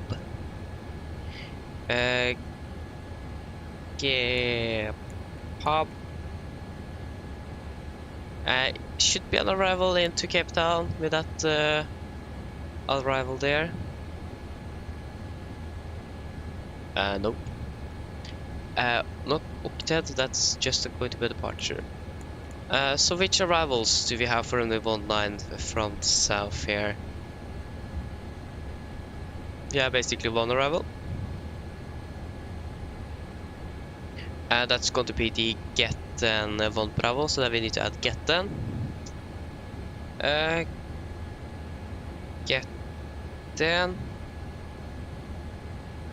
And then for arrival into Cape Town, that's going to be ILS for runway 9. Sorry, 19, ILS 019er via the Getten 1 Bravo.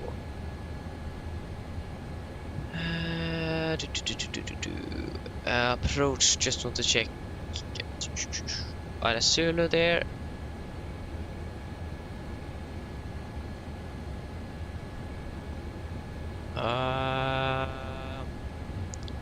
Should probably leave it as it is. Activate, and then we can go through our interesting route. So departure out of 27, flying 8 miles out, then turning on 90 degrees to the right, flying to the north again, then flying basically the same route our way back, and then flying in for an approach here in Cape Town. And this is going to be interesting. We need probably to make something custom here. Yeah, we can look at this later on when we are in cruise, but we need to make something here. But should be good, so we can execute progress. We need to probably go here. For the reserves, you should probably have 8 tons of final reserves just in case. 0 fuel weight. Boom. We're going to fly at odd level. We could probably begin at 350, and we can have 160 on the cost index.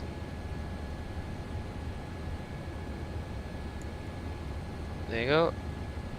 We're going to land with about 28 tons. Okay, so we have well enough fuel. And that is very good. So well enough fuel. We can actually probably then increase that to 10 tons. There you go. So, weight and balance. So I'm going to decrease. So yeah, just going to have some garbage probably. So we can probably just take 5,000 kilograms. Oh no, that's more. No. We have 3,900. So we can take 500 kilograms of cargo. Okay, 925. Okay, fine for me. I don't care. It's insane how low we can go with this. Okay, nice. Menu. Performance. So copy FMC data. The runway is ice. What is the winds? They're probably at 0, 0, 0 at 0. Temperatures definitely not 30 degrees. It is minus 12. Minus 12. And the QNH is something.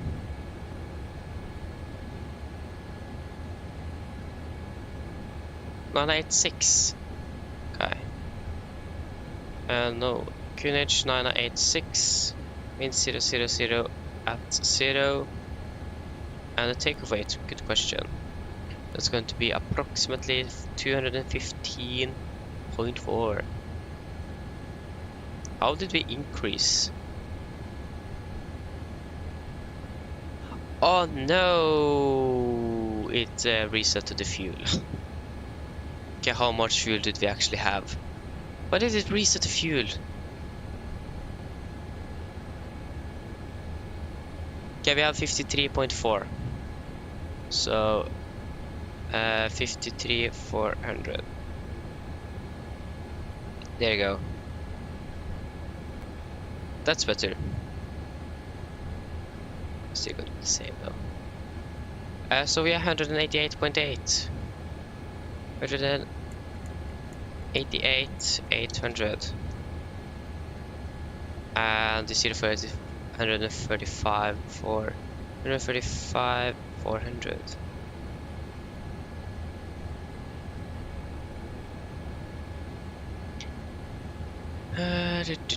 Takeoff. CG. It's going to give us a 22% center of gravity. So 22. Calc.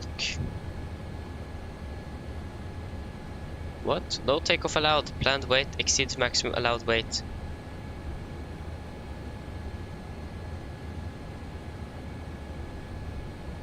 What?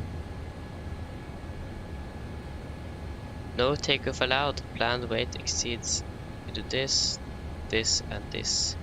Can we calculate so we can calculate the maximum takeoff weight?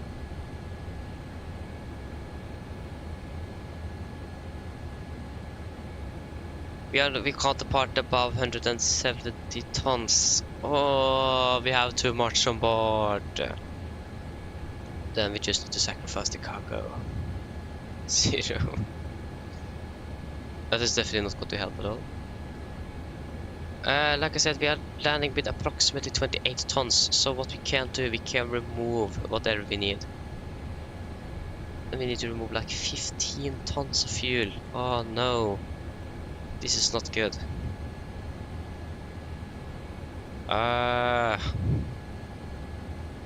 If we reduce it to 50,000 kilograms. 182. So we need to remove 12.5 tons.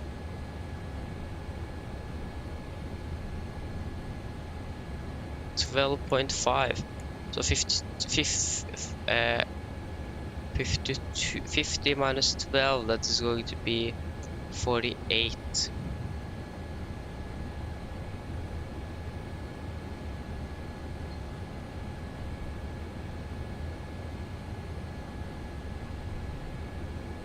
Oh no, that doesn't help either because we still need to. No, no, we still need to reduce it. We can't have that low fuel on board. We can't. Oh, we do. We can actually. So 3,700. Sorry, 3,750.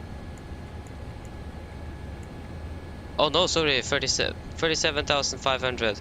Sorry. There you go. Minus 16 tons. Yeah, we could actually do that. So now we're going to just be 170 tons. And no, probably not 170 kilograms.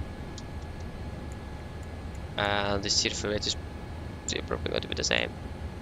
135 for. And you at 22. But yeah, we still land with about 15 tons on board, so that is still above, so it should be good. But good thing for those living here, they get a little bit extra fuel. Oh, what's this? Troll airfield. Officially by arrival of HM Queen Sonja of Norway on the first flight from Cape Town to Troll, 11th of February 2005.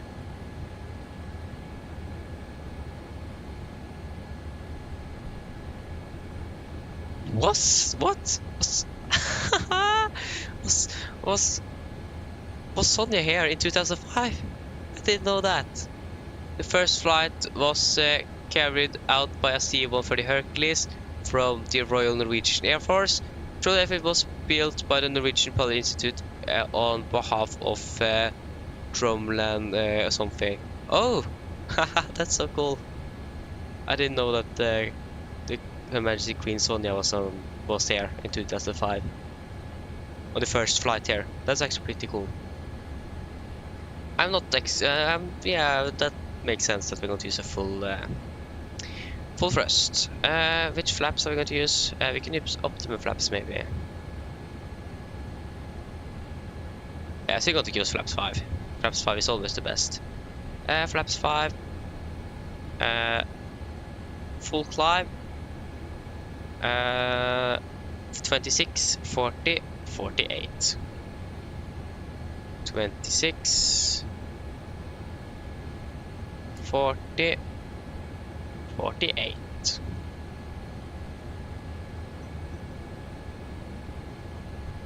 Uh, 48.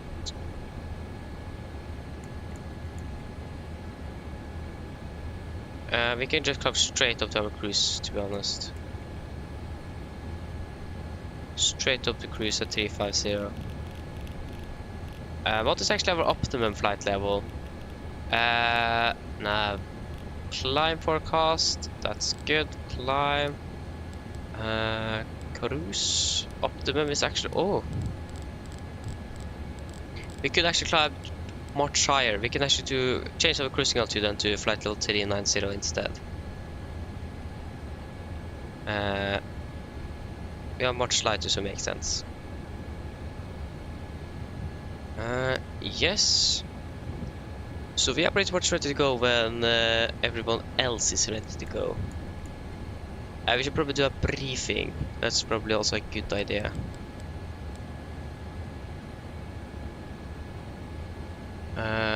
So yes.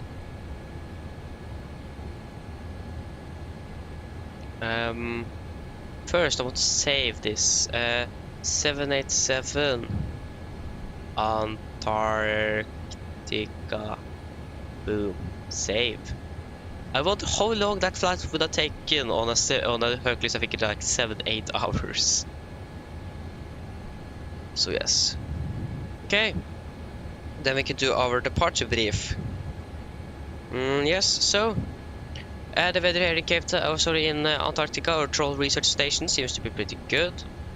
It seems like we have generally no winds, Q energy of 986 degrees, so the ear was off by 2 hectopascals. The sun and good contrast between the horizon and the ground, but otherwise on the ground it is pretty hard, but should be a big issue on our departure. So departing out to 27 for the taxi out, we are going to take a 180 here. Going to be really tight, but we're going to try our best. And then take off 90-degree turn onto the runway, taxi down and backtrack, and then depart after 27. So, for departure 27 heading is 272 degrees, and then for any emergencies. So under 80 knots, we are going to reject for every abnormal phase. Above 80 knots, we are only going to reject for engine failures, fires, wind shear warning, or aircraft is unsafe to fly. If I cover J takeoff, I'm going to cross the steers, rest the speed manually, and apply my maximum reverse. And if the auto brake is not braking properly, I'm going to take full manual braking of the aircraft. But mainly it is going to be the reverse that is going to slow down the aircraft, because braking action is not going to be very good on this runway. So yes, if we're not going to cut off the resistance on the speed brake, we are going to identify the problem. We're going to carry out the maximum command and our checklist, and then decide further what we're going to do. So if any warnings go after V1, we're just going to continue takeoff, rescue positive, and no further actions under 400 feet. After that, we're going to identify the problem. We're going to carry out the maximum command and our checklist, non-checklist, and then decide further what we're going to do. If it is necessary to return here, we are going to return immediately. We can land, so we don't need to dump any fuel. But if we can fly to Cape Town, we're going to do that instead. There is no maintenance facilities, anything here. So that the better option is to actually fly down to Cape Town.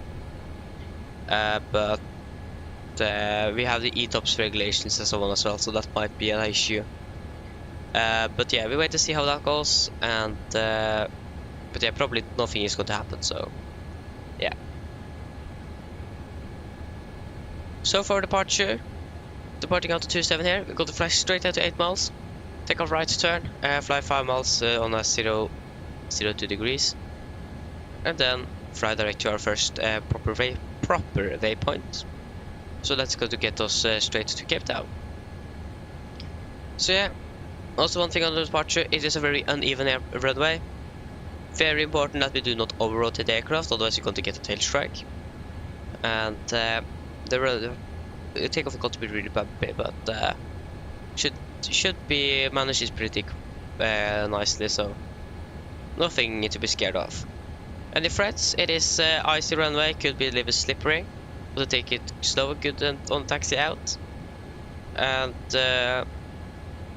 yes, and also it is a bumpy runway, so try not to damage the aircraft. And we have a little bit of terrain on the south here, as you can see on the front of the windows there. Shouldn't be an issue for us, and yeah, that shouldn't actually be anything else. So then guys, are there any questions? Probably not, then our departure brief is complete.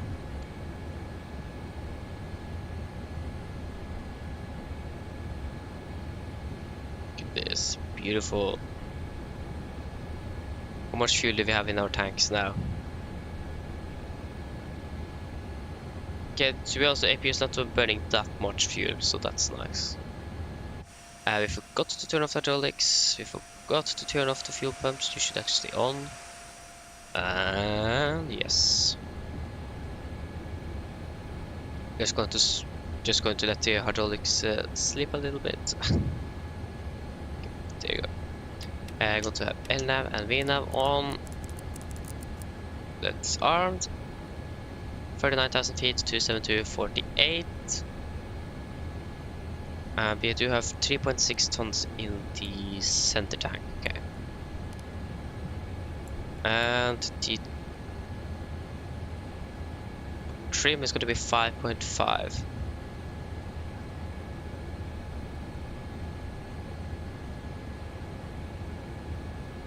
There you go. Road trim is 0, you can go to RTO. We forgot to do the shutdown checklist, but that is basically complete. And we can reset or reset normal, reset before takeoff.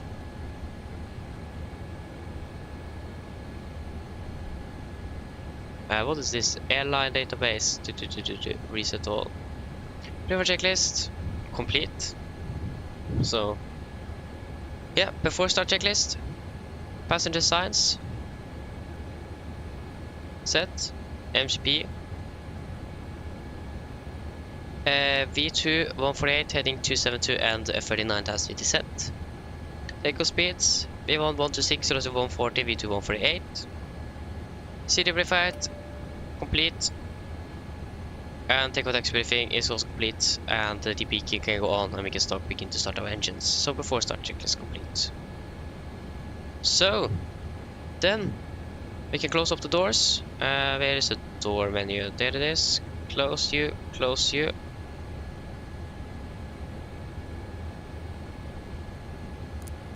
Nothing happened. There you go. That one is closed, and you're closed. And then we can start up our engines. So probably turn on some good old fuel pumps. And we can go like this. Beacon is on, 100% set. And we can start our engines.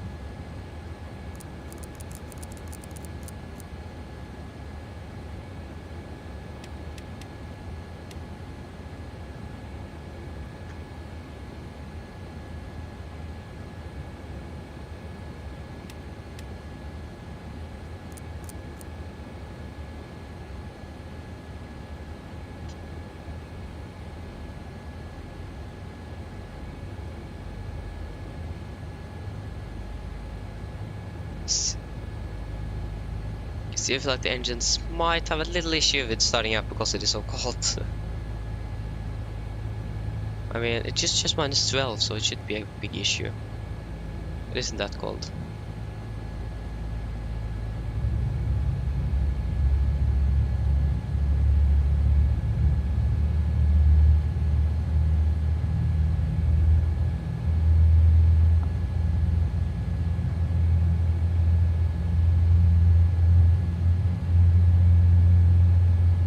There you go, running. There you go, it seems like both engines are stable. And it seems like we might be ready for our taxi out. A little bit worried about that container is there. We're probably going to hit those, but what else to do? Okay, before taxi checklist, anti-ice off, recall, checked. Flight controls. So full left, full right,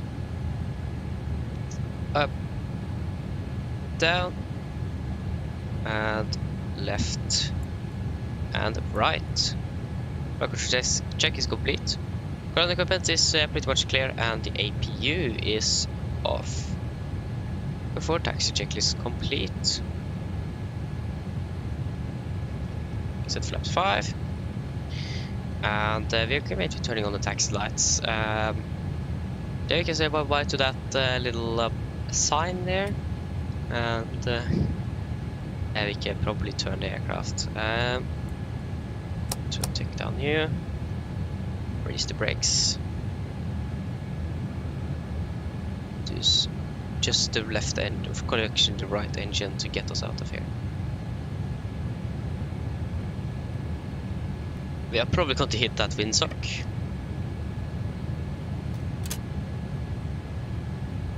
That should be a big issue.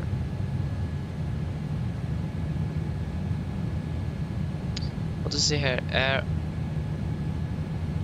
Roll your asymmetry. That's probably because we are turning.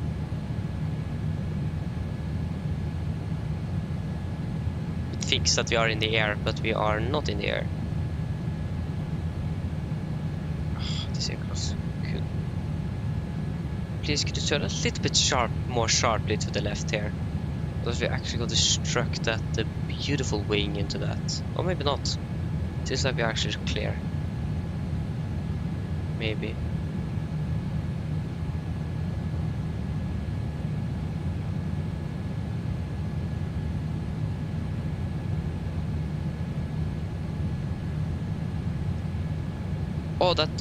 that went so. Oh yeah, that was good. So yeah, then we can turn on the taxi landing lights. There you go. Strobe. And the aircraft just stopped. There's basically no traffic here at all, so we can just enter the runway. Take a right turn.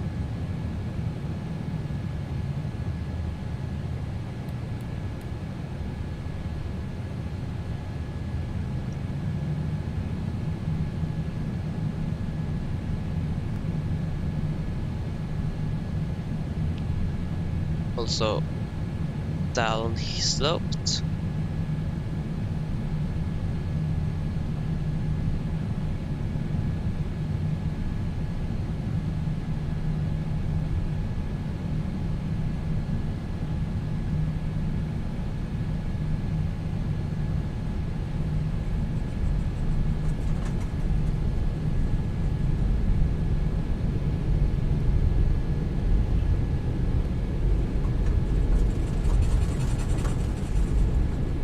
See how we're accelerating and we don't have any engine pressed on for now.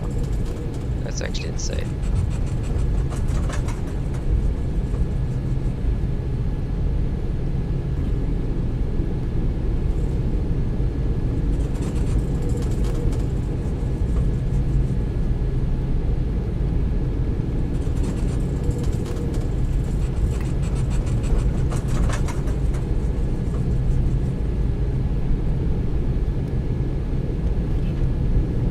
Okay, here we go. We are now closing up on the end. Let's try to slow down. Really simple task, but this is working. Okay, we can take a right turn.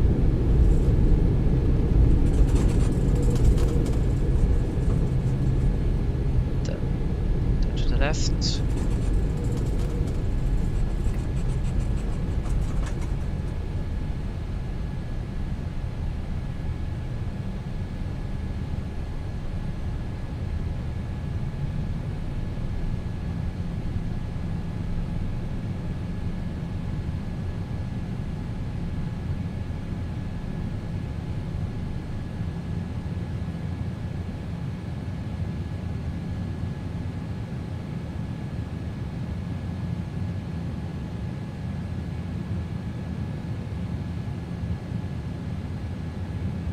Okay, before takeoff checklist complete.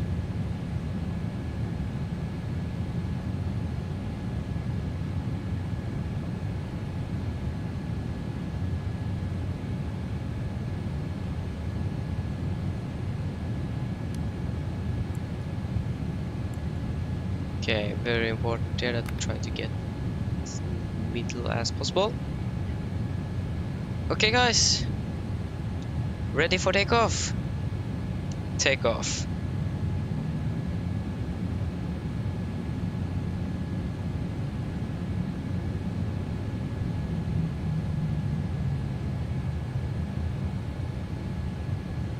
Press the stable.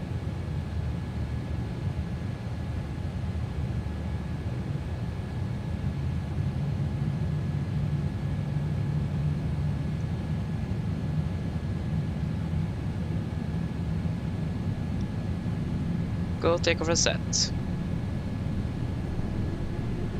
80 knots.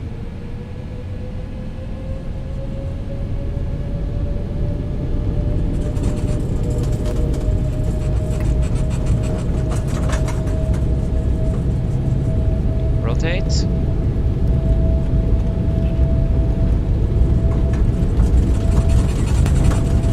There you go. Positive rate. Gear up.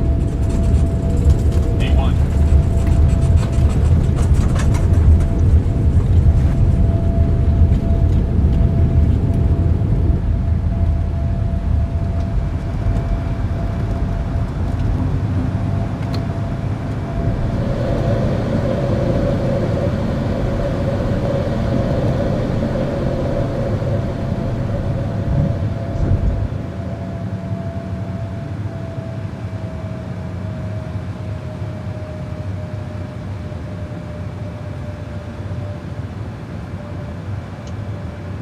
Flaps on.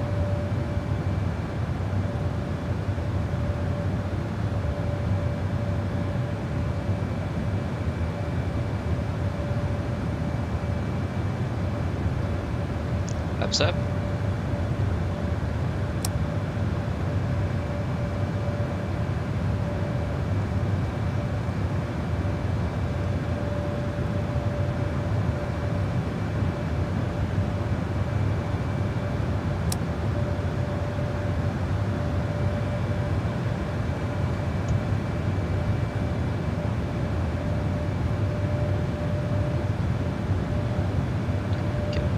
Bara ta.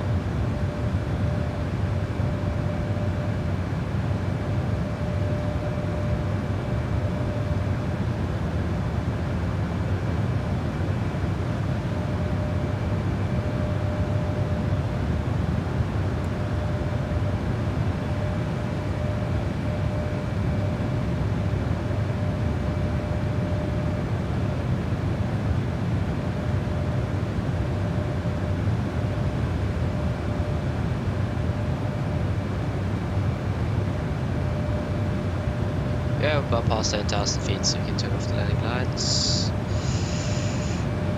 Yes. We can finish our acceleration before we turn off the seatbelts.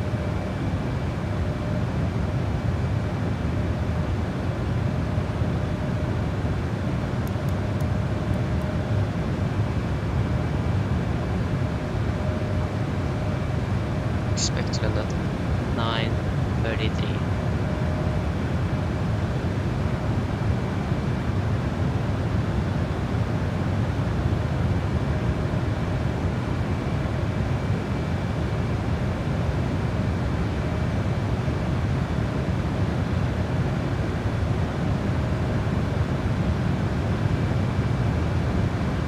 - 4,000 feet a second. Oh, sorry, a minute. That's actually insane.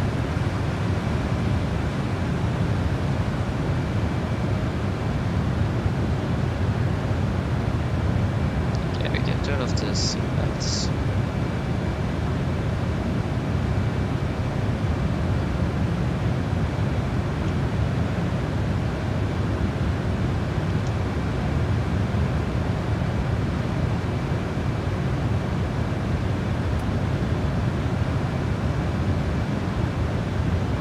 Yeah, that was a very bumpy departure.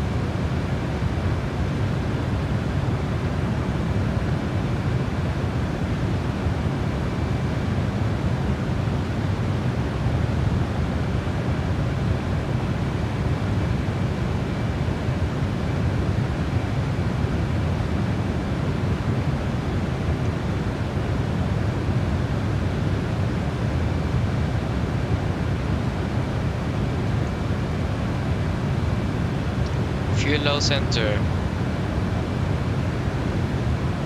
Yeah.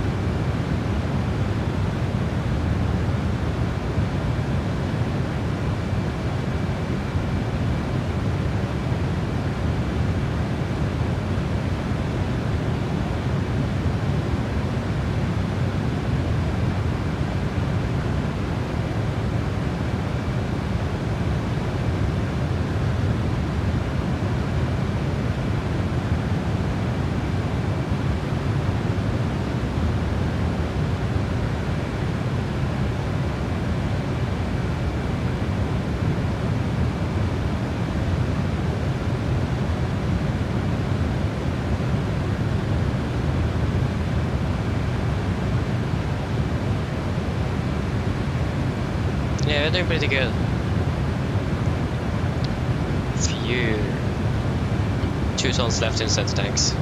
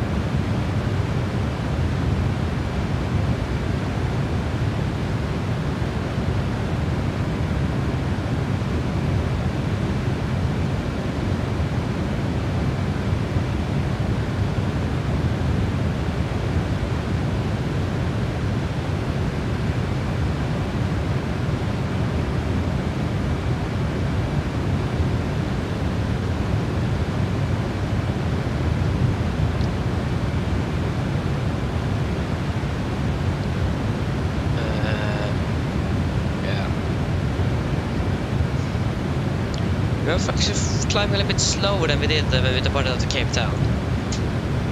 Or that's what I think, I'm not sure.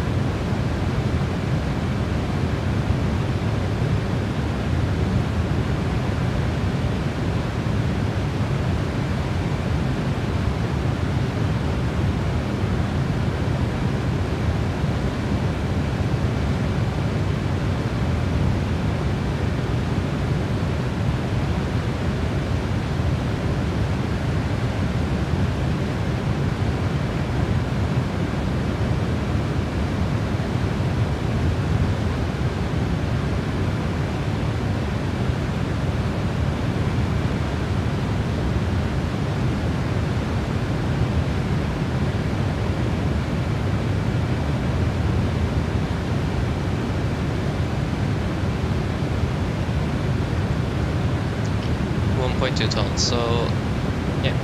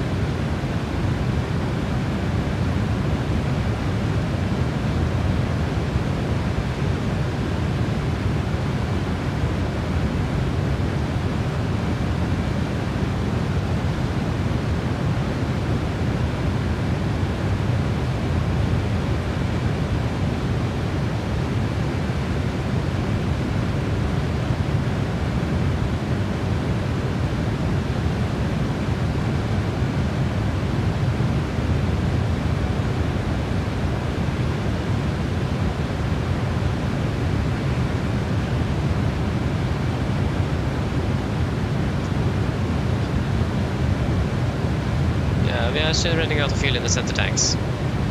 That is actually not very concerning now, so... 14.8, oh, the fuel is going down. Oh, shit. That's not good.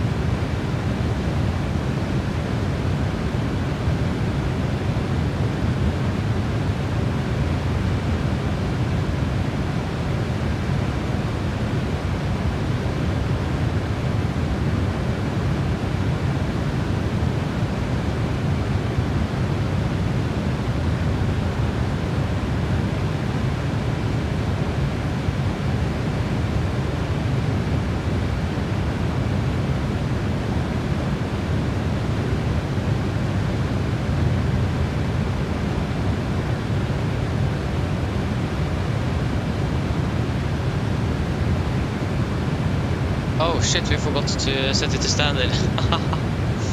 Standard. There you go. That's better.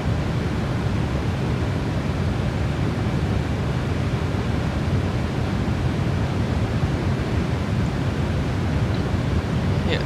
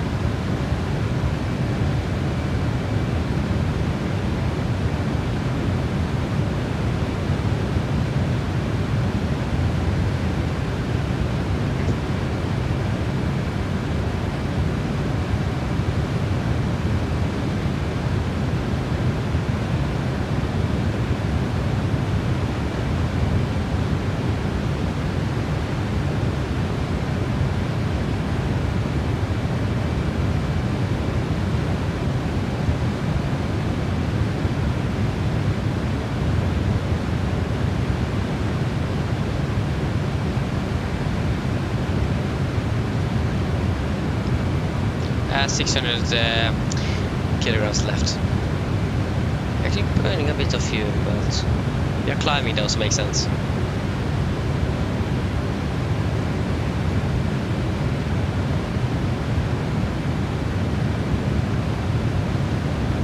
Okay, 1,000 to go.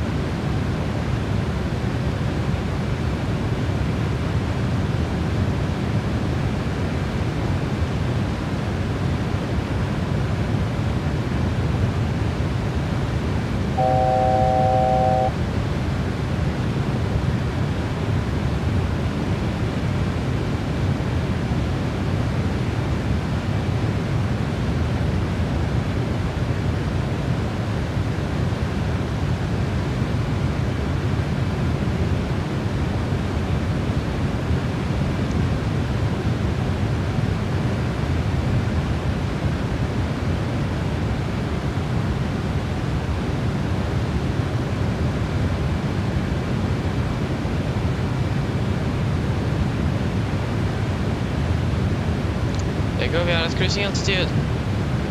1390 to be exact.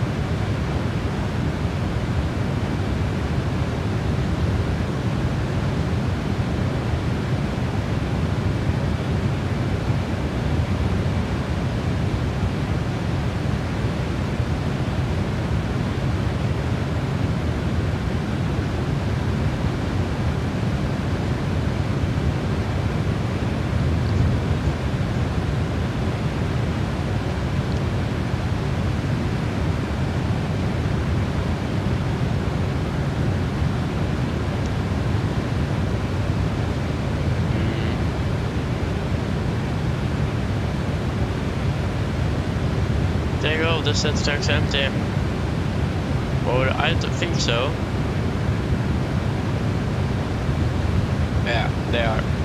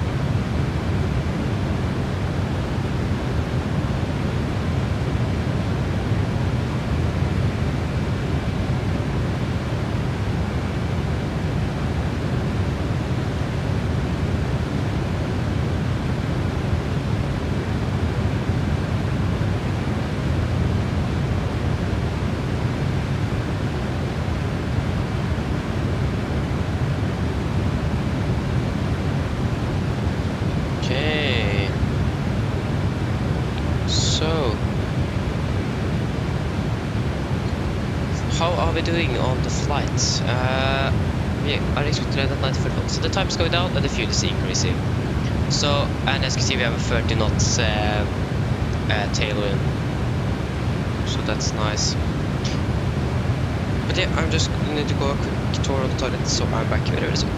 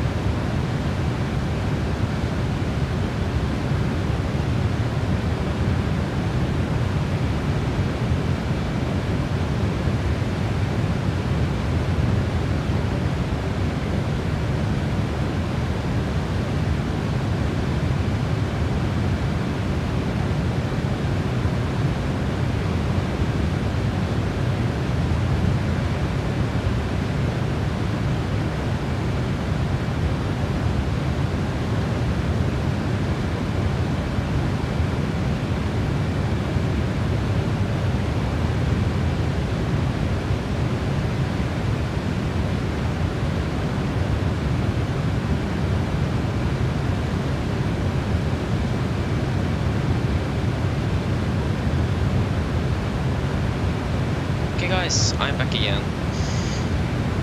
So yes, then homework. Yeah, I don't know why all of my teachers want us to do presentations the first day after a vacation. Yeah, so that is a little bit interesting, but I can't do anything with that, unfortunately. If I would have chosen, I would have said no thanks, but I can't. So yes. Oh, I'm not very excited. And this the computer we get from the school is like so slow. It is 3 years old now. Even my PC that I have here, my streaming PC, is like 5 years old or something. No, maybe 4 years or something. And and that one is actually much faster. So yes. I hope there's nothing I forgot. I even don't remember what I'm going to say. When did this come?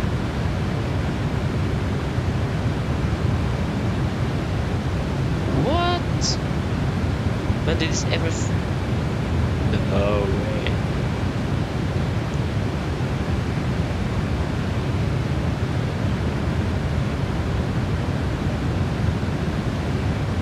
Oh.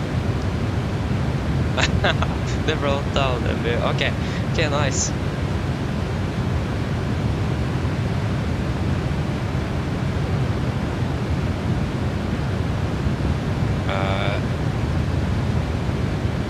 This is not going to. This is not. Yeah, this is not going to be a great presentation. Okay.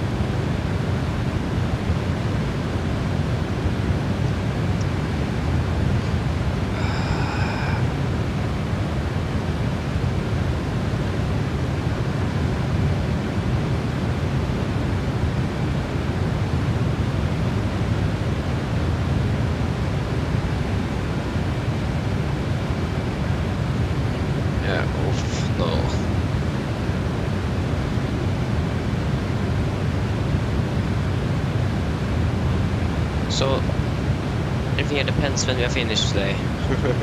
Not finished before 2030 local time here. That's going to be late. So I need to sit here and practice throughout this flight just to be finished. Nice.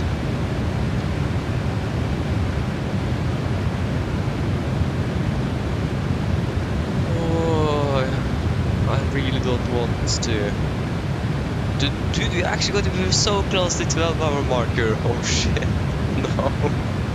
No. No.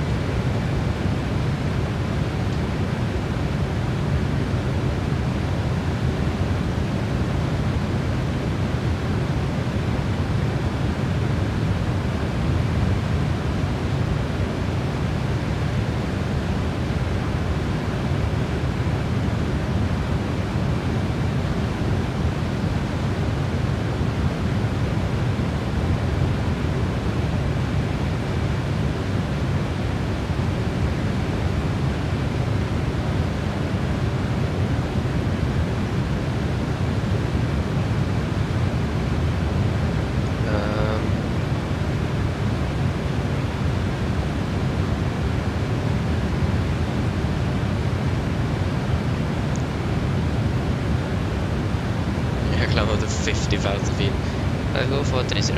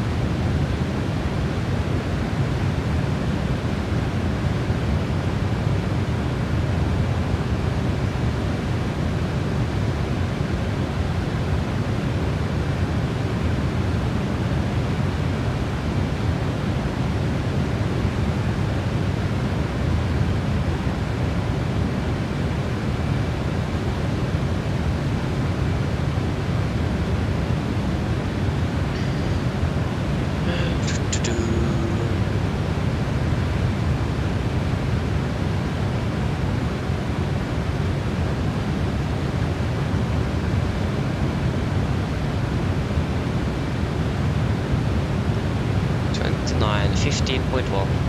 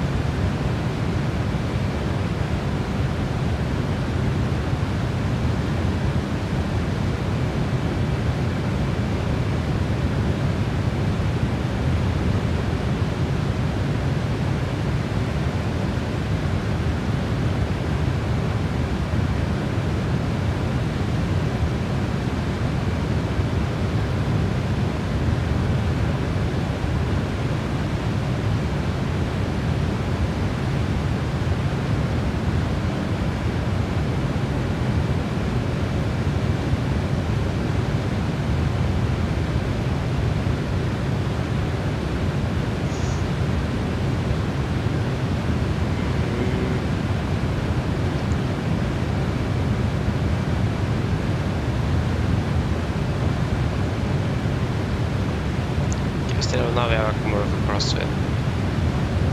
60 miles difficult to climb higher.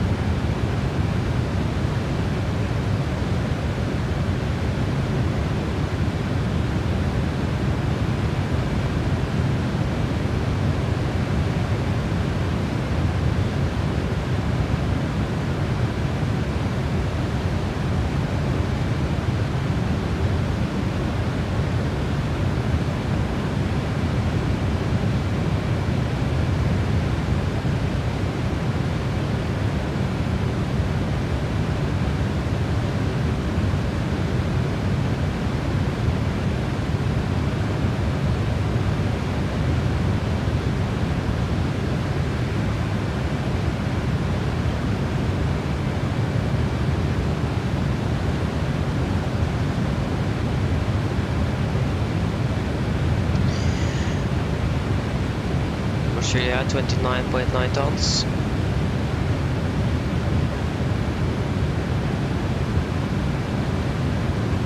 Six miles.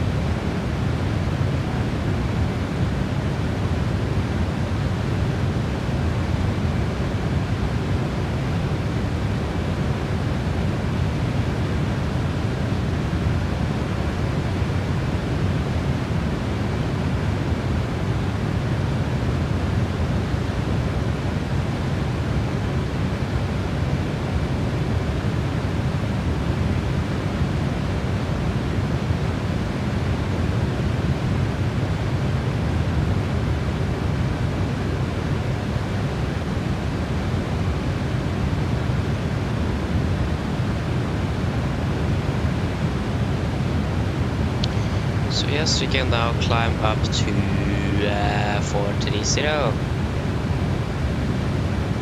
Winner speed.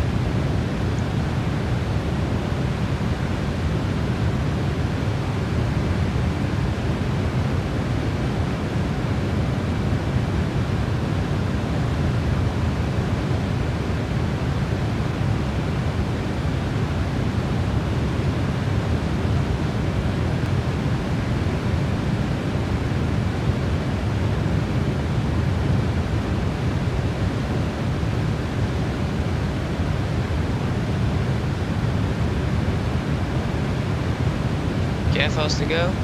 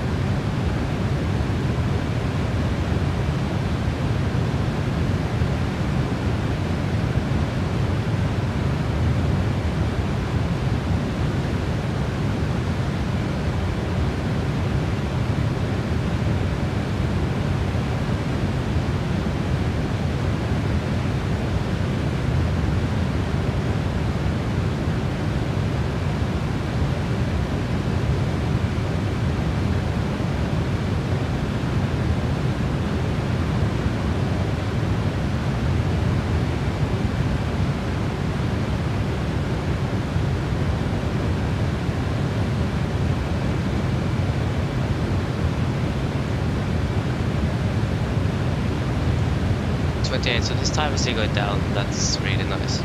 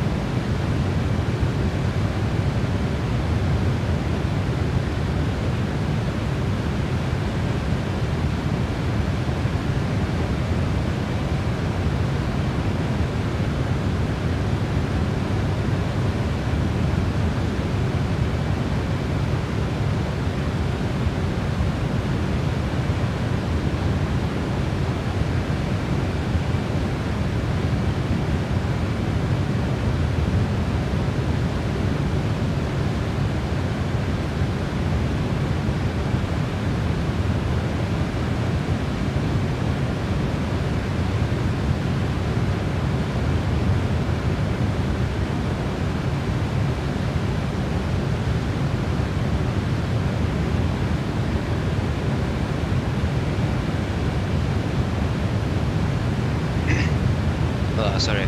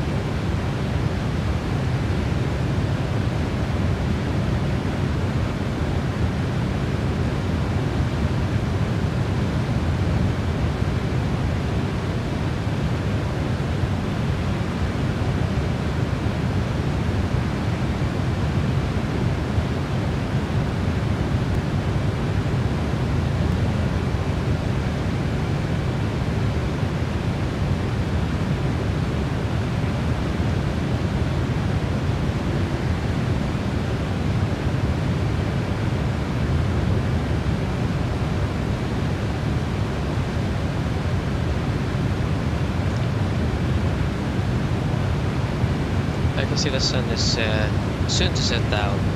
Oh, is it so dark already? I actually didn't know.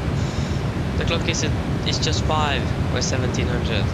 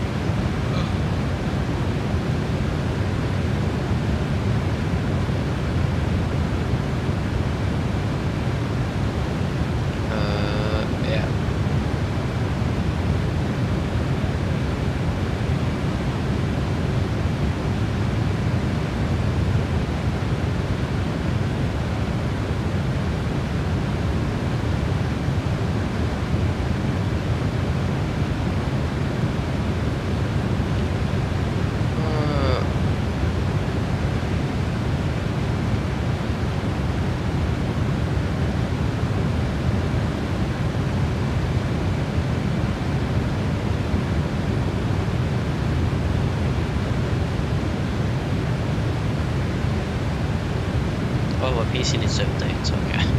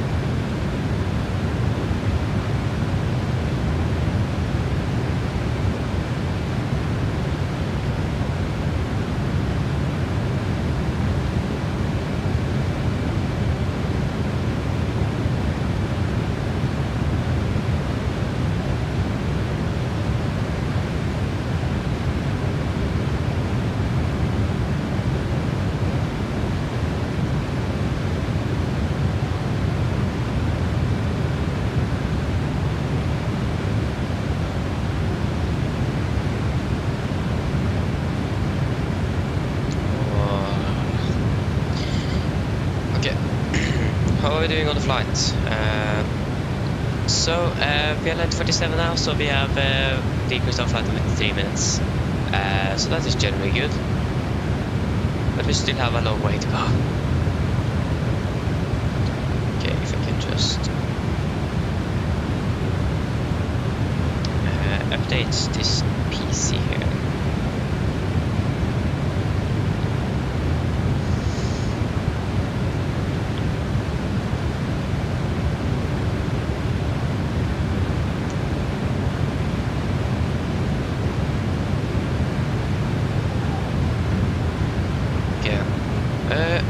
Do we have any other news on that Japan Airlines aircraft that collided on the runway today?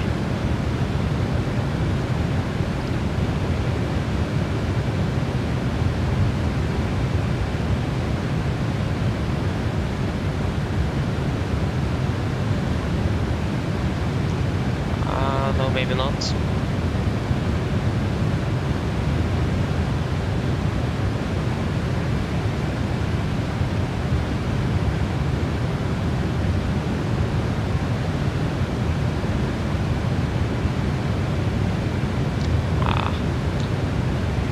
It is just still insane that they managed to collide. How in the world did they manage that? That's so strange.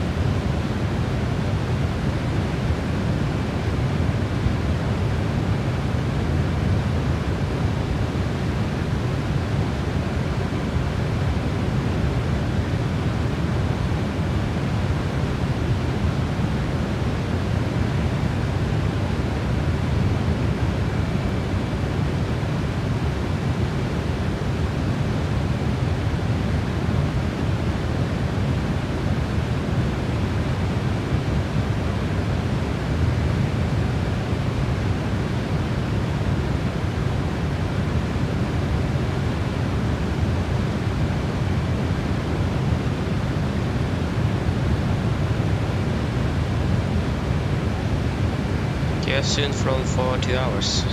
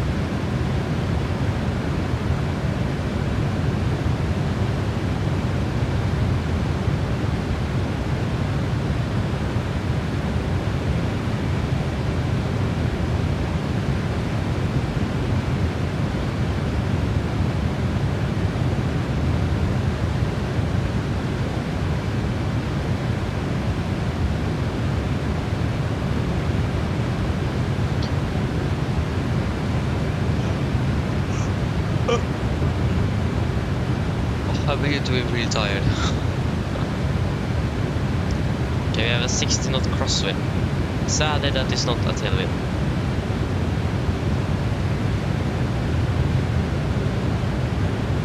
Yeah.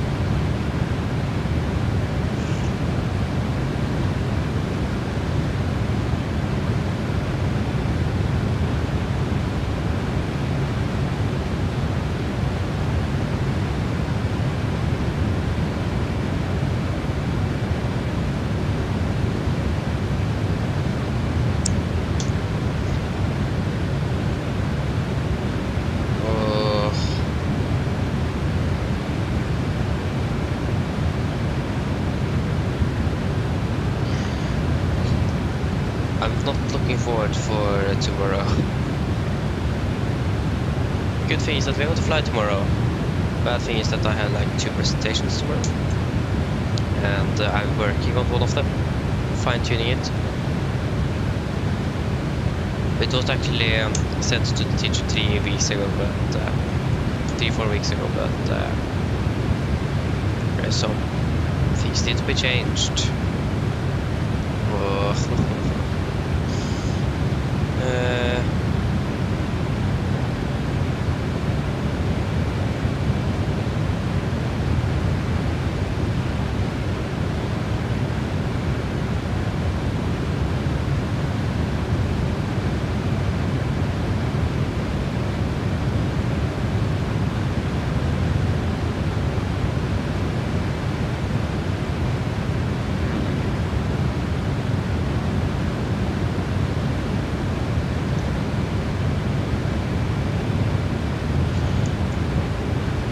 Google is my best friend, but Google can help with everything.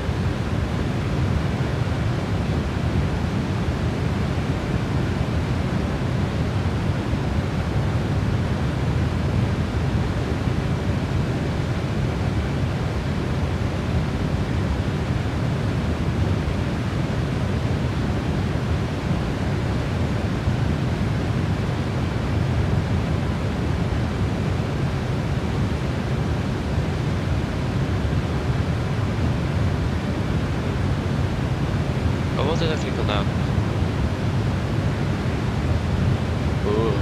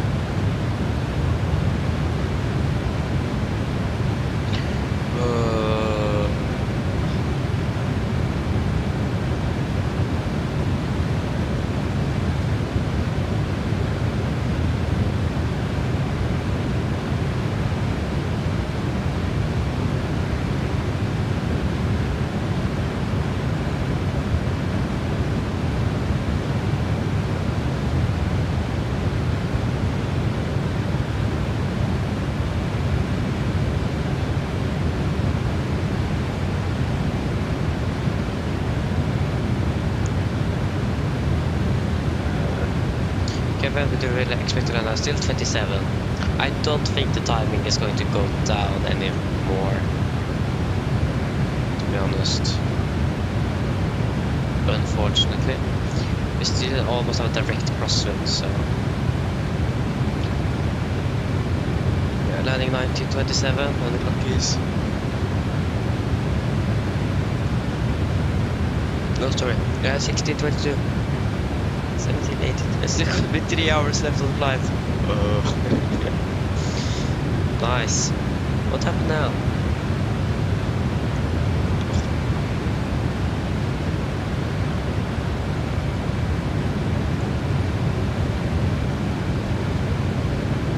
Oh, I really want to get sleep early today. That doesn't seem to be the case. Not about the landing, but the homework I need to do, or presentations I need to practice too.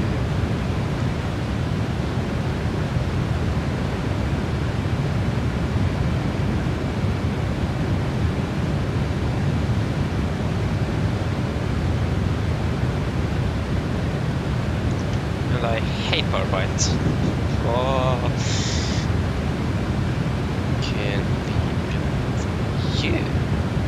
Thank you.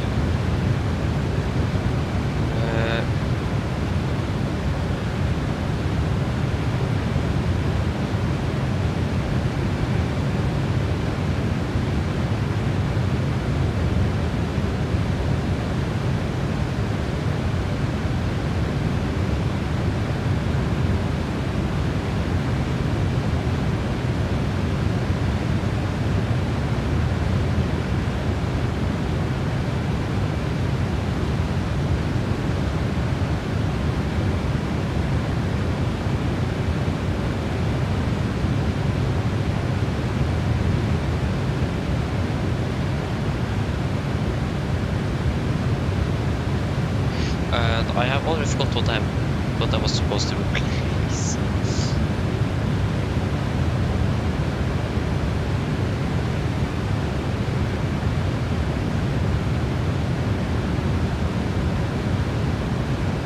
Okay, try here. Come on, please work. Are you kidding with me? What just happened? What? Hit? Oh yeah, that's the reason why it doesn't work.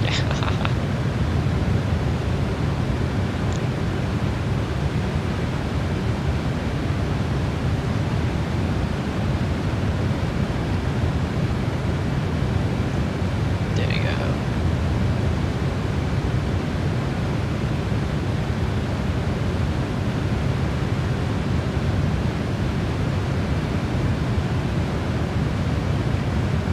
Can't even read this. What?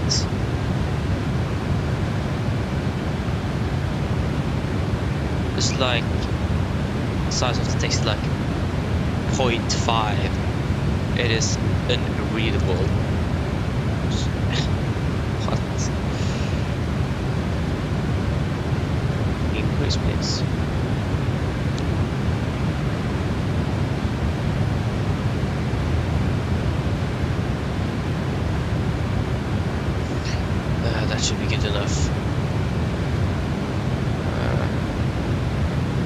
feeling that I did something I was not supposed to do now. Okay. I did. Oh, what's happening now? Ah, you want to delete my text? Okay, thank you for that. I think this one is now finished. And oh, the top of the set is right there. There's still 1,280 miles left, but we have the top of the set there.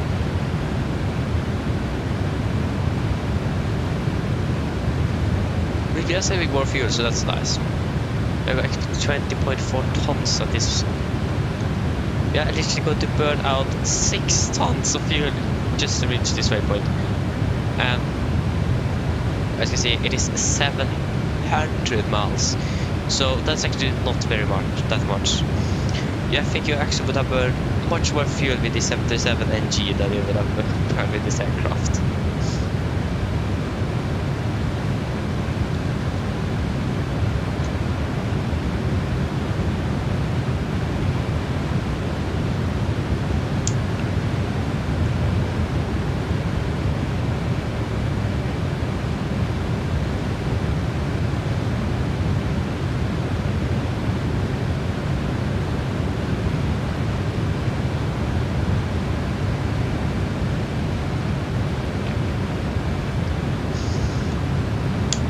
Okay guys, I'm just going to refill my water bottle, so I'm back very soon.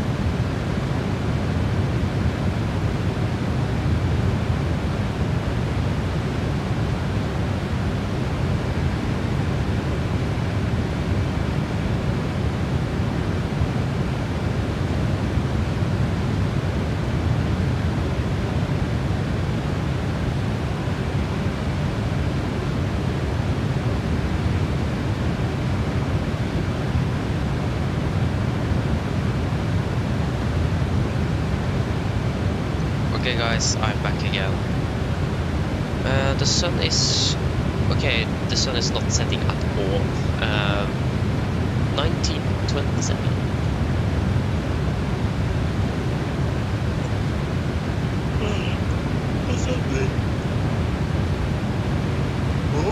Oh, I'm really tired.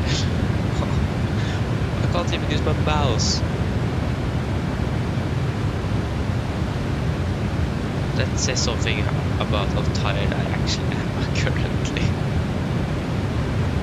That's a little bit strange, and it's been a while since I experienced that.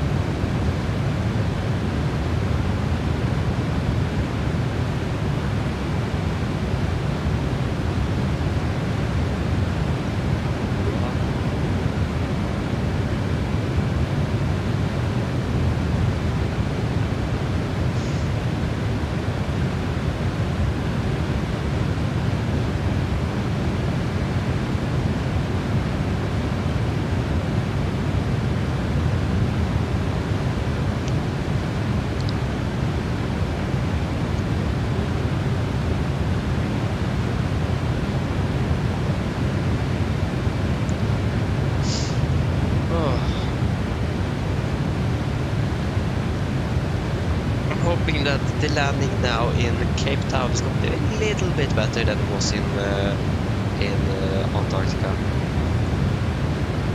Yeah, the landing there was not very good, but I didn't expect a good landing either, but not that bad of a landing. But maybe a normal hard landing-ish. No, it was basically a crash landing. But all that depends is the G-forces, and the G-forces wasn't too bad, to be honest. They were just... okay, they wasn't that bad. 1.7 Gs. That's a lot. Oh no. Oh. That's close to 2 Gs. Yeah, that's really bad. I can't... There you go. 0 bounces, 2 knots of crosswind or head 45 degrees to the right. We had an airspeed 154 knots, ground speed 159.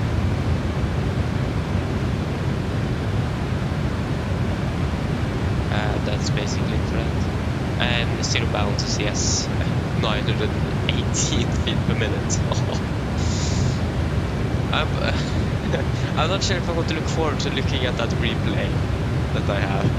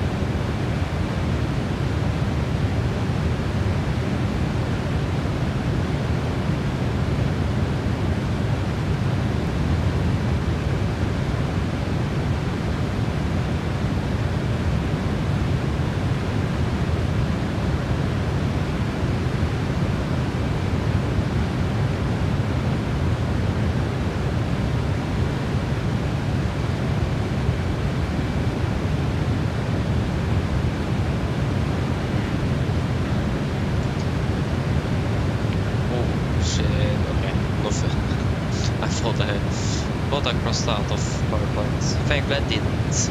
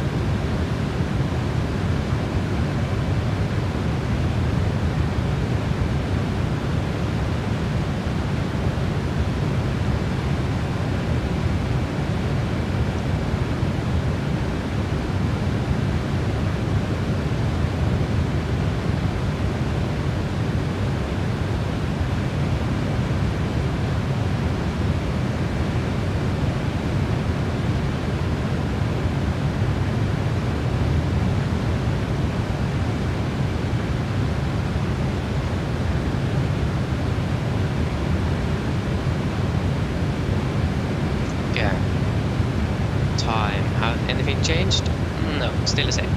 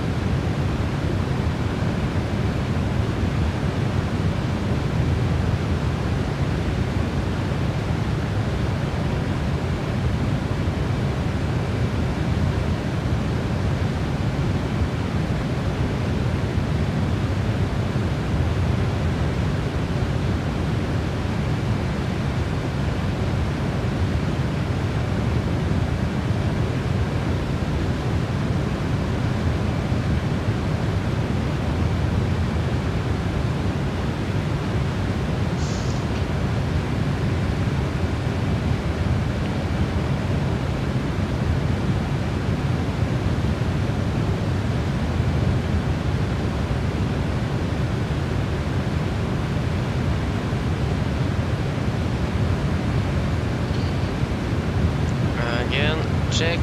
Still the same. And the clock is 16:57. It's going to be a little while before we arrive.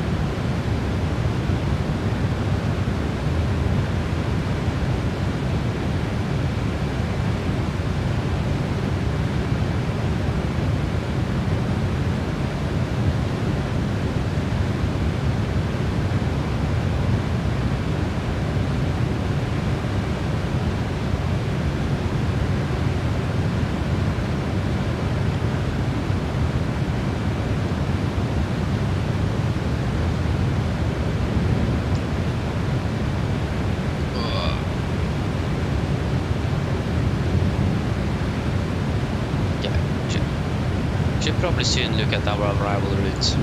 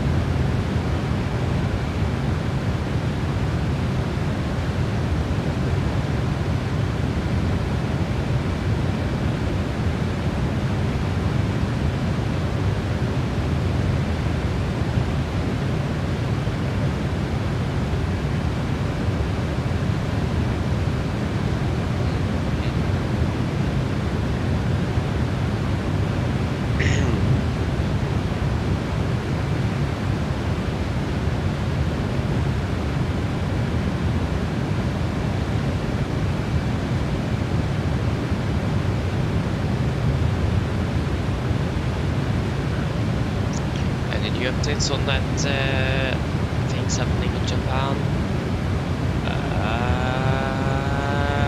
No. Doesn't seem like it.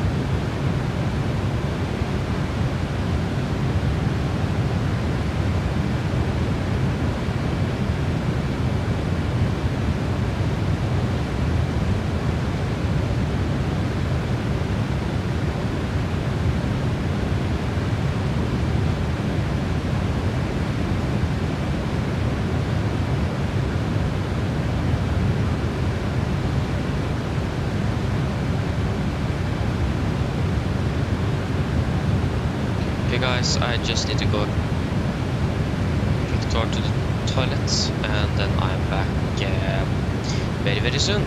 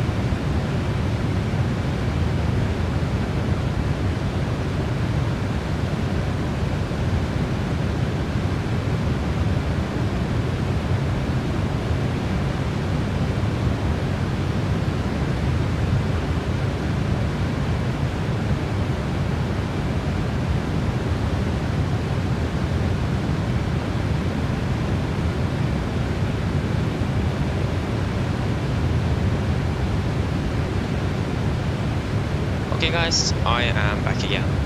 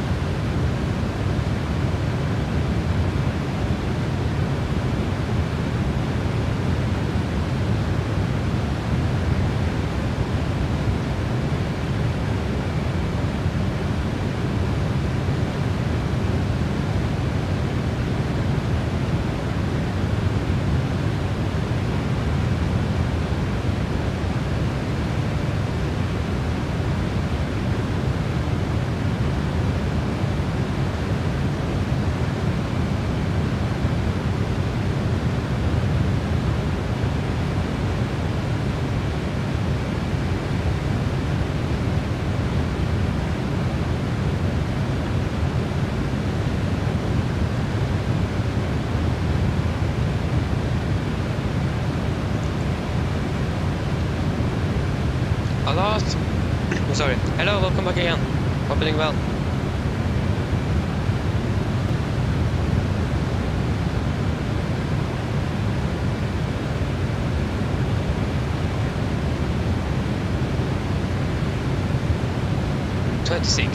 So the time is still going down.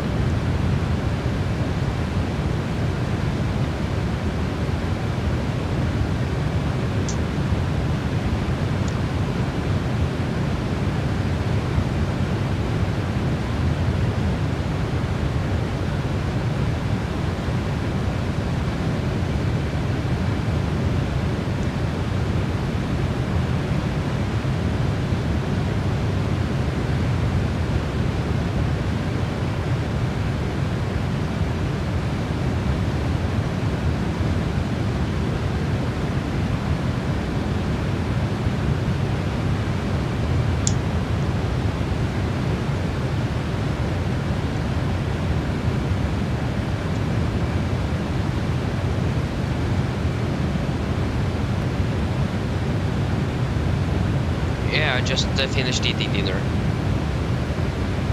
Just finished.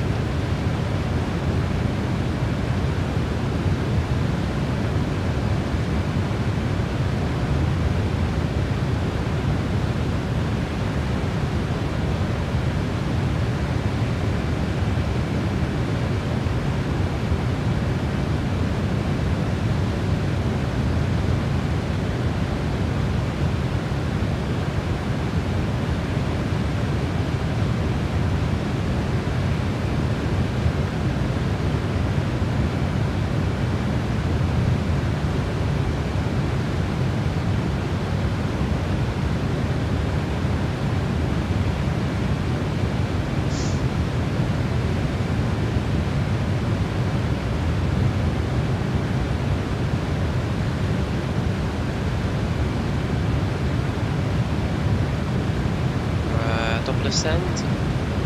Nah, we don't know that yet. That's still too far away.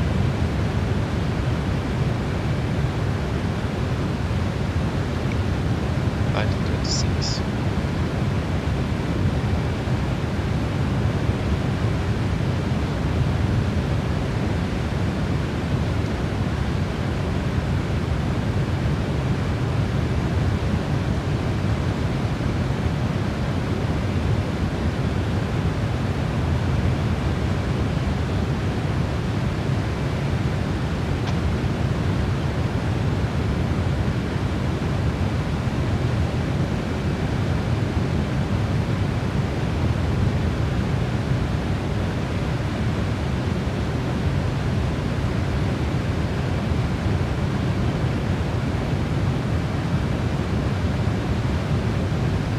I eat meatballs with the potatoes and brown sauce and some vegetables. That was what I did eat for dinner today. Really nice.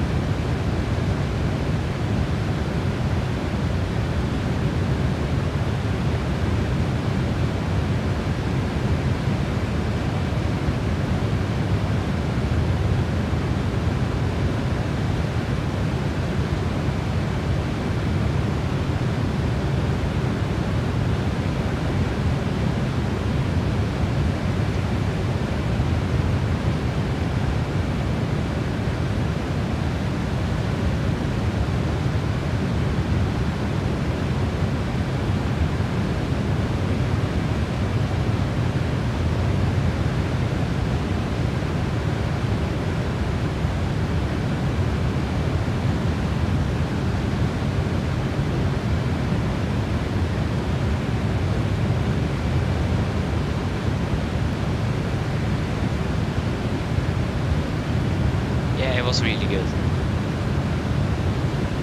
Yeah. Okay, we have 56 knots of crosswind.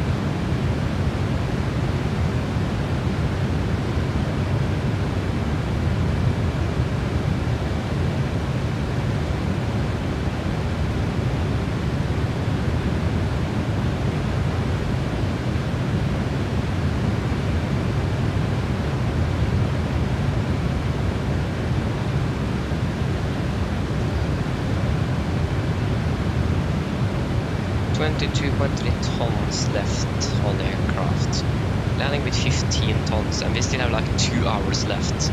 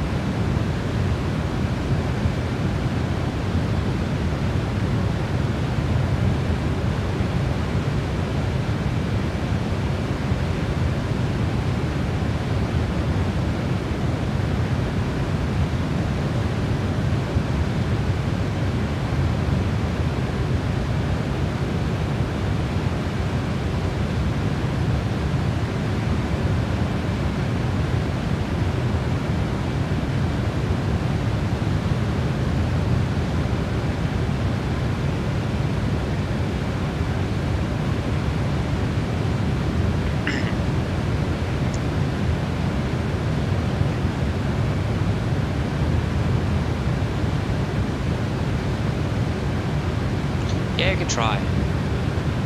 And we can actually check that later.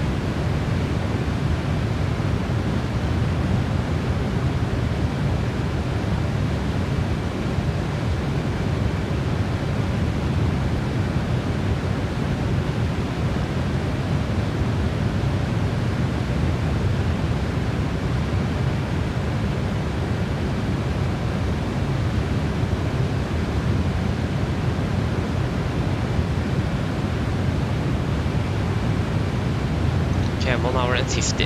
Wait and see. So we are landing in about 1926 Zulu. The clock is now 17:30. So yeah, that's going to be approximately 1 hour and 50. 1 hour and 54 minutes ish. So you're really close. Just missed with 4 minutes. Or sorry, 1 hour and 60 minutes. No, sorry, 1 hour and 56 minutes. So we missed it around 6 minutes, so that was really close. So something like that, I'm not sure.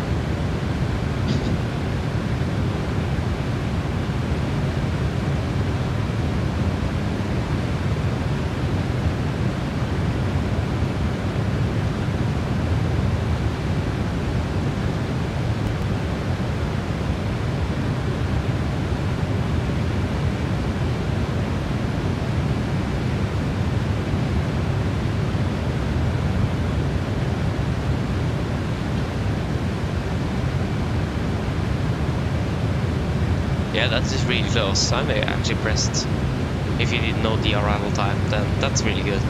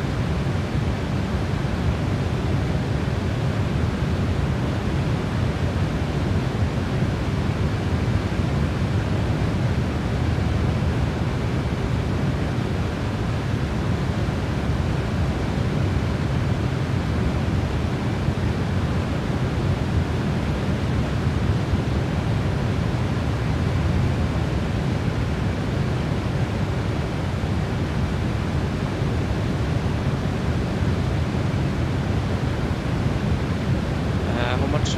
Still 800 miles to go.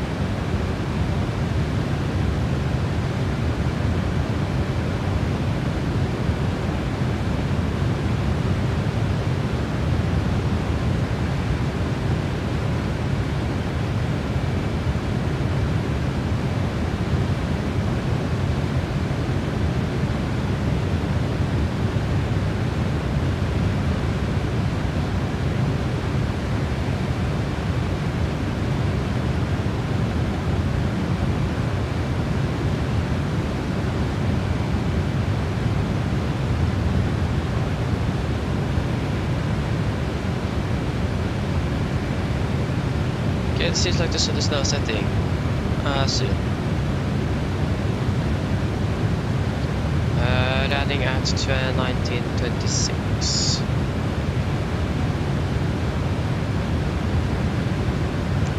Yeah.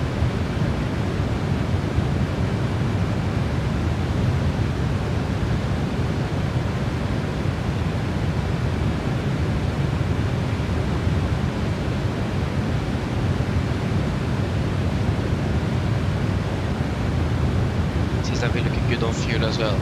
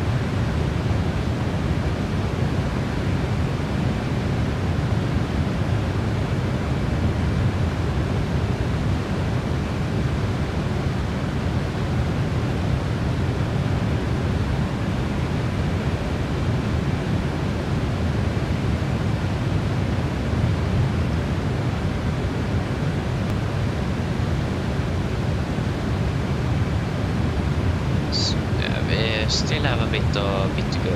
640-ish.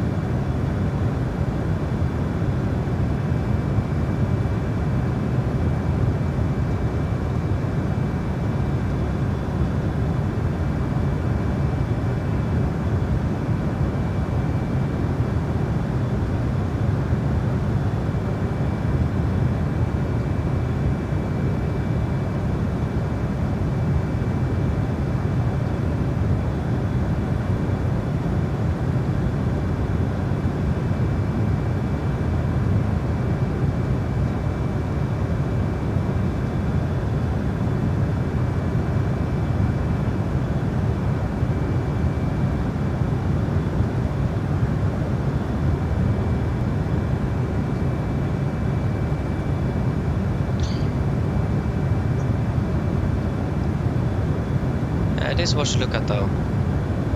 Just ocean.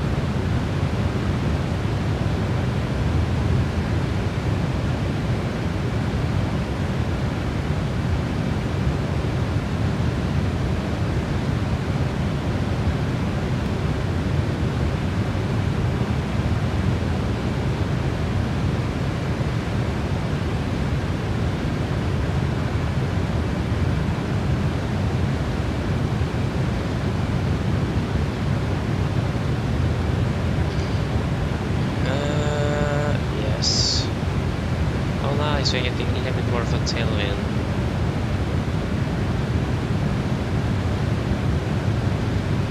Six.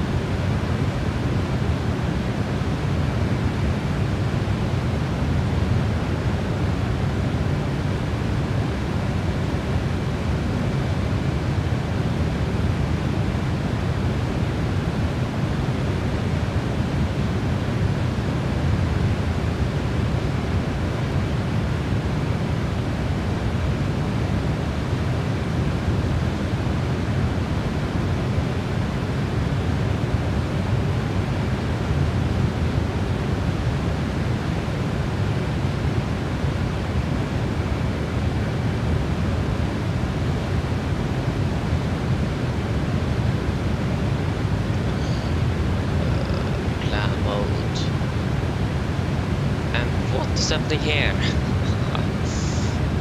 Arrival.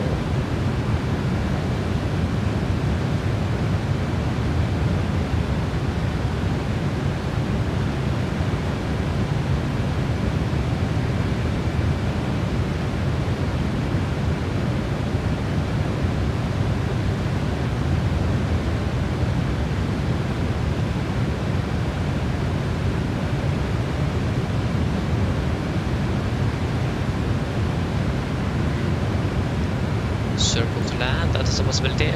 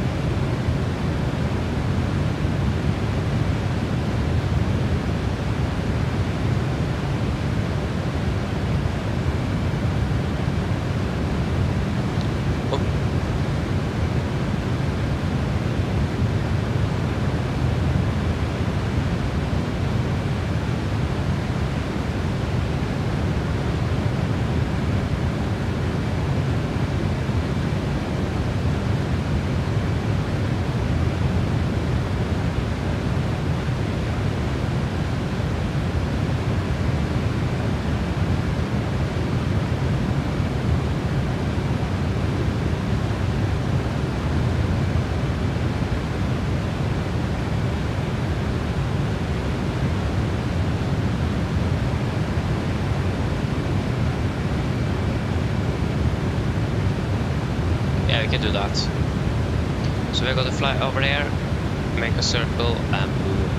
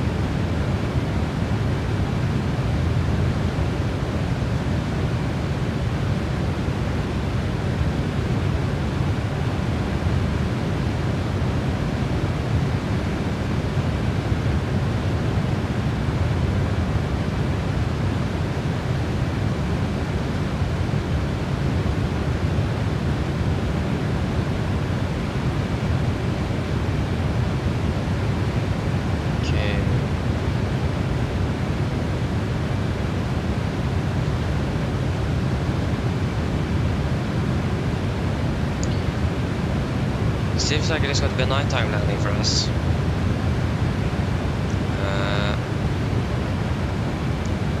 Yeah, the ILS is automatically inserted. 791. Yes. So nothing to be worried about there.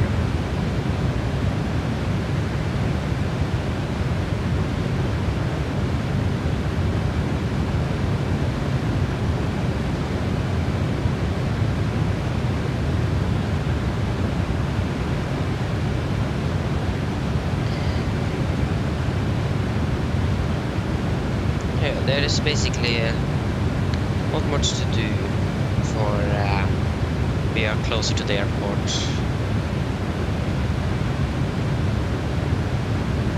It is still like over an hour left of the flight.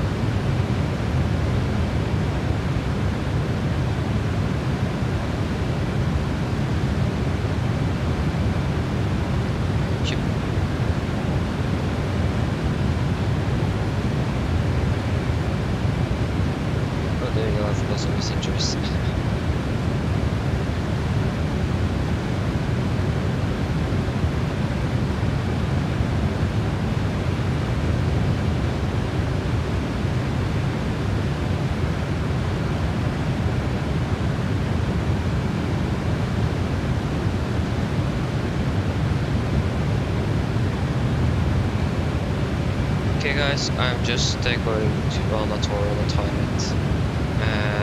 So yes, I'm back very soon.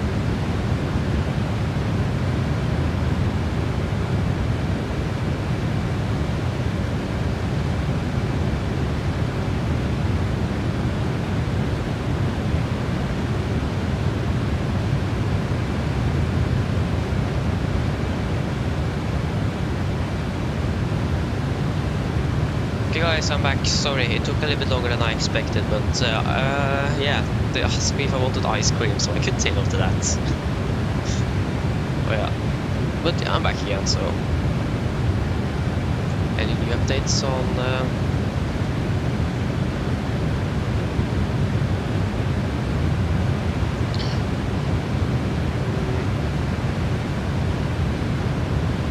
Nothing new about that Japan Airlines crash. Still wonder how they managed to do that. 2 aircraft colliding on the runway, that's... How in the world today did they manage that?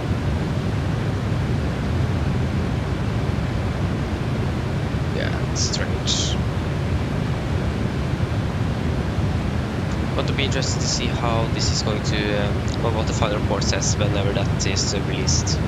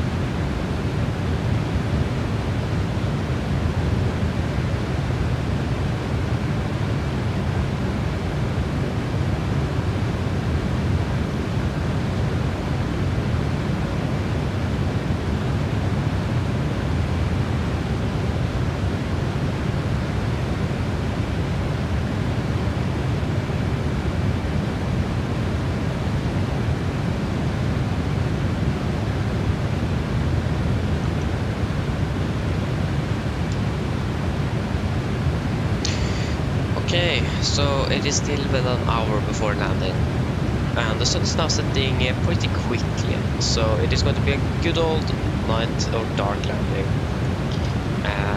Yes, an unfamiliar approach, approach I might never have flown before. This is almost a circle to land, so going to be interesting to see how that goes. Okay, we are past 7.5 hours. Oh, we are going to round this up at about the same time, or the same length that we did when we flew to Bangkok. So yeah, this is going to be pretty close.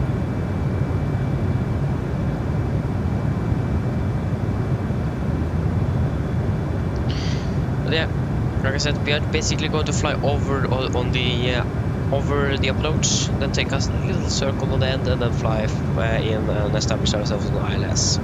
So basically an approach, type of an approach that I've actually never flown before.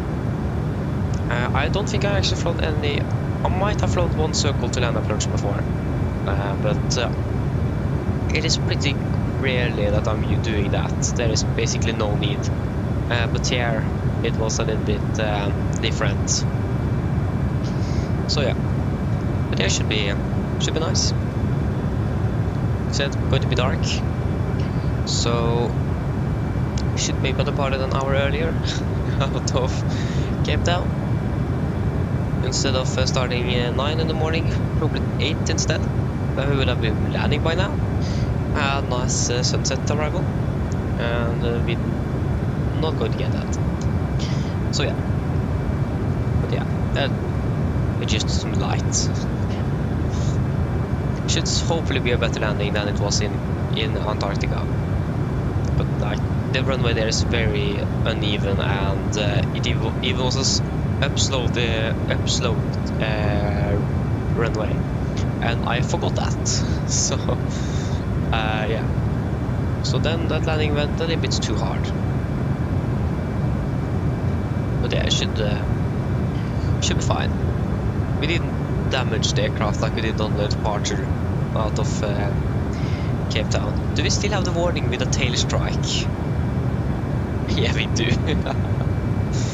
I'm still not sure how we managed to get that tail strike. I couldn't hear anything of that. So if that actually was a tail strike, or it is just the computer of this aircraft that is messing up, I don't know. But yeah, that's still very strange. I don't know how we actually managed that, but okay. They got top of descent about 320 miles at 1902. So again, going to be a pretty steep descent. Yeah. Nice. So we descend in about 30 minutes, so we probably need to do our approach briefing soon, but not quite yet. Just enjoy the sunset. What is the second view we have here? This one. I can't see the sun, so this one is probably better.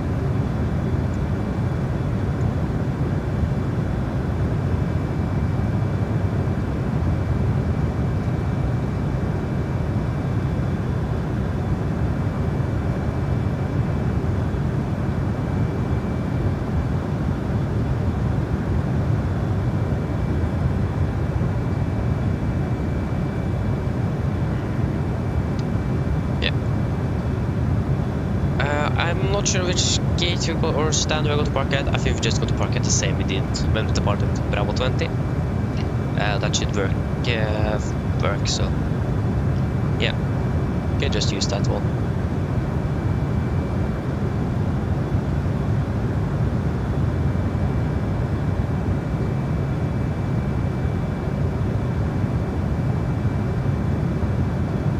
Nice.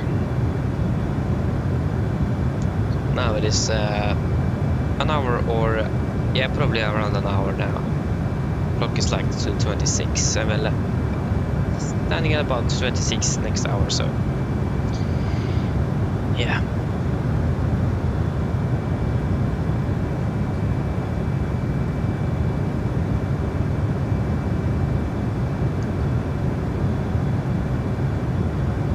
So flying tomorrow, I am not sure where we're going to fly tomorrow.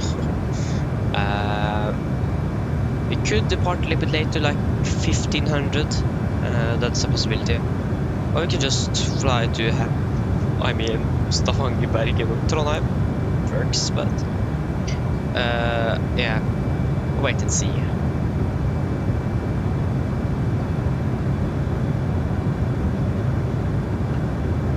So yeah, I do have some possibilities, but I need to wait and see tomorrow. It is tomorrow morning. I have almost where every aircraft is going to fly. So yeah, depends a little bit.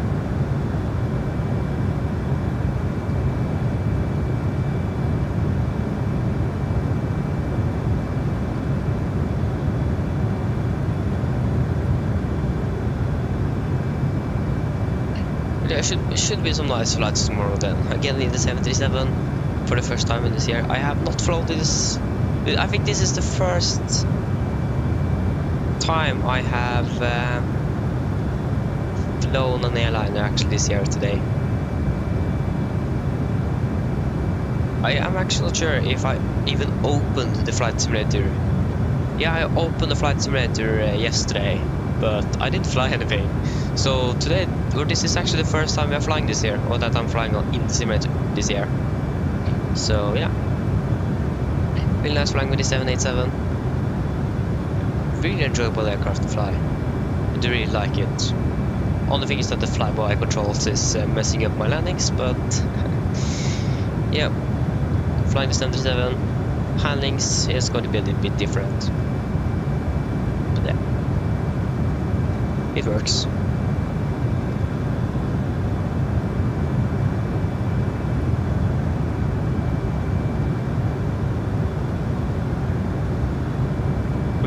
Switching out an Airbus is like a catastrophic thing to do.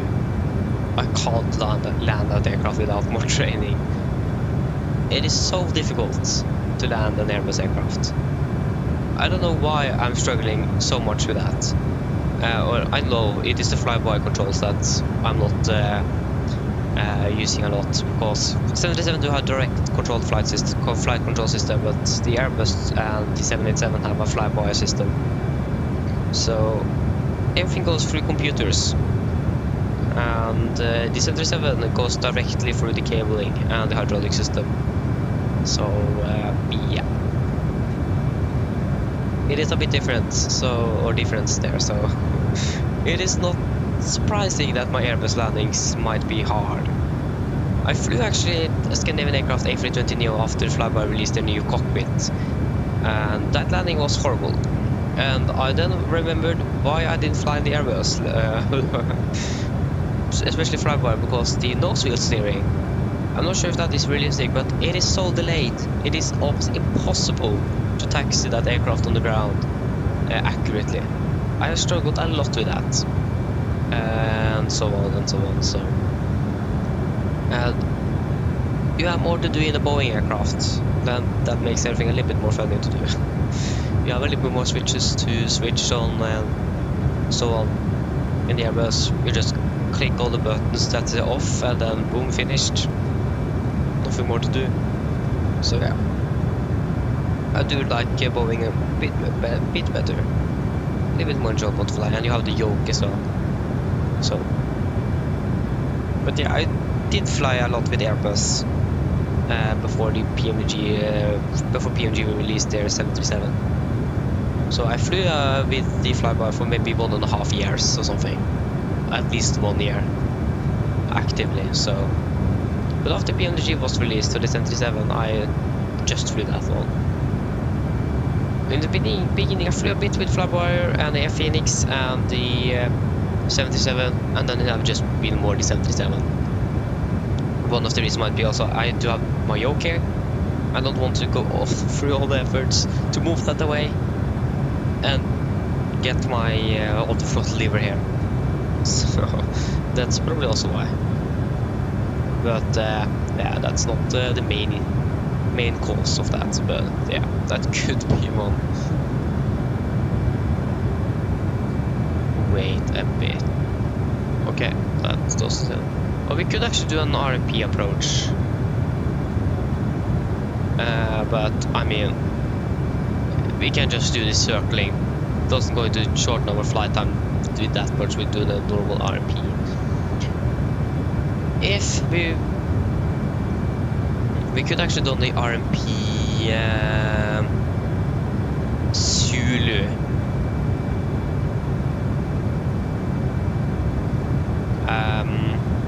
But that will have conflicted with our arrival route. That's not the problem. So I think what we have now is the best option. And you can see how fast that sun is setting. We haven't even been in this cabin or cabin for about 10 minutes, and the sun is already almost down. So yeah, timing is, or it goes pretty quickly when you just have a gone.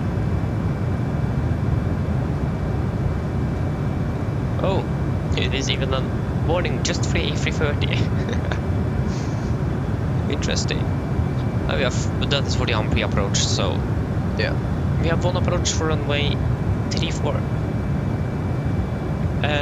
No, we are not coming from the north, so we're just gonna leave the ILS for one either.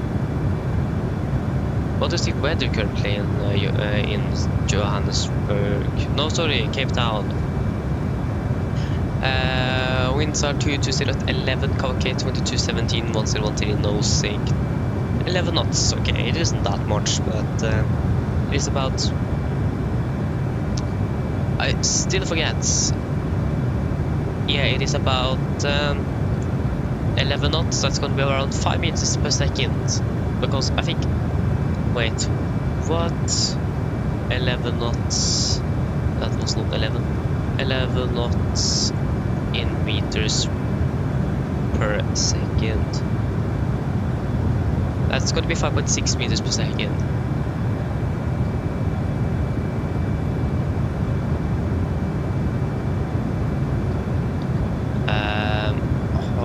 So yeah, I think 1 knot is about 0.5 meters per second-ish.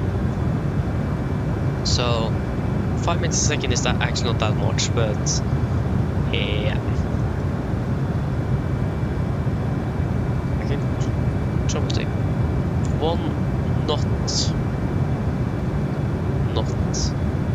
in meters per second in miles, no? Yeah, that's 0.51444444 meters per second. So 0.5 basically. So I was correct. So 1 knot is 0.5. So basically if you want to change between meters per second and 1 knot, you can just take 1 knot and then divide the knots in 2. Basically that's the only thing you need to do. And then you have the meters per second. Pretty nice that those components are pretty similar. But it's also going to make it much easier to determine if you don't have a proper meter like we didn't have in Troll. Still, it was pretty inaccurate, so I think that was also maybe also one of the reasons why our landing was almost crash landing there. We come a little bit too high because the QNH was 2 hectopascals too high. Because Yr said it was 8.8, but in reality it was 8.6. So yeah, it was 8.7 when I checked, and then Yr was correct with 8.987, and then I thought, yeah, probably it's going to be correct. Seems like it is correct now. No, the hectopascals go down. Yr says it goes up. So yeah. So one thing I know, I'm never going to trust Yr ever again when it depends on air pressure. That's a bad idea. That's never going to be correct. Can I check the air pressure for Cape Town with Yr, just for fun?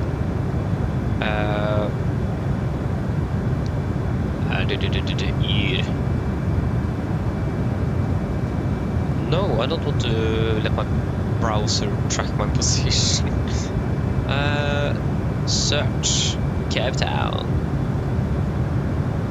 Cape Town. Oh, it's 26 degrees. Is that correct? Nope, it is 21. Details. And the QNH is 1012. No, it is 1013.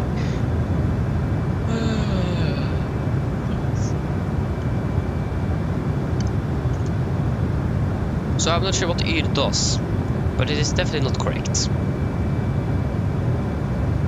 It says about it is going to change 1013 at 2200 Norwegian time. That's pretty late. Then we have already landed, and the coordinates currently is 1013, not 1012. So it is wrong again. So I'm not sure what Yr does, but they are pretty good at incorrectly or giving us the wrong weather information. So never trust Yr.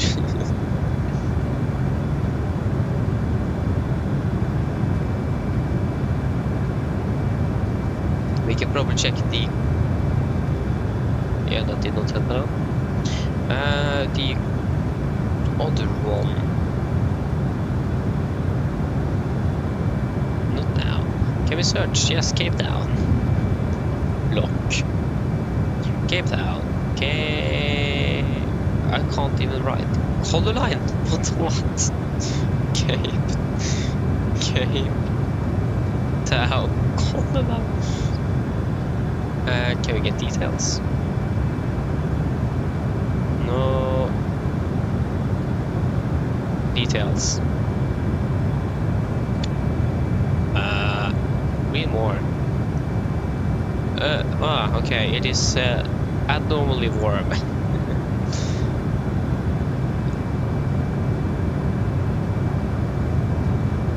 Still doesn't say anything about the QNH, so Yr does have an advantage that is actually showing the QNH, and that's better than nothing, but still. No thanks, I don't want to send any questions. But I just want the QNH. today. Read more? No. We have sunrise, sunset, the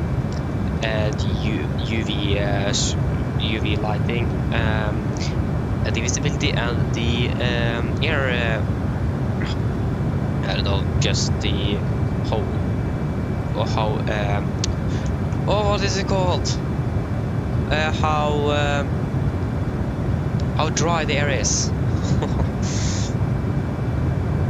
Yeah, basically, how dry the air is. I don't need that information. I just want the QNH.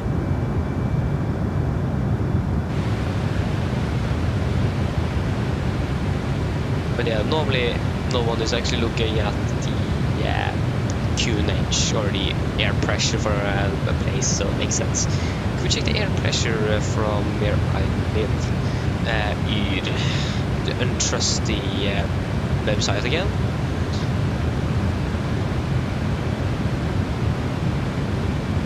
Details. QNH is 1013. Check we got the moon. That's the closest airport with an meter economical flight. Gardermoen, open airport. Weather QNH is 1012. I'm so surprised it was incorrect again. I think we need to do something. We can't use YR anymore. Or I never used it, but yeah, I'm probably never going to use it either. But yeah, we are beginning to close up on our top of the descent, so we should probably do a briefing now. So yes, we can begin with the not Oslo, but Cape Town. So we can begin with weather in Cape Town. The weather in Cape Town was recorded at 1820 Zulu, or something like that. That was about 11 minutes ago, and it is follows. Winds are 2209, KK temperature 21 to about 16, QNH 1013. So, our arrival, we are going to fly the 1 Bravo. Yeah, we're going to fly the Get Up 1 Bravo arrival. And this is an RNAV arrival, so no VR service are required. We actually want to tune in Cape Town VR Bobo 5.7. We're going to fly on a radial of 120 degrees. So this is actually a VR departure arrival then. And yes, MSA is going to be 9,000 and 4,100. Also, let's maximum 250 to 10,000 feet. And we also have some speed limit points, SLPs. So if the speed is below minimum safe operating speed, the minimum safe operating speed will be flown and HC advised. Unless for emergency pilots are not to request cancellation of speed restrictions. Okay. I think I never asked for cancellation of my speed restrictions, but okay. And the only threat you could have is terrain here, as you can see on the east. It goes up to about maybe 6,000 feet-ish, but this shouldn't be a problem at all. And this, yeah, this is chart 10-2 Echo. So for our approach, we're going to land the ILS for runway 19. This is on chart 11-2 effective 15th of June 23. So we are coming in from the east here. We're going to fly over Cape Town VR, then we're going to fly up out on an outbound radial of good question actually, I don't know. I really can't. Yeah, outbound radial of oh, sorry. 010, just 011 degrees or something. Take our right stern on 055 degrees and then turn right on 235 degrees and then 191 degrees for an ILS for runway 19. So heading is going to be 191 degrees and ILS is 1091 Kilo Sierra India. We have one dot here, procedure turn bay approach procedure turn approach applicable within 30 degrees of the outbound heading. Use phraseology, request procedure turn approach. Okay. For commercial communication failure, procedure SCOC 7600. No. We are not going to lose our count, so initial approach altitude 4,500 feet or higher MSA. Yeah, we're going to fly at 3,000 feet and then inside the ILS. Minimum is going to be 347 feet. And yes, pop is on the left and right. We are going to have a little bit faster or a little bit or the cloud surface is going to be about 3.2 degrees, so it is going to be a little bit steeper than normal, and we're going to probably fly about 50, 40 and 60. So if we pass below or vertical speed above 1,000 feet, we do not need to go around. That is expected with the steeper angle. We're going to pass the threshold at about 57 feet. And 9,000 descent in holding pattern to 4,500. Transition level is going to be 7,500 feet. And mid approach, if we need to go around, we're going to climb on 4,500 track runway heading to DME 4.5 Cape Town VR.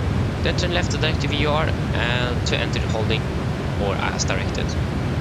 And we have one VR and DME required, and to proceed to turn maximum to 10 knots. We are not going to fly about 200 knots here.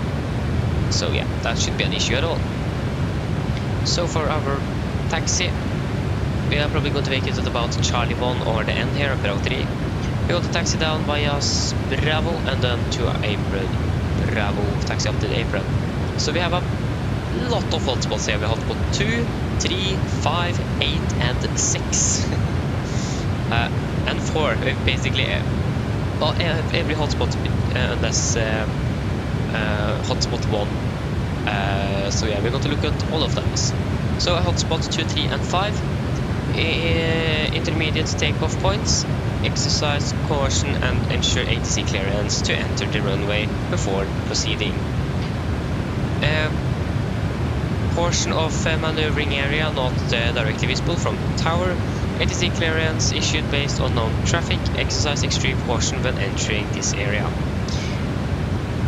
Hotspot 6, precision approach, holding point Bravo 3. Exercise extreme caution and listen to ATC clearance for holding position. Hotspot 7, intersection taxiway echo / apron area. Portion of the maneuvering area not directly visible from tower. ATC clearance based on known traffic. Exercise extreme caution and wait for ATC clearance before entering this area onto the apron. Hotspot 8, intersection taxiway Bravo and taxiway Zulu. Portion of maneuvering area not visible from tower. Exercise extreme caution and wait for ATC clearance before entering taxiway Bravo, taxiway Zulu due to helicopter operations at the intersection. Okay.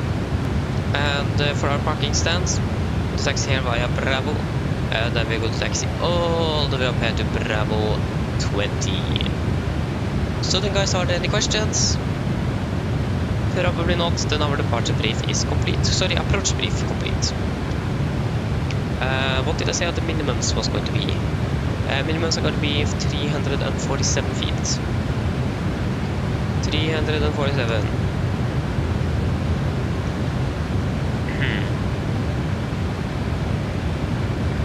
347. This took way longer than I expected. 347. And we also need to tune in Cape Town VR. Why is that camera so? And I'm radio, and we're going to tune in Cape Town VR on 1151. No, sorry, 1157. 115.7. Ooh. Of course. 120, wasn't it? Can't pin the chart, so yeah. A radial of 120 degrees. 120. Ooh.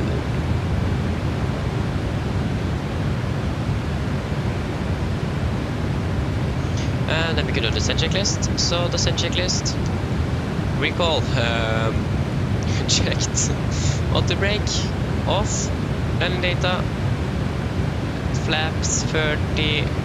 135 knots. Minimums at 347 feet. And approach briefing is complete. Descent checklist complete.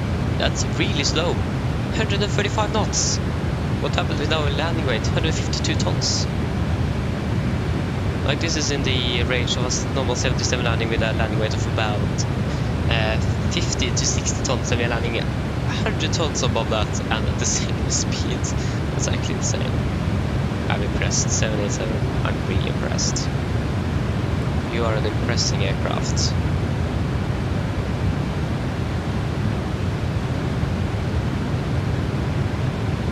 So yes, that was it for that. So we are pretty much ready to land then. So it should be an interesting landing, and I'm looking forward for it. Normally it seems like you're going to get vectors, but no ATC, flying offline by vectors. Much easier to fly a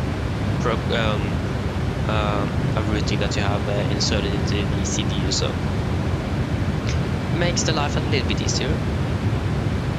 But I'm still a little bit worried about the descent, because it seems like that's going to be pretty steep. Meters, so we need approximately 131 nautical miles.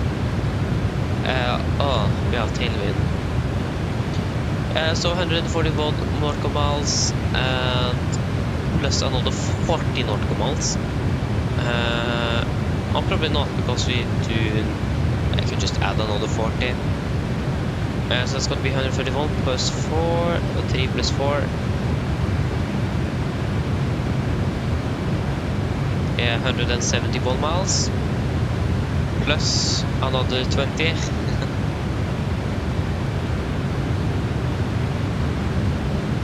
Oh, no, sorry, no.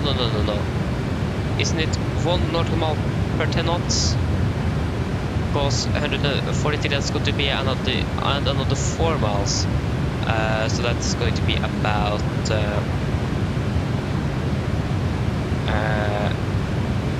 that's going to be about 135 plus another 2 miles, 137 miles. That's just the estimate. And we have distance to go, 218 and 90 miles to go. So yeah, it should be good. And now it is really dark. Turn on that display though. Oh, that was really bright, and that was really that was actually really dim on our landing. But why is there so much light back here? Though? Oh, there you go. Why was that turned on? Yeah, I actually turn on some lights here instead. Ooh, fancy. It was. I didn't want that light. I wanted. Where is that lighting? Is it actually this the only thing you get? No, that can't be true. I thought we were going to get more here as well, but for some reason I'm not getting anything like that. If I try you, no. If I try you, no. If I try you, no. All the things on the displays are much brighter. Turn you down a bit, otherwise I'm going to blind myself on the landing. But yeah, where is that? No, the map doesn't work. Here we have the glare shield and panel and flooding, lower display, contrast, lower display. That is probably here, exactly. I think that's yeah, that's it for that one. And contrast, that one doesn't work. Overhead panel, master brightness. Okay. But what happened with the lights here? I'm still wondering about that. Overhead panel, glare shield. There you go. But that's not what I want. Okay. No problem. I'm not going to be angry at that. So We're just going to continue the flight. We're going to begin our descent in approximately 7 minutes. If I'm correct. Yes, about 5 minutes then, 6 minutes. So that's pretty correct. I thought it was still 02, but the time has gone down. Makes sense, we do have 40 knots tailwind. Yeah, that do make a lot of sense. But I'm still wondering what is happening with the missed approach here. I can't see that we're going to fly in 4 different circles to or 3, I don't know. We're just going to hold at Cape Town. Is that the holding in Cape Town, over Cape Town we are? Okay, that's again interesting.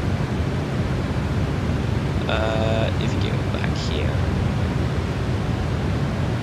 boom, coming here, flying up here, then flying around like this, going here, missed approach, straight ahead, and then just hold at those circles there to show the airplane.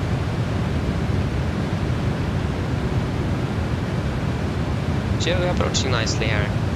Descent checklist is complete. I'm not sure what the cabin crew is doing or what the cabin passengers are doing, but should still be nice.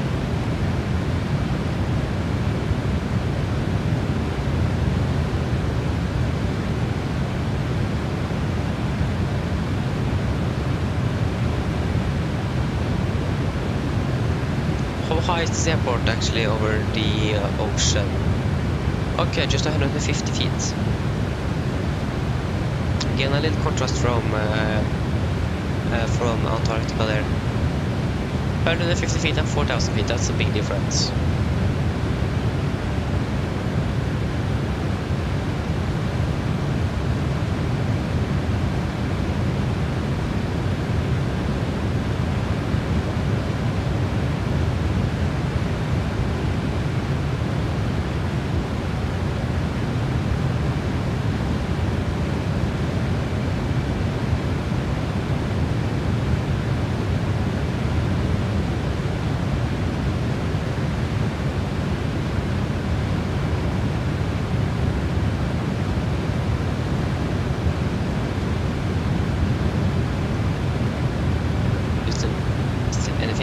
Still a little bit from the sunset, but that is soon going to be gone.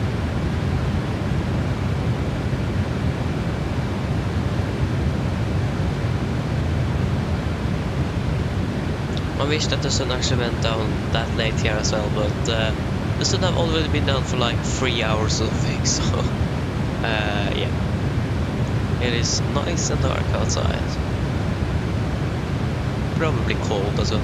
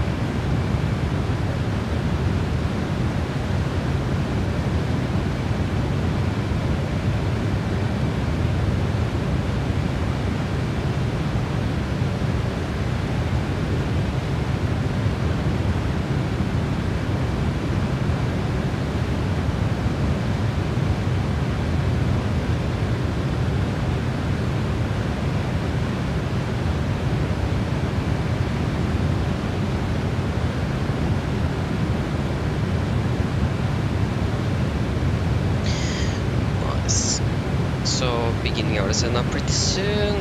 You are soon running out of electricity on my phone and things are looking good. You're almost... yeah. can change. No, you can charge instead. Boom. Probably it is so bright inside here. Probably turn off some lights in the roof or in the roof, on the roof. There we go, that's better.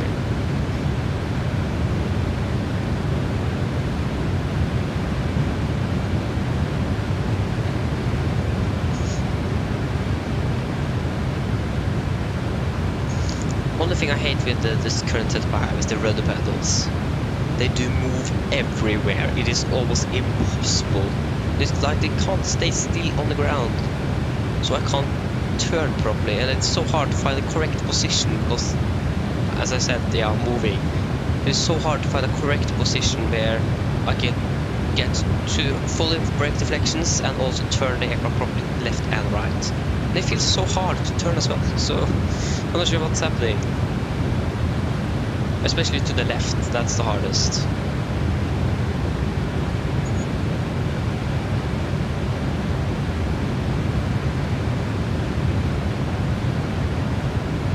Almost a room heading in Troll's airfield.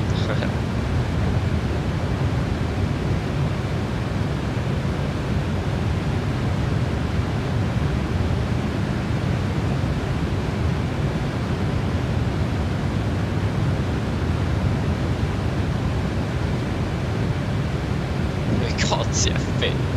Oh, it is so dark. Something with the camera here. Ah, it is lit up like this. Not normally what I'm doing, but well, not normally how I'm setting that up, but okay.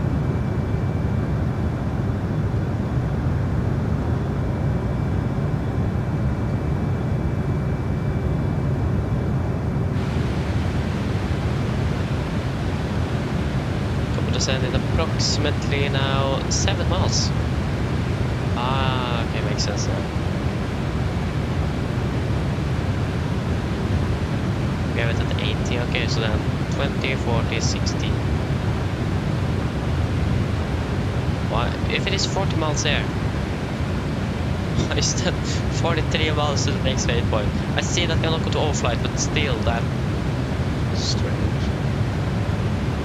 Then that probably when we are going to begin the turn or something like that. I don't know. Only thing I know that we're going to begin our descent now very soon, and we are going to land at approximately 25. Nice. So 25, and that's 25 minutes. So yeah, we're going to turn the sequence at 10 past, and there we go. We're now beginning our descent. And this aircraft wasn't very quick with that.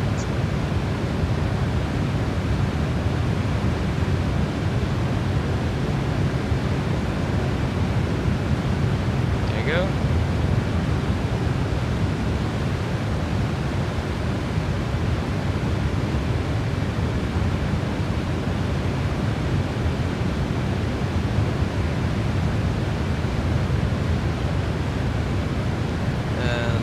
What just happened here? Just like everything just preset some.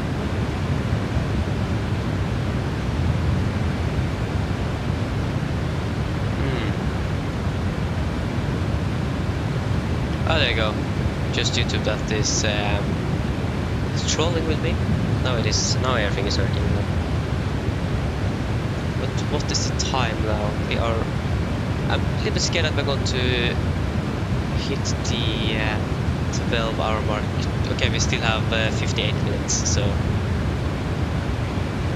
we are landing half an hour-ish before we start. Before it happened 12 hours since we started the stream. We haven't flown for 12 hours, but we have just streamed for 12 hours. I thought actually the flight that was 4 hours one way. It seems like it is about 5 hours one way. So I missed that with 1 hour. I'm not sure how I managed that, but yeah, I did.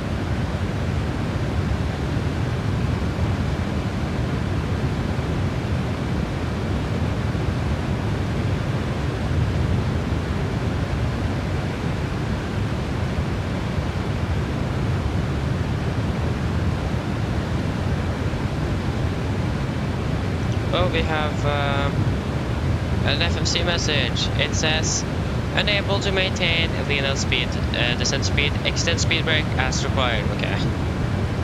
I see, we are still overspeeding. That's not good. So, we're the same as 4,000 feet a minute. I think Microsoft needs to update the VNAV on this aircraft because it descends too quickly, or it calculates for a too steep descent profile than what's actually optimum. I'm not sure why. That's just going to be very hard on the energy management. Okay, now that sunset is basically gone.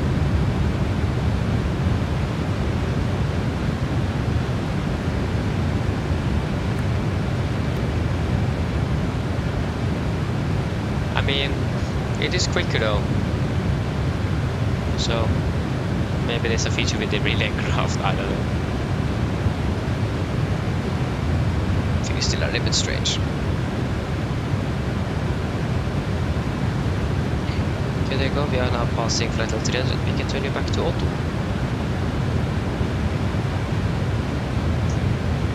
Hold, okay.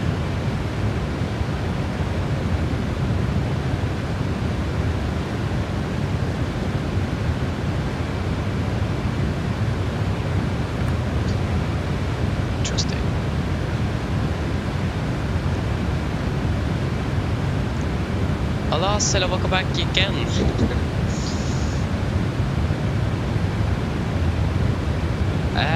We are currently passing flight level 280, soon 270, or 27,000 feet.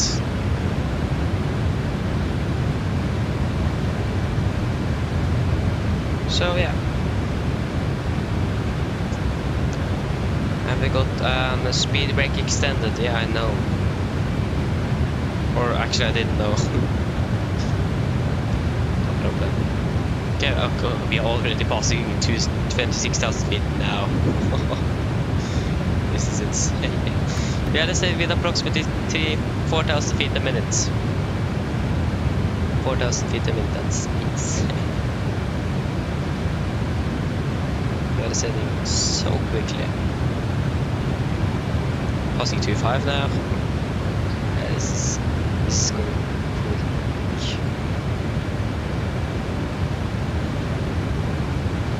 Quicker than I might have expected it to go. Nice. Then I need to do a little bit better landing than I did in Antarctica. Yeah, that shouldn't be a problem. I will at least have a more flat surface to runway. Antarctica, the runway was like going uphill and bumpy.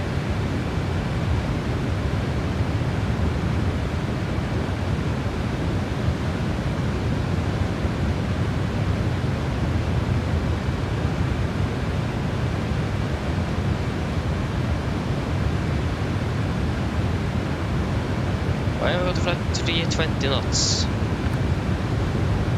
I don't understand that.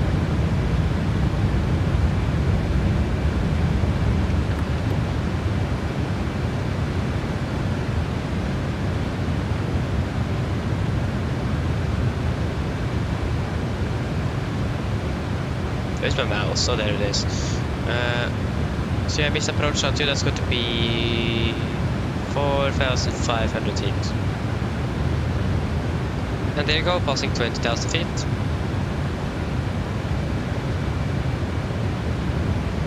And we're going to slow down to 250 knots.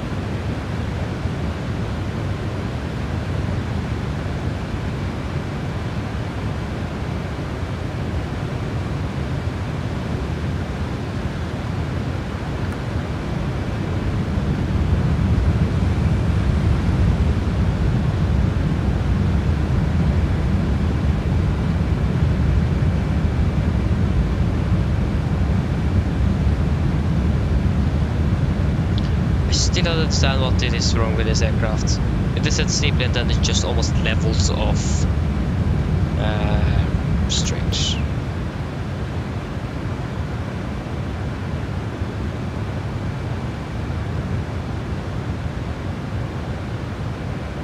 much altitude we need now?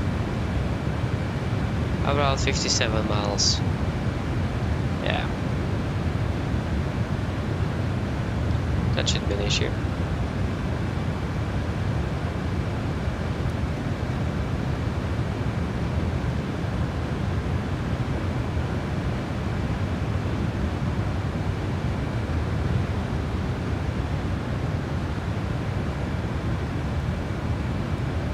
You can turn on the seatbelts.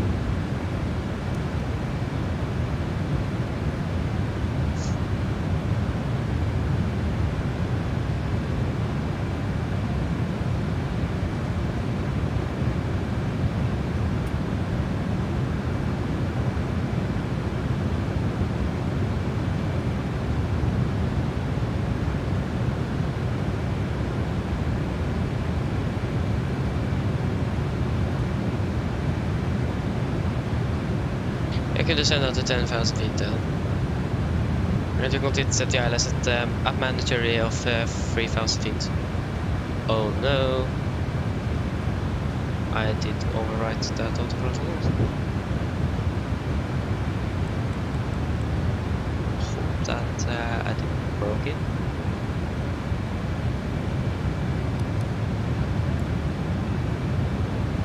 Okay, I need to monitor the speed now. In case the autothrottle doesn't work anymore.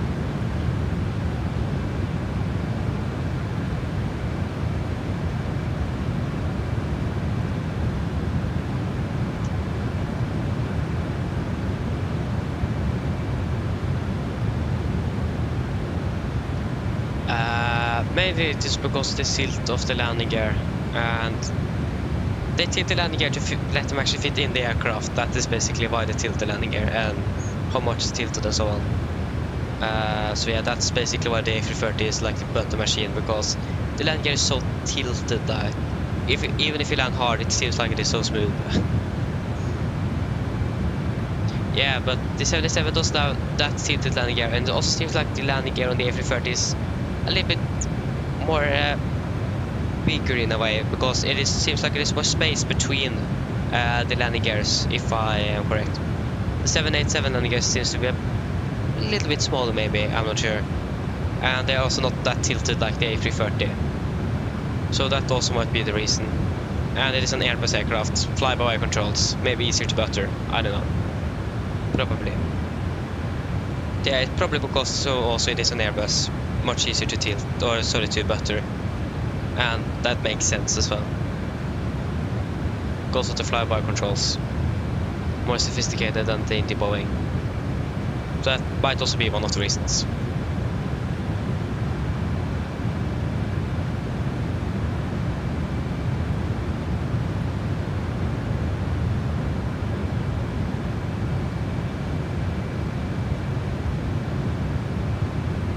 Yeah, it seems like the throttle is working. Yeah, you see that the parameters here in the ACAS is changing.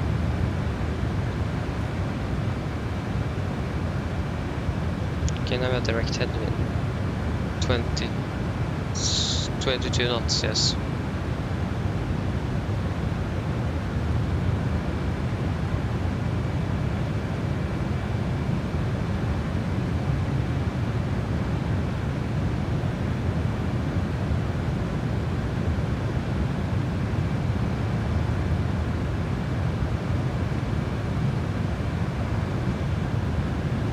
Oh, 747.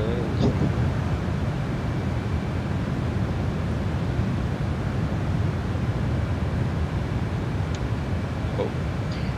We have got a new FMC message. I can see that we are going to slow down even more. It says unable to maintain medium descent speed. Extend speed brake as required. No, we are not going to extend speed brake. We do have time to let that speed drop off by itself.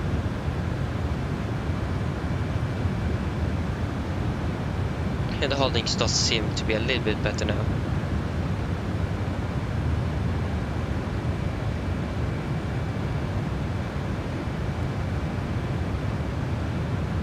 And there also the ILS is alive, nice.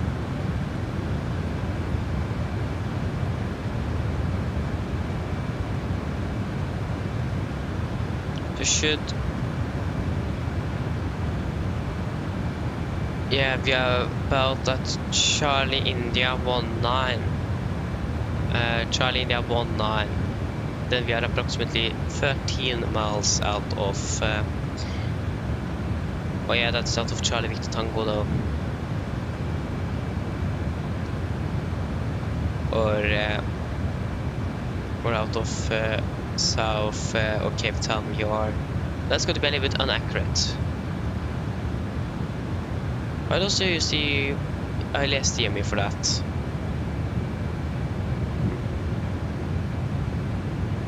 Interesting. I don't know.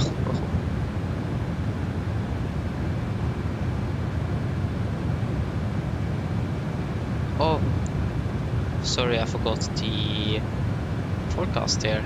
7,500. There you go, flight level 75.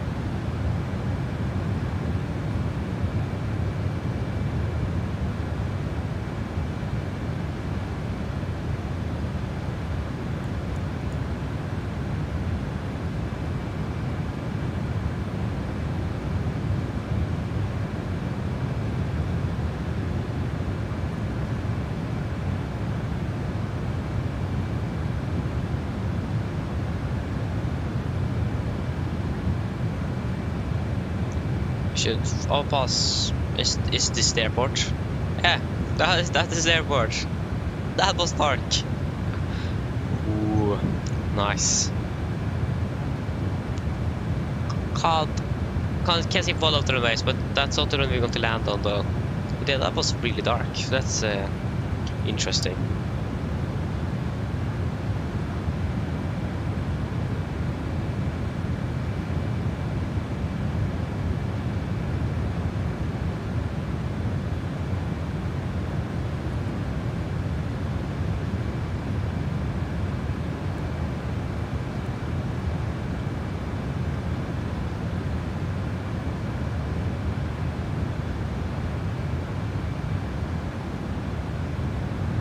There you go.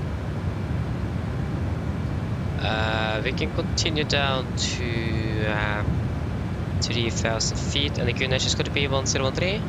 Yes.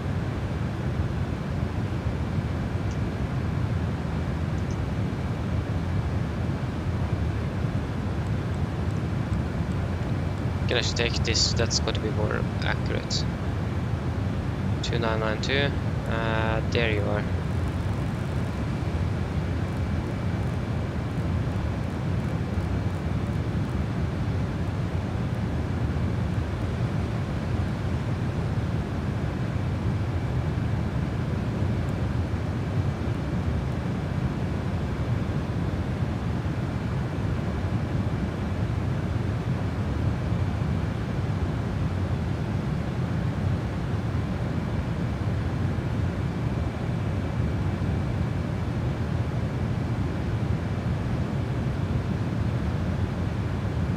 Oh.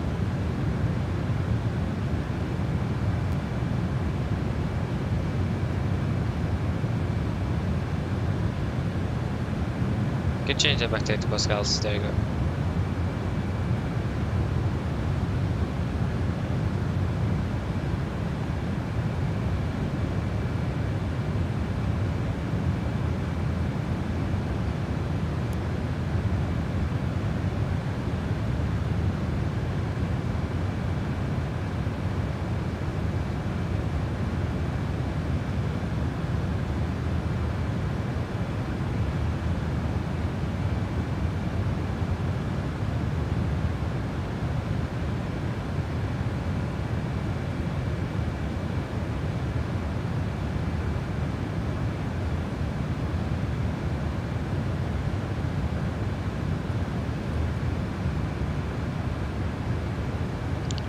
Okay, there you go, we are passing 10,000.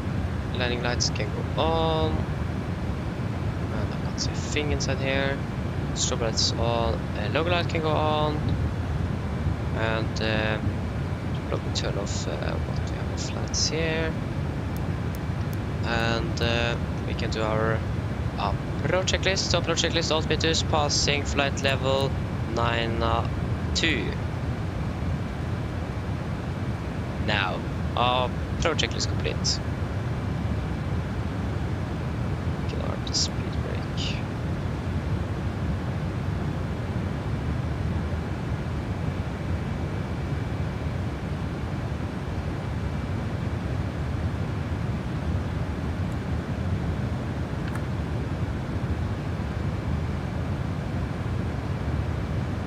Okay, get the deck speed into it and take manual control of the speed, so 200.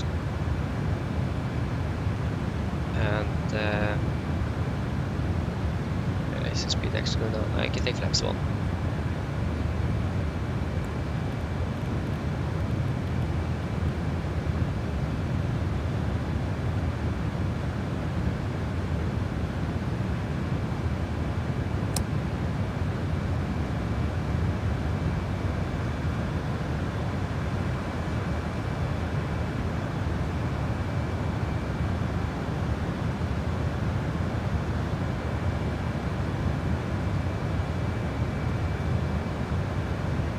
Okay, there you go. We are now turning final. Navigating is 1901 degrees, so 1901. 1901.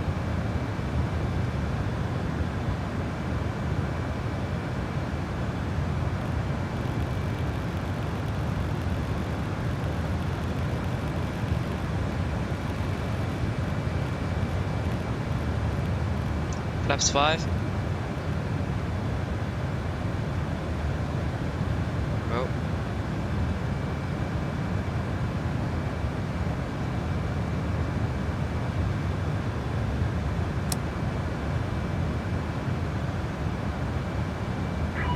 The LS maybe around 15 miles out.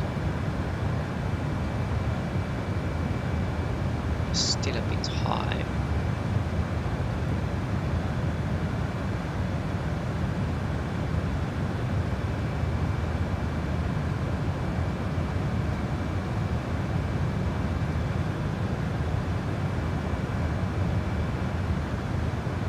Get that we're not high anymore. We do have the runway in sight.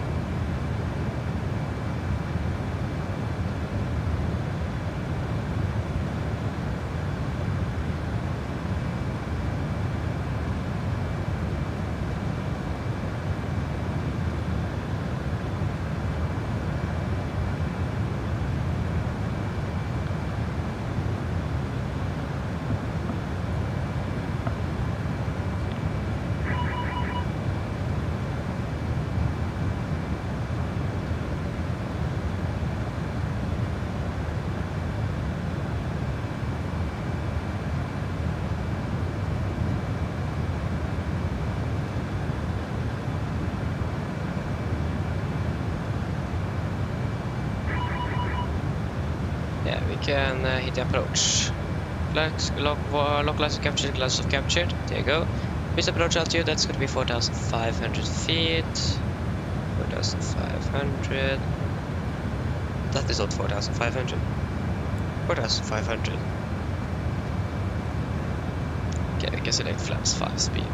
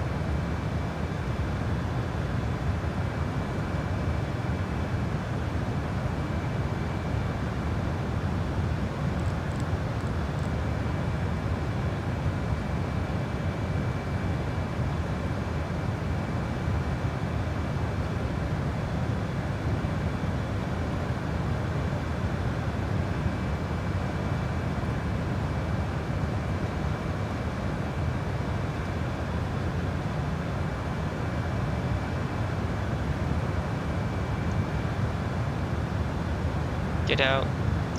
Flaps 15.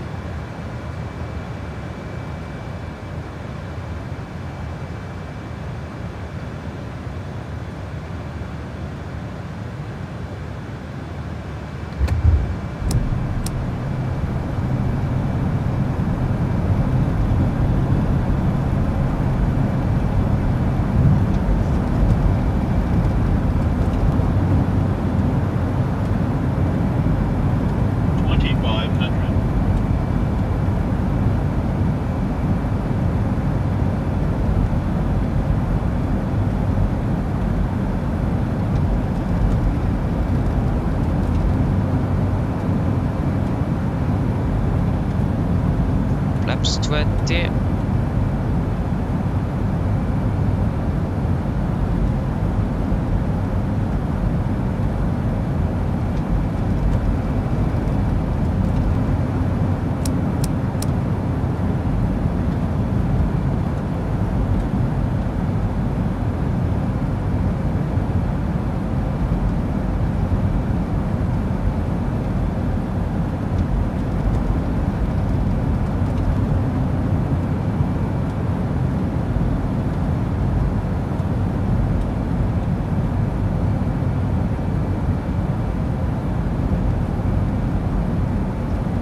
Flaps 30. Here we go. Landing checklist complete.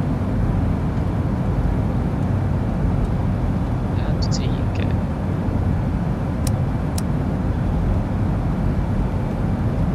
Okay, disconnecting autopilot.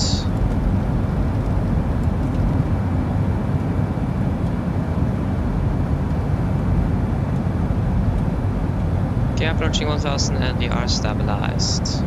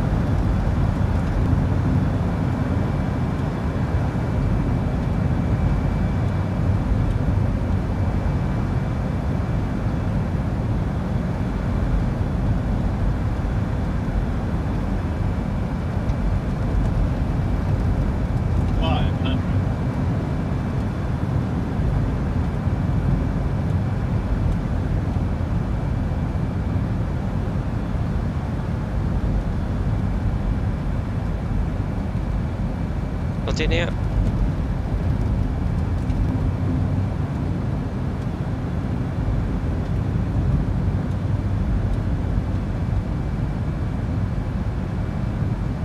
Cut him off.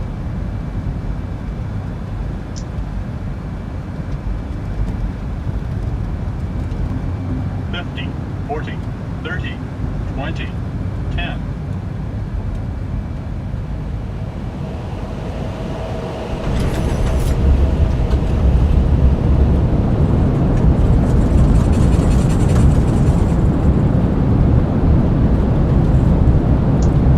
Okay, there you go guys, welcome to Cape Town. Flight time 5 hours and 3 minutes, so 1 minute longer actually than the first flight. Yeah, that was a much better landing than in Antarctica. Oh, we are here. Okay, so our taxi time is going to be much shorter than I expected. That's good though. Oh yes, the brightness here. I couldn't see that little circle I was supposed to follow on final there. It blended in with the runway, so this one should probably have been a little bit more brighter. So I needed to look down here, and then I tried to find it again, and yeah, messed a little bit up. But we were still within the criteria of landing, so yeah. But it could have been a little bit better.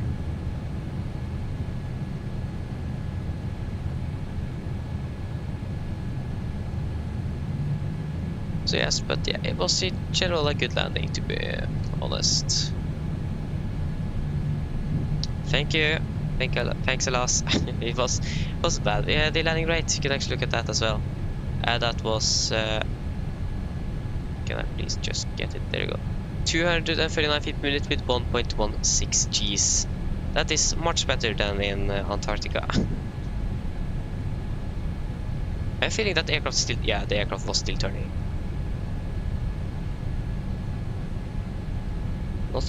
It was not supposed to turn at all, and it turned.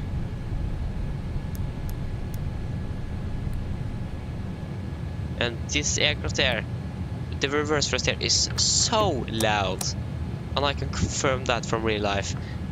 I was at Oslo plane spot once, and a Norse Atlantic Airways from London Gatwick landed. It was so quiet until the reverse thrust began, and that was so loud. It was insane how loud that was.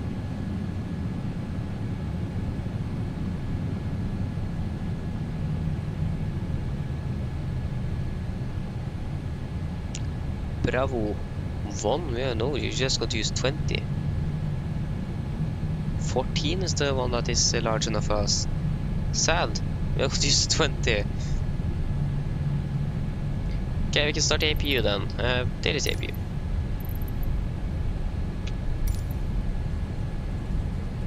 So, stand 20. Here should be at 15, not 17. There you go.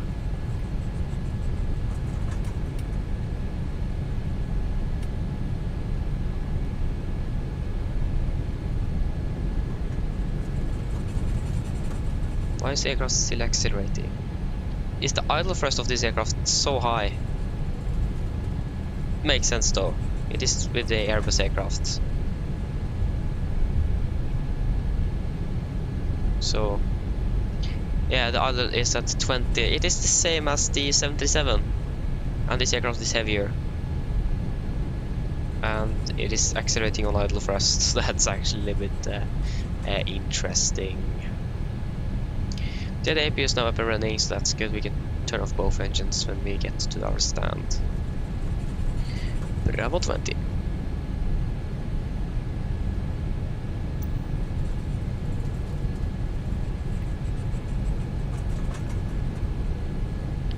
Alas, if you mean the speed, yes, that's actually a little bit insane. I can't slow down this aircraft for some reason. It just won't accelerate.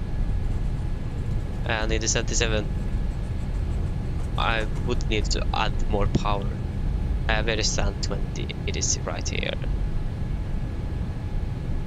So yeah, that's actually a bit insane. This aircraft is so much bigger, and it is accelerating of its own. It all depends on the weight though. This aircraft is now pretty light, but it is still heavier than a 737, so I don't know.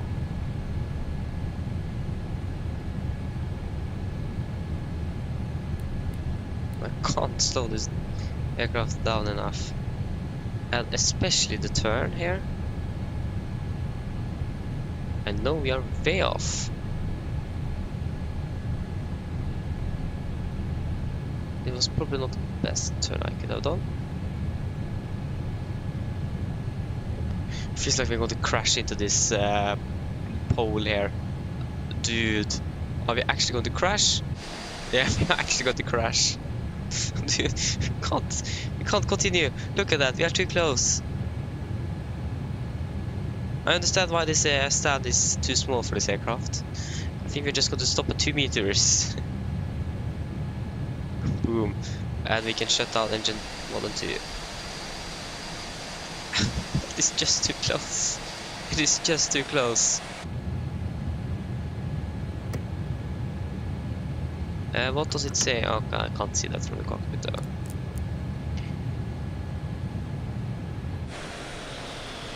Oh no, off video. I thought it was on.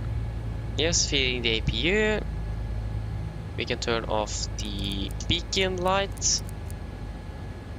We can turn off the transponder. Is there anything else I need to remember to turn off? Yeah, the flight director is probably a good idea. And we can do a shutdown checklist as well. So shutdown checklist, fuel pumps. I can actually just turn it off. Off, air park brake set. Shutdown checklist complete. Now we can just get some good old stairs. Operate stairs.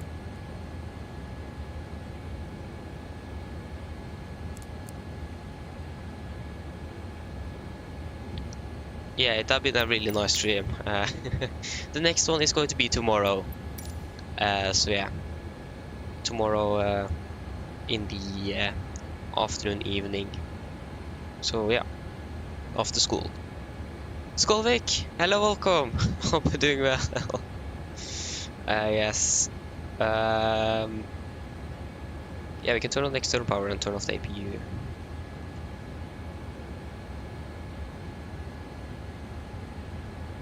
Probably also turn off the seat belts. That was why the APUs was the last one. Okay.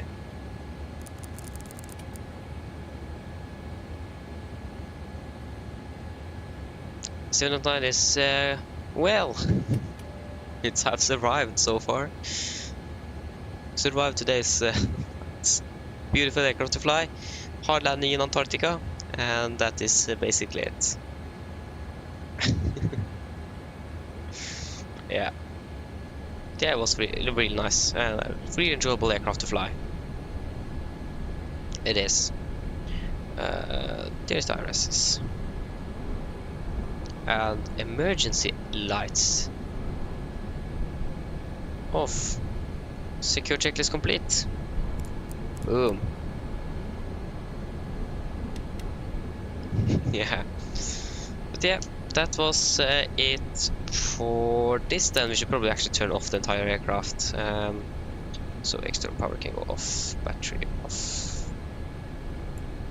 There you go. So there you go, guys. That was it for this stream. Again, thank you for 300 subscribers. Yeah, looking forward to this year, 2024. Next stream should be tomorrow, and I hope that you have enjoyed and hope to see you again on a future live stream. So yeah, have a good one, everybody. Bye bye.